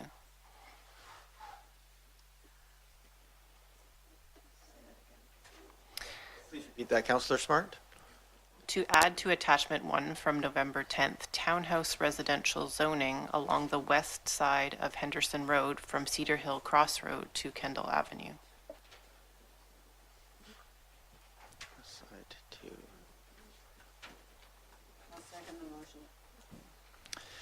It's moved and seconded. Please go ahead, Councillor Smart. Thank you. We've heard a variety of different comments from the community on whether they feel that it's important to have transition or not. And I've just really been enjoying hearing all the different pros and cons of that. So thank you for writing in and sharing your feelings on sort of the starkness of having multifamily with single family across the street versus, and there seems to be a variety of viewpoints on it. I thought it was really important that we discuss around the table that, we're potentially right now creating a situation where we're proposing multifamily residential across from single family. And so I put forward this motion because I do personally feel that it is going to be a little bit stark of a contrast in this area, and I do think if we allowed for townhouse on the other side of the street, we would at least be providing a transition in that neighborhood. Thank you. Discussion, Councillor Braithwaite? Thank you. I like the townhouse on the opposite side of the street. I couldn't support it on the side of the street that is being proposed for a couple of reasons. Number one being that is quite a busy road, and because there's no back alley there, all of the driveways would have to be coming onto Henderson, and if you're adding that much of a bulk of residences, that's going to really affect that street, I think, and also because they back onto single-family houses. Thank you. Thank you. Any other discussion? Councillor Smart for a second time. Thank you. I just wanted to point out that there are a lot of different design solutions that wouldn't have to result in driveways for each one. The lots are actually rather deep, and this zone also has different descriptions of what could occur on that site. So I do see there's a lot of creative design solutions for that lot. Go ahead, Councillor Watson, and then Green. Thank you. And just to support Councillor Smart's motion, but from a different adding a perspective, that area that she's demarcated in her motion is very much a zone in transition already, and allowing something other, allowing this potential for a bit more intensive use in an area that is very mixed already could be a real signal, some real positive improvement along that strip of the road in terms of what is seen right now, which is a lot of rental investment, multiple cars and driveways, because I think that there's some large lots there, and an opportunity to do something a bit differently with them than what this would permit, and provide a bit of a shoulder into the North Henderson community behind does make sense. Thank you, Councillor Green. So this triggers the equity issue for me. To describe the area as mixed and that kind of thing. These are all homes. People live here, and they care about where they live. So I'm concerned about casting any neighborhood, very differently to justify densifying or high densifying. So I will not be supporting the motion. I think we have to respect the neighborhoods that exist. And I think it's really important that at this point we're not getting that creative design with some of the new builds. So I'm hopeful that we will eventually, but I think I would not support the motion at this time. Thank you. Thank you, Councillor Patterson. Yes, thank you, Mayor. I will not support the motion at this time, as we're now trying to add in whole swaths back into the plan. The reason I supported what we did in the last council meeting was because it did afford us a more moderated approach to densification that provides opportunity for a comprehensive approach to manage growth that aligns with the district's planning for asset management, debt management, and taxes. And so to you just start to add back in wide swaths like this, that starts to diminish that aspect of it. So I won't support this at this point in time. Thank you. Thank you. Any other discussion? I'll call the question. All those in favor? Those opposed? Councillor Patterson, Braithwaite, myself, Green, opposed. That does not pass. Please continue, Councillor Smart.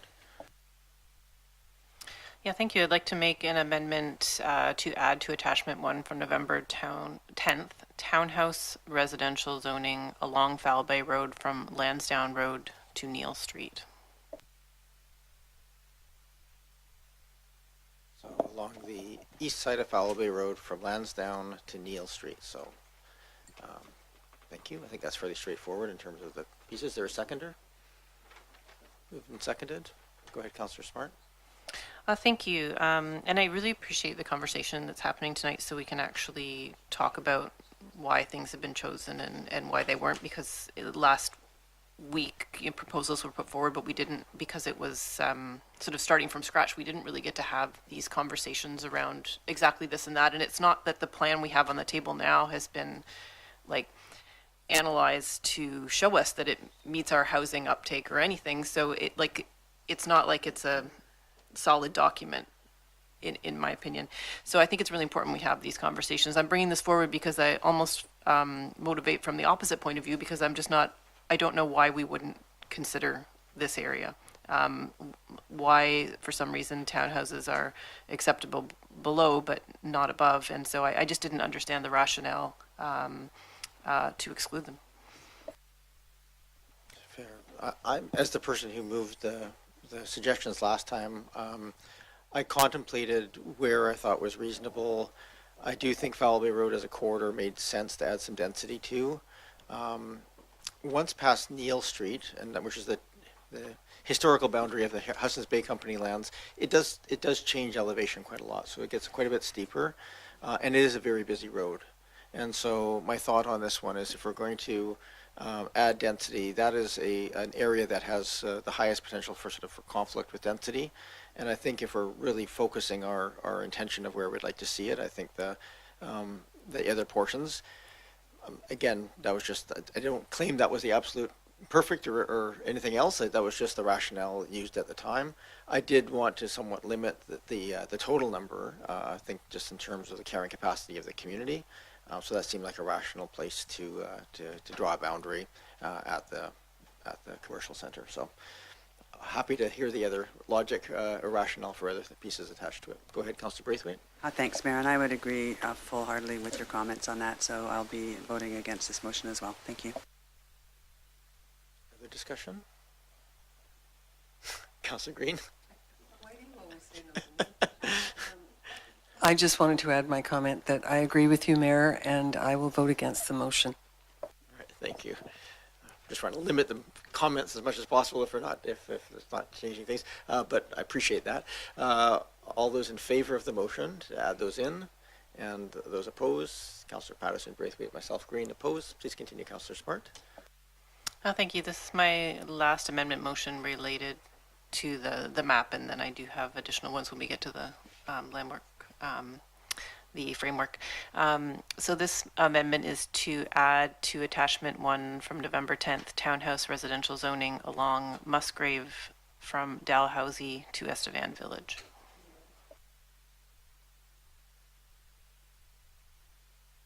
And just for clarification, would it be consideration of both sides of Musgrave? I appreciate most of it is school and parkland, but there are a few houses on the west side as well. Is it both sides of Musgrave for that piece?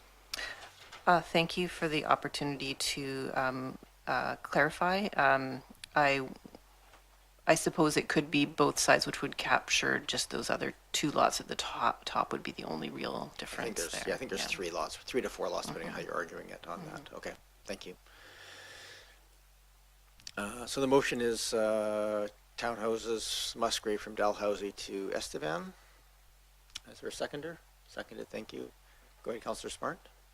Yeah, thank you. I'm bringing this forward particularly because this location across from the school provides an urban design moment in which I feel like a little bit higher density would be appropriate. And well, I have heard around the table other people's opinions on the carrying capacity of Oak Bay. I really don't, we haven't seen the uptake numbers from this plan that has been presented, and perhaps we'll see those next week. But based on the information that I have received to date from previous plans, I am concerned about providing enough opportunity that we're actually going to be able to have enough new housing for the residents in our community, because it isn't that every single one that we envision in the OCP is actually going to get built. We've seen the numbers based on previous plans and how little of the capacity actually results in projected uptake.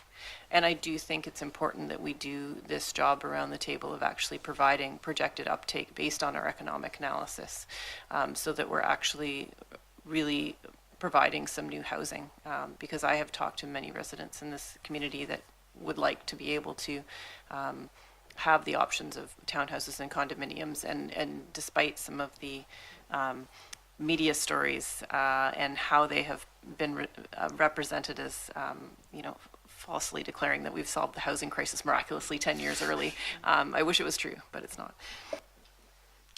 Thank you. The discussion, Councillor, Braithwaite, then Green, and then Watson.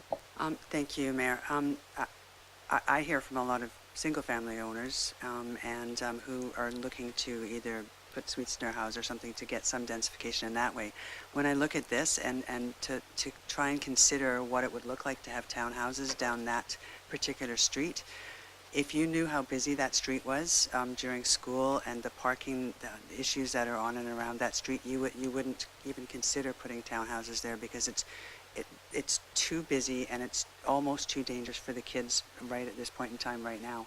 And I also think that if you add in townhouses there, you're looking in that little area around the Estevan Village and up to Cabra Bay Road. It's almost like you're density dumping within that area, and I can't see us. I don't think that's fair to that particular neighborhood, and so I'm going to have to vote against it. Thank you.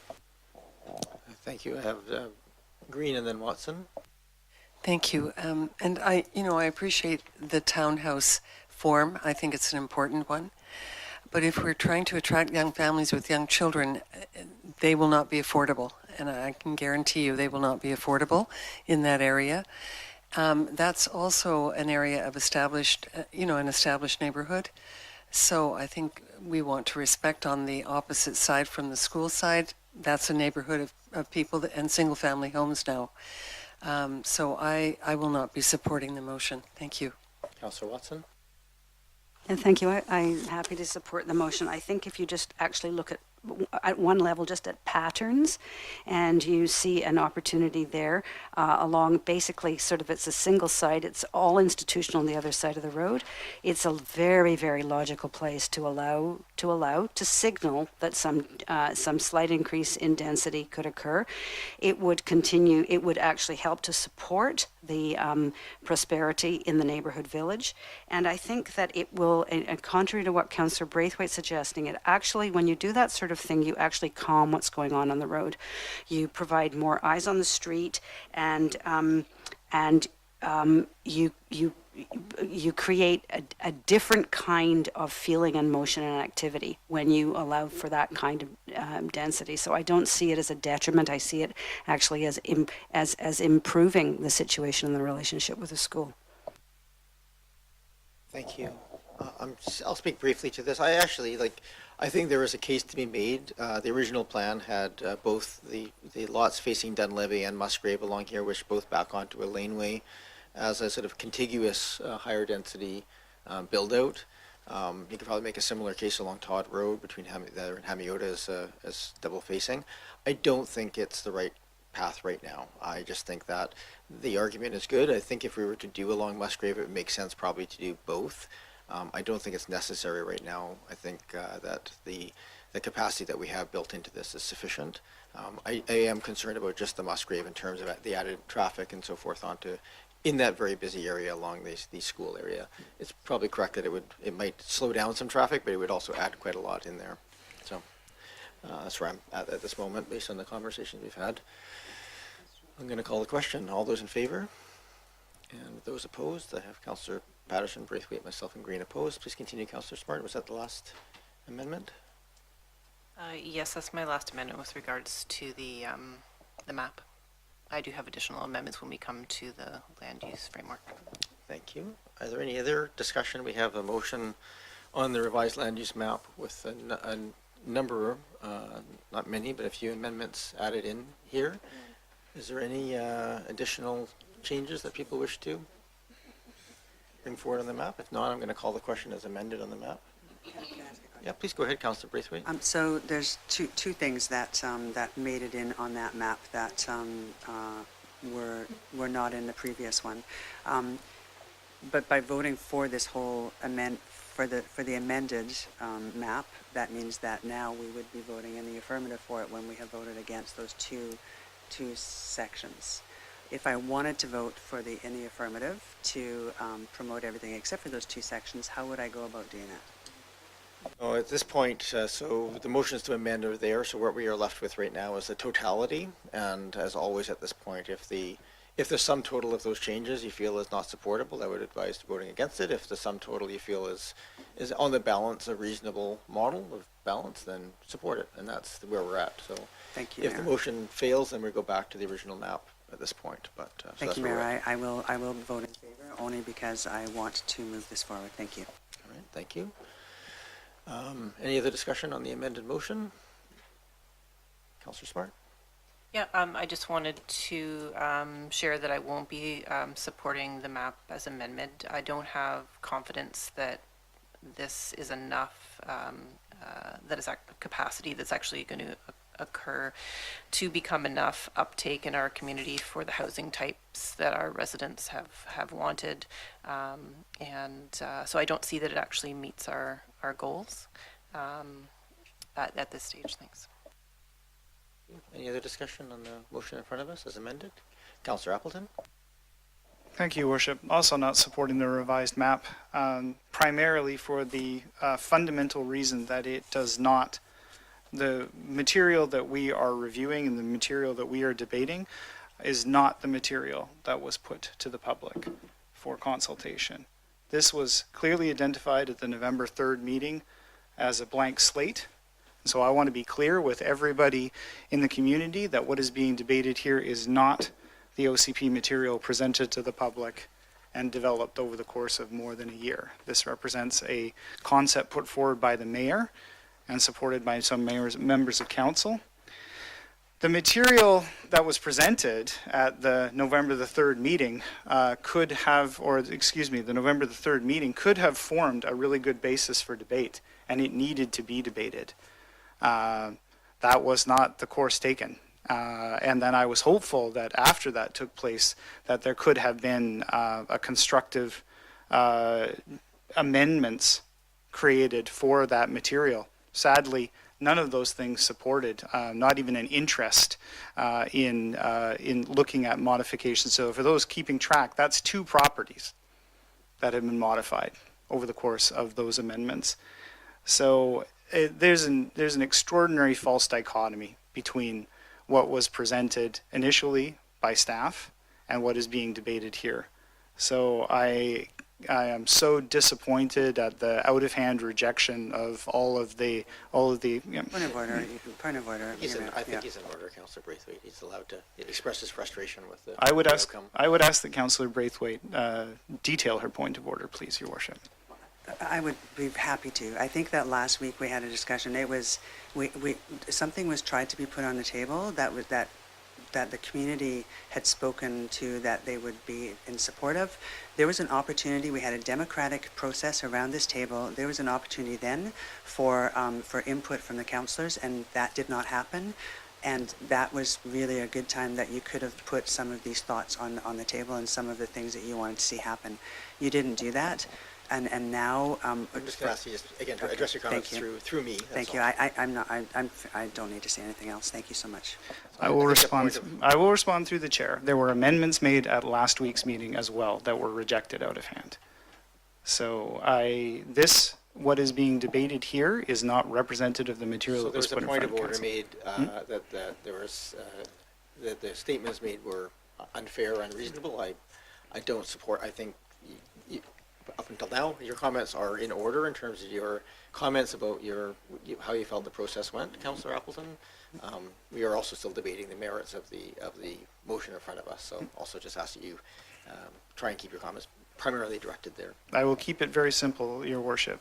The merits of what is being debated here do not represent, in my view, what the public has provided input on, and has not been amended, in my view, to reflect what that input was. So therefore, it is not supportable. Thank you. Thank you. Other discussion on the land use act? Go ahead, Councillor Patterson. Yes, Mayor, I will support what we have proposed tonight. I think that I think it does actually reflect what the members of the community have voiced that they're on side with. I also don't lose sight of the fact that the original that came to us, the proposed future opportunities came at a cost of what would have required the loss of 600 homes. And they're homes. They're not vacant land. They're not just buildings. These are homes for people. Some of them are occupied by the owners, some by renters, some by secondary suites. But really, the fact that we are we would contemplate removing almost 600 of some of our most reasonably priced accommodation without having further sight and also having the checks on the infrastructure. We do not have a war chest of reserve funds to just be able to execute this if something comes forward. I think what we have arrived at is it will allow us to move forward with housing, and that is what the community has wanted us to do, is infill housing, but it just in a more moderated and responsible way so that we can move forward on this and line up some of the other pieces that we haven't yet debated. I mean, we're doing this in isolation from those other components that we need to do. So I support this going forward tonight. And I do expect that as the years roll on, there will be changes, but I think this is the most reasonable approach for us to take in a fully developed community. So I'll support it. Thank you. I'll go to Green and then Watson on the main motion as amended. Thank you. I will support the motion as stated. I have to say that in my years of sitting on a council, and it's been a number of years, I have not experienced such an unpleasant feeling around the table, and I feel very badly about that. This is quite a divided, fractured group at the moment, and I think that's very sad because that doesn't serve our community well. And frankly, we have heard from our community on a number of occasions, in great numbers, in writing, in emails, in groups, talking to us on the street and so on, all saying the same thing: please scale back the amount of density that was presented originally. Please scale it back. And I think we've tried to do that, and we've tried to honor those voices and respect the community feedback we've received. So I'm really concerned about what I perceive as some hostility at the table, and I hope that that will dissipate over time. And as I recall last week, 3 of our council colleagues would not discuss anything. They just said, I'm opposed, and we're concerned about the procedural Point of order, Your Worship. Go ahead, take your point of order. There was amendments made at last week's council, and several amendments to what was on the table were presented and debated in sequence. I think the point made is probably valid. There was conversation that happened from I'll leave it members at of council. I'll leave it at that. Thank you. Thank you, Councillor Green. Councillor Smart. Sorry, Councillor Watson.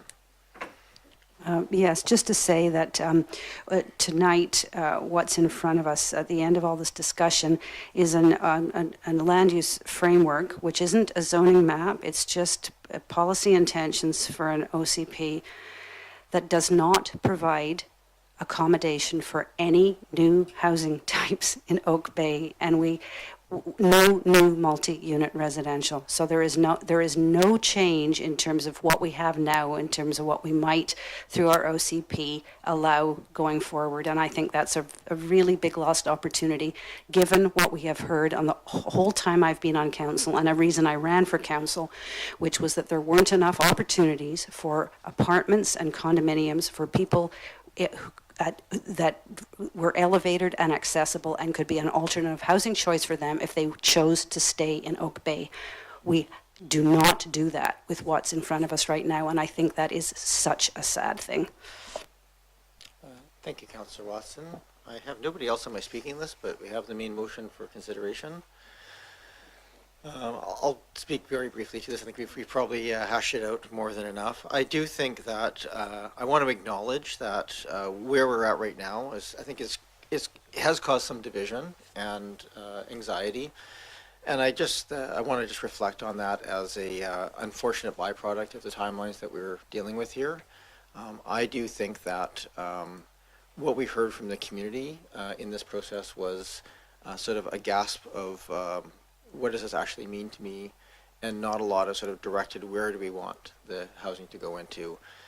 And so I think the effort made here is, it's a suboptimal process in which we have to make a decision. We had to make a decision last week, and now we have to kind of finalize it tonight to go forward. We have that obligation. We have no other obligations attached to that other than to, do our best estimation here of what we think is appropriate. There are, 30 or 40 single-family lots, maybe a bit more than that are being converted from single-family to multifamily, many more than that are converted from single-family to townhome in the course of this. It is certainly not nothing. There is certainly going to be a focus on the UVic lands and consideration of that development.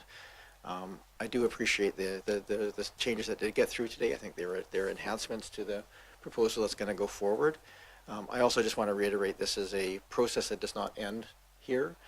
OCP is reviewed formally every 5 years, and there's absolutely no reason it can't be reopened again in 2 or 3 years as we start seeing some of the ramifications of this play out. So I do acknowledge Councillor Green. There is tension here. I don't think it is long-standing. I think that we have to go through these debates. This is a difficult moment in time where there's a lot being asked and a need to take a bit of a reflective look.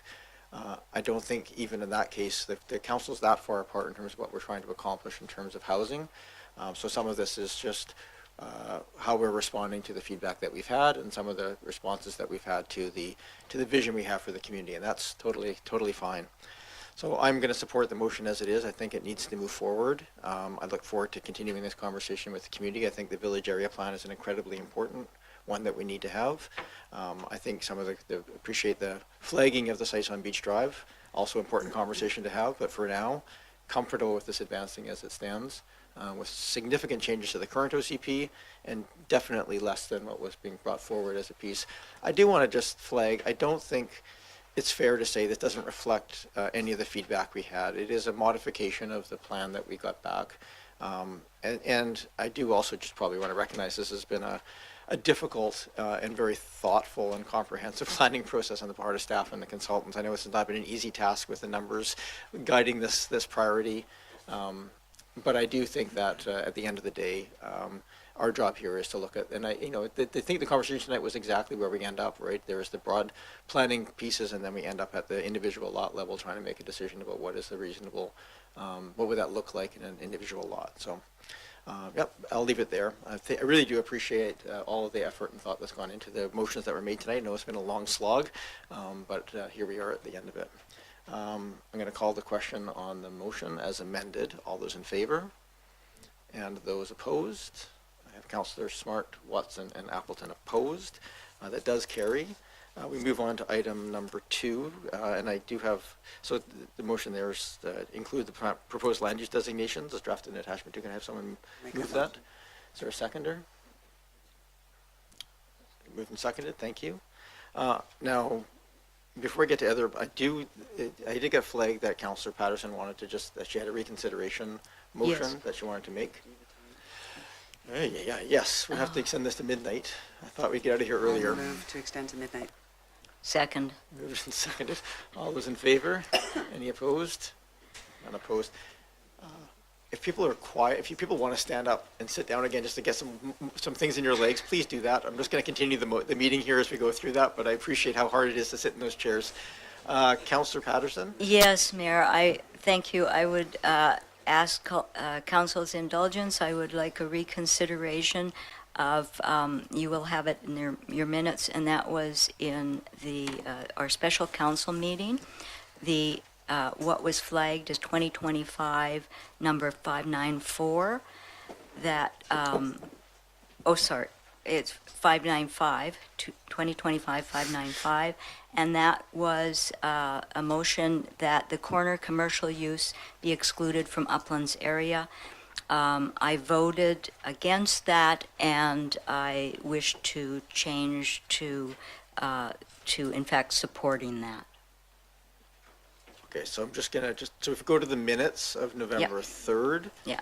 that this is 2025-595. It's Yeah, on the it's last on page 11. Yep, on the last page. Yeah, So the 2025. motion procedurally here, I want to make sure I get this right. There's a motion for reconsideration by Councillor Patterson. Right. You voted. I voted on the majority again. side, so That's right. you're in order. I just need a seconder if there's a desire to. Okay, moved and seconded. Thank you. Before we talk about the matter, we have to have a vote on the reconsideration motion. This is debatable, so perhaps just if you wish to give a quick motivation as to why you want to just reopen this again, Councillor Patterson. Yes, thank you, Mayor. Going through and working on this more, and it was a lot to take in the last meeting, but I think the corner commercial use, the wisest decision was to exclude it. I think that there is more guideline development required for commercial use in the Uplands area. I mean, I don't think, I would be surprised if somebody's going to come along and try and buy one of the lots to open a cafe. But I think that as the guidelines for Uplands, the design guidelines for Uplands Councillor Patterson, are I'm going revamped. to hold you there for a Yeah. second because we have a motion for reconsideration. So I think the motivation here, correct me if I'm wrong, Patterson, it's just the rationale that you think it deserves to have more discussion on this. I do think it deserves to have more discussion on this one because corner commercial in Uplands would be, I think now in hindsight, I think it would require more guideline for development than some of the other locations in Oak Bay, simply because of its special designation. Granted, it's hard to have a motivation without slipping into the root cause of this beforehand. So right now we have a mover and a seconder for reconsideration. This is not to debate the merits of corner commercial in the Uplands area. It's just whether or not we're going to reopen it for debate. So on that question, is there any discussion? Oh, I can give a minute here. So the minutes of November 3rd, the very last page.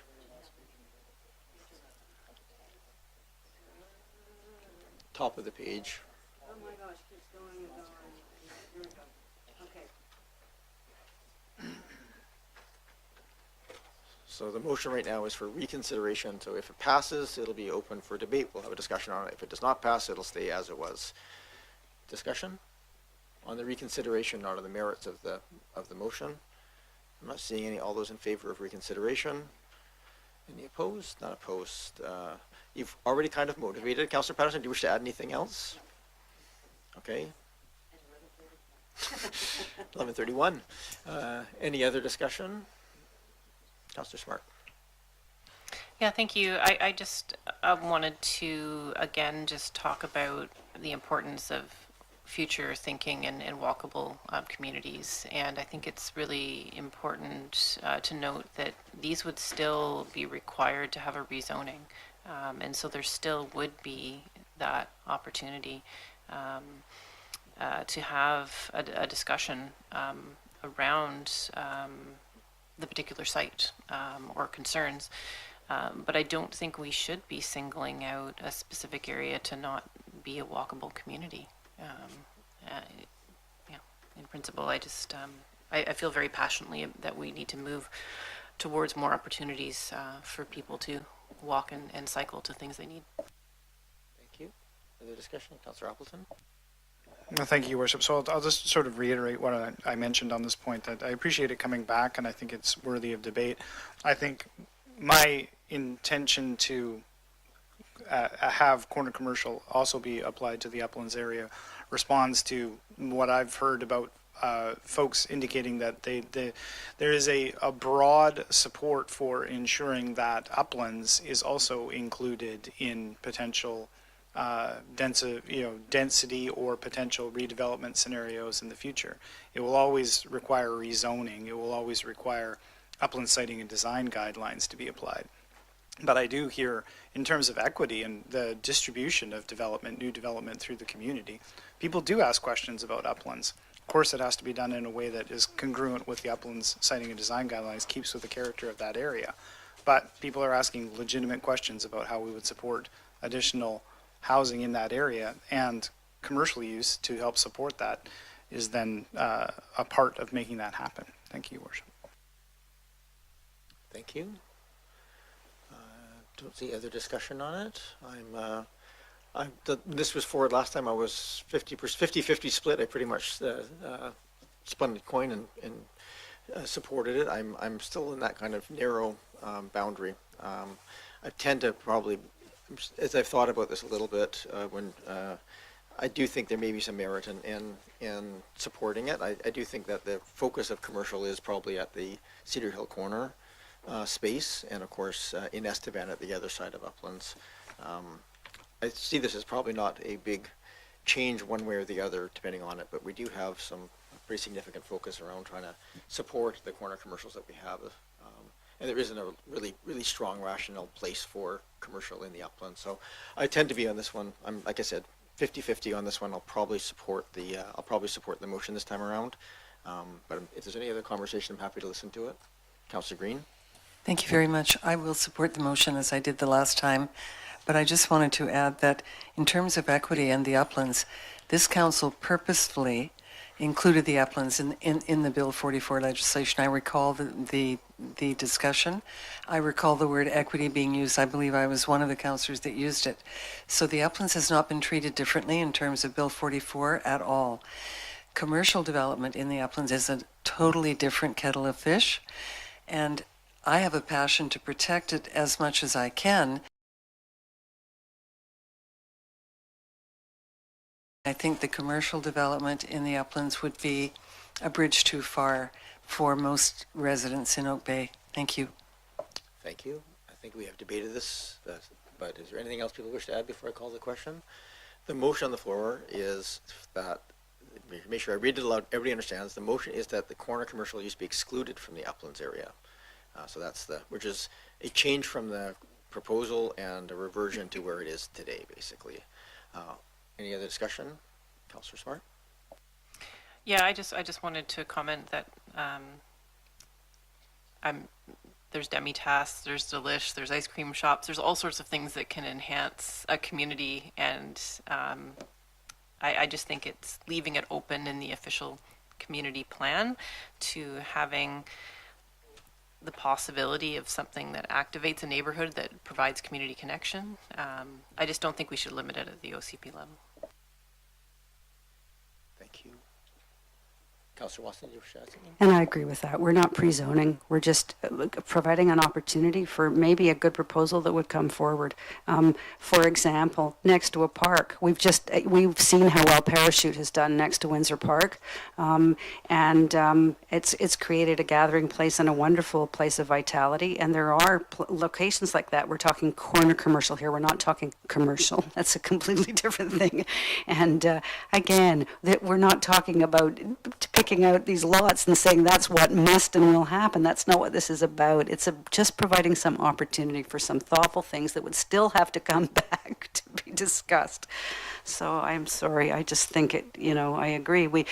Particularly since we've moved to 4 units per lot in this neighborhood, all the more reason to provide some simple opportunities for those spaces so that those more residents who are in the area can walk for their coffee, perhaps, in some small locations. All right, I'm going to call the question. All those in favor and those opposed? Watson, Appleton, Smart opposed. That carries. So that was the one item that I had flagged to me before the meeting for change, and now Councillor Smart, you've indicated you wish to make some amendments to the land use designations and attachment 2. Yeah, thank you. These amendments will be related to the questions that I asked earlier. My first amendment is in the land use designation framework under neighborhood village, strike the words max height relevant to context.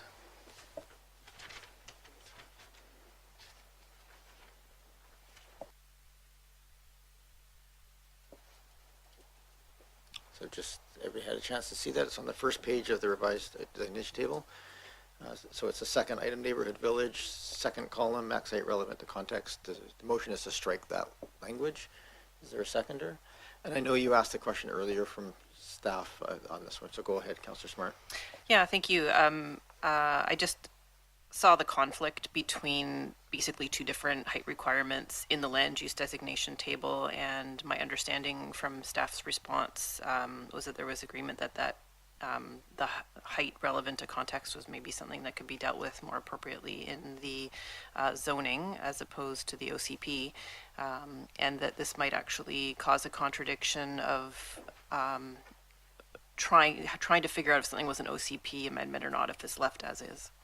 So I just like to provide that clarity. It's not that I want to do away with the maximum height relevant to context. I just don't think it's in the right spot. So just for my clarification with staff to Mr. Bowl, as I understand it, so there are multiple different neighborhood villages, and they all have, I think, slightly different heights and so forth attached to them. So this is my understanding of this then that the zoning would reflect essentially what's there currently, and the OCP would allow up to 4 stories, but it would require a rezoning essentially. Is that what we're looking at here with this change? Thank you, Mayor. That's correct. Up to 4 stories, but current zoning would give whatever the height is in those areas. And in the middle there's a reference to as well to 1 to 4 story facades along the street wall, and that kind of indicates that this is variable. Thank you. Thank you very much. Okay. Motions on the floor there for striking of that language within this document. Obviously, there's still some context in the zoning. Any other questions or discussion? I'm going to call the question. All those in favor? Those opposed? Councillor Green opposed? That carries. Please continue, Councillor Smart. Thank you. My next amendment is in neighborhood, village, and townhouse residential designations, encourage an option for underground parking to enhance at-grade landscaping and public space amenities in development permit guidelines and or OCP land use designations. So I'm just going to turn to staff. I would think that would be in many ways development permit guidelines more than in here, but I'll turn to staff just to make sure I understand where the appropriate place is for this.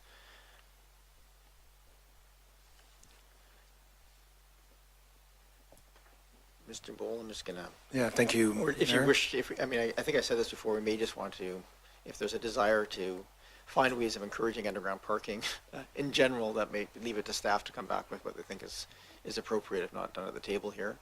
But Mr. Bowl, if you're ready to answer, please do. Thank you, Mayor.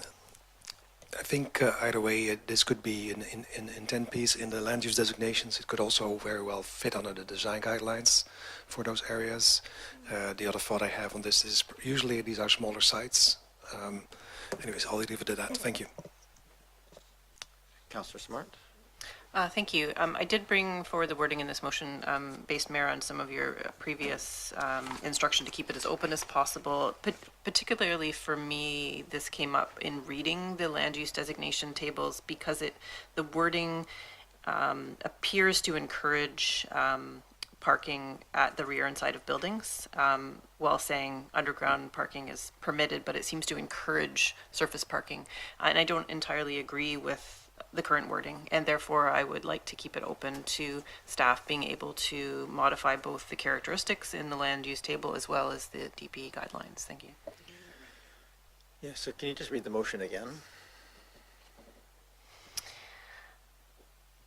In neighborhood village and townhouse residential designations, encourage an option for underground parking to enhance at-grade landscaping and public space amenities in development permit guidelines and/or OCP land use designations. Okay. I'm just wondering if there's maybe a little simpler language there to make sure that underground parking is, well, it's just that it's fully supported in there. I think that your concern is the language there tends to indicate it's sort of the secondary option. My concern is just like to allow for both, but right now it appears to encourage surface parking, and I really think what I've heard from the community is an interest in having the public realm experience be both beautiful and community oriented. So I might just make a suggestion that the language may just say to ask staff to amend the language around neighborhood, village, and townhouses to ensure it supports and encourages underground parking where possible, something along those lines. It's just simpler, and then staff can go away and just come back with that next week with what they see fit. That's fine. I'm amenable to that alternate wording.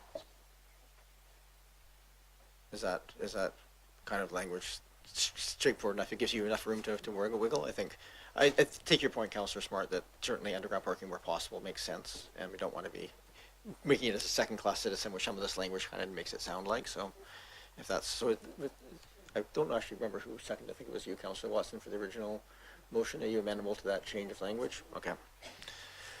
Okay. Any other discussion on that, Councillor Green?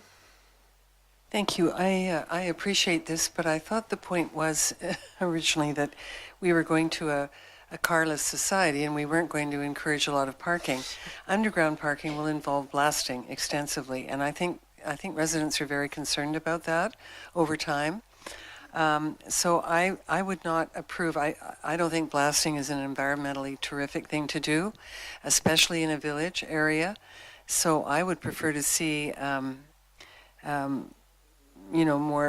less use of cars, which has been a big deal, and more uses of other kinds of transportation. So I would not want to do anything that would encourage underground parking. I will not support the motion. Thank you. All right, thank you. My read of the motion is that this would essentially just keep it as a, I guess it is a desirable form of parking if available. So fair enough. Any other discussion on the motion as it stands? I'll call the question. All those in favor? And those opposed? If Councillor Braithwaite, Patterson, and Green opposed, that carries. Continue, Councillor Smart. Thank you. And my last amendment is to add under intended uses in the land use framework for townhouse residential the possibility for work-live as a use in townhouse residential zoning along traffic corridors.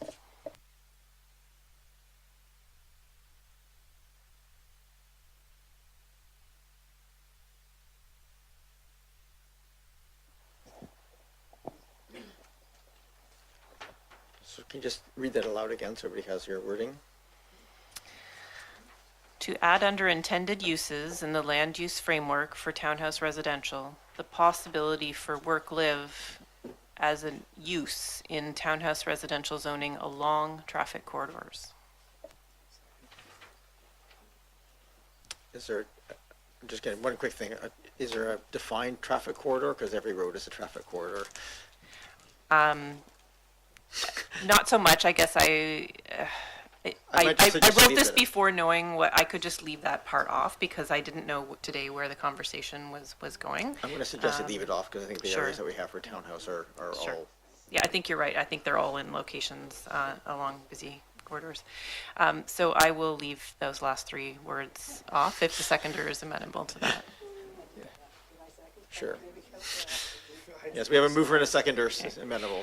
So just to motivate, in our previous map, a lot of the busier transit corridors were proposed to be multifamily, and in the current version, either they're left as residential or they've become townhouse zones. And I really would like to see the future proofing of being able to have some commercial activation, you know, in the time frame of these buildings, which may be 50 or 75 years. If we can actually future-proof some of these areas on busy corridors to have work live, then it gives some more flexibility to grow our urban village centers, to have community activation. And we have one of the highest rates of people that work from home in Oak Bay, and so just also to facilitate people that work from home having those ability to engage the community. These things are hard to renovate later. I'm just going to make sure we're clear in terms of what's being proposed here. So if the language that's being proposed moves forward, then there would be allowance for, in the OCP, for work live, so small business pieces in the townhouse pieces. Is there any is that an embedded right then, or is that still, there's still zoning that still has to be developed for these that would lay out some of the context for where this would fit? Is that correct, Mr. Bull? Yeah, thank you, Mayor. Through you, that would be dealt with the same way as what's currently referenced as small-scale ground floor commercial. Yeah. And we would make probably add that reference in there if this carries, and make sure it's. It also mentions there at the end of that little paragraph requires rezoning. Thank you. Yeah. Thank you. Councillor Green? Just a question through you to staff. Would that include the use of commercial vehicles as well? Because it seems to me it might raise an issue of parking and storage of commercial vehicles associated with work-live residences. So I just wonder, that's a question. Thank you. Mr. Bull? Well, it depends a bit on the details of the live-work proposed. Right now, we wouldn't have any specific requirements around that just yet. But if it's through rezoning, it does give an opportunity to consider what it is and what are the allowed uses in live-work or small-scale commercial. So that would be the way it's set up now, or it would be case-by-case consideration. Thank you. I'll just point out that the parking bylaw does not allow for commercial vehicles on the street in front or anything. So unless the parking bylaw was changed, it wouldn't affect it. So the motion on the floor is, go ahead, Councillor Patterson. Yes, thank you, Mayor. And just perhaps clarification from the mover of this, because we had talked about home-based businesses, home-based business licensing. So is the intent in embedding this into the intended uses, is it to expand on the floor area that might be occupied by the business as compared to the residential portion of it? Or I guess because we've already talked about home-based businesses, I'm trying to understand the context of this. Be clear about what that is. Go ahead, Councillor Smart. Yeah, thank you. For me, this motion is really around accessibility. And so when you design a work-live unit on the main floor, whether this is because the zoning allows for townhouses and multiplexes, it really means that you're considering things like, the width of a doorway, the slope as opposed to steps. It takes into consideration a whole bunch of things around making the place accessible, and it also may involve just a consideration of floor plan layout that would be more flexible. So even if the building isn't used as a work-live when it's first built, maybe 20 years down the line, it has the capability of doing that from a flexibility of design. Councillor Patterson, is that adequate? Yes, Mayor. I guess I'm sort of putting my cap on of municipal finances, and so the taxation rate then is as a residence and not as a business, correct? Mr. Bull, I'm going to put that question to you. I understand this would still require rezoning, so it would still trigger some changes of land use pieces, but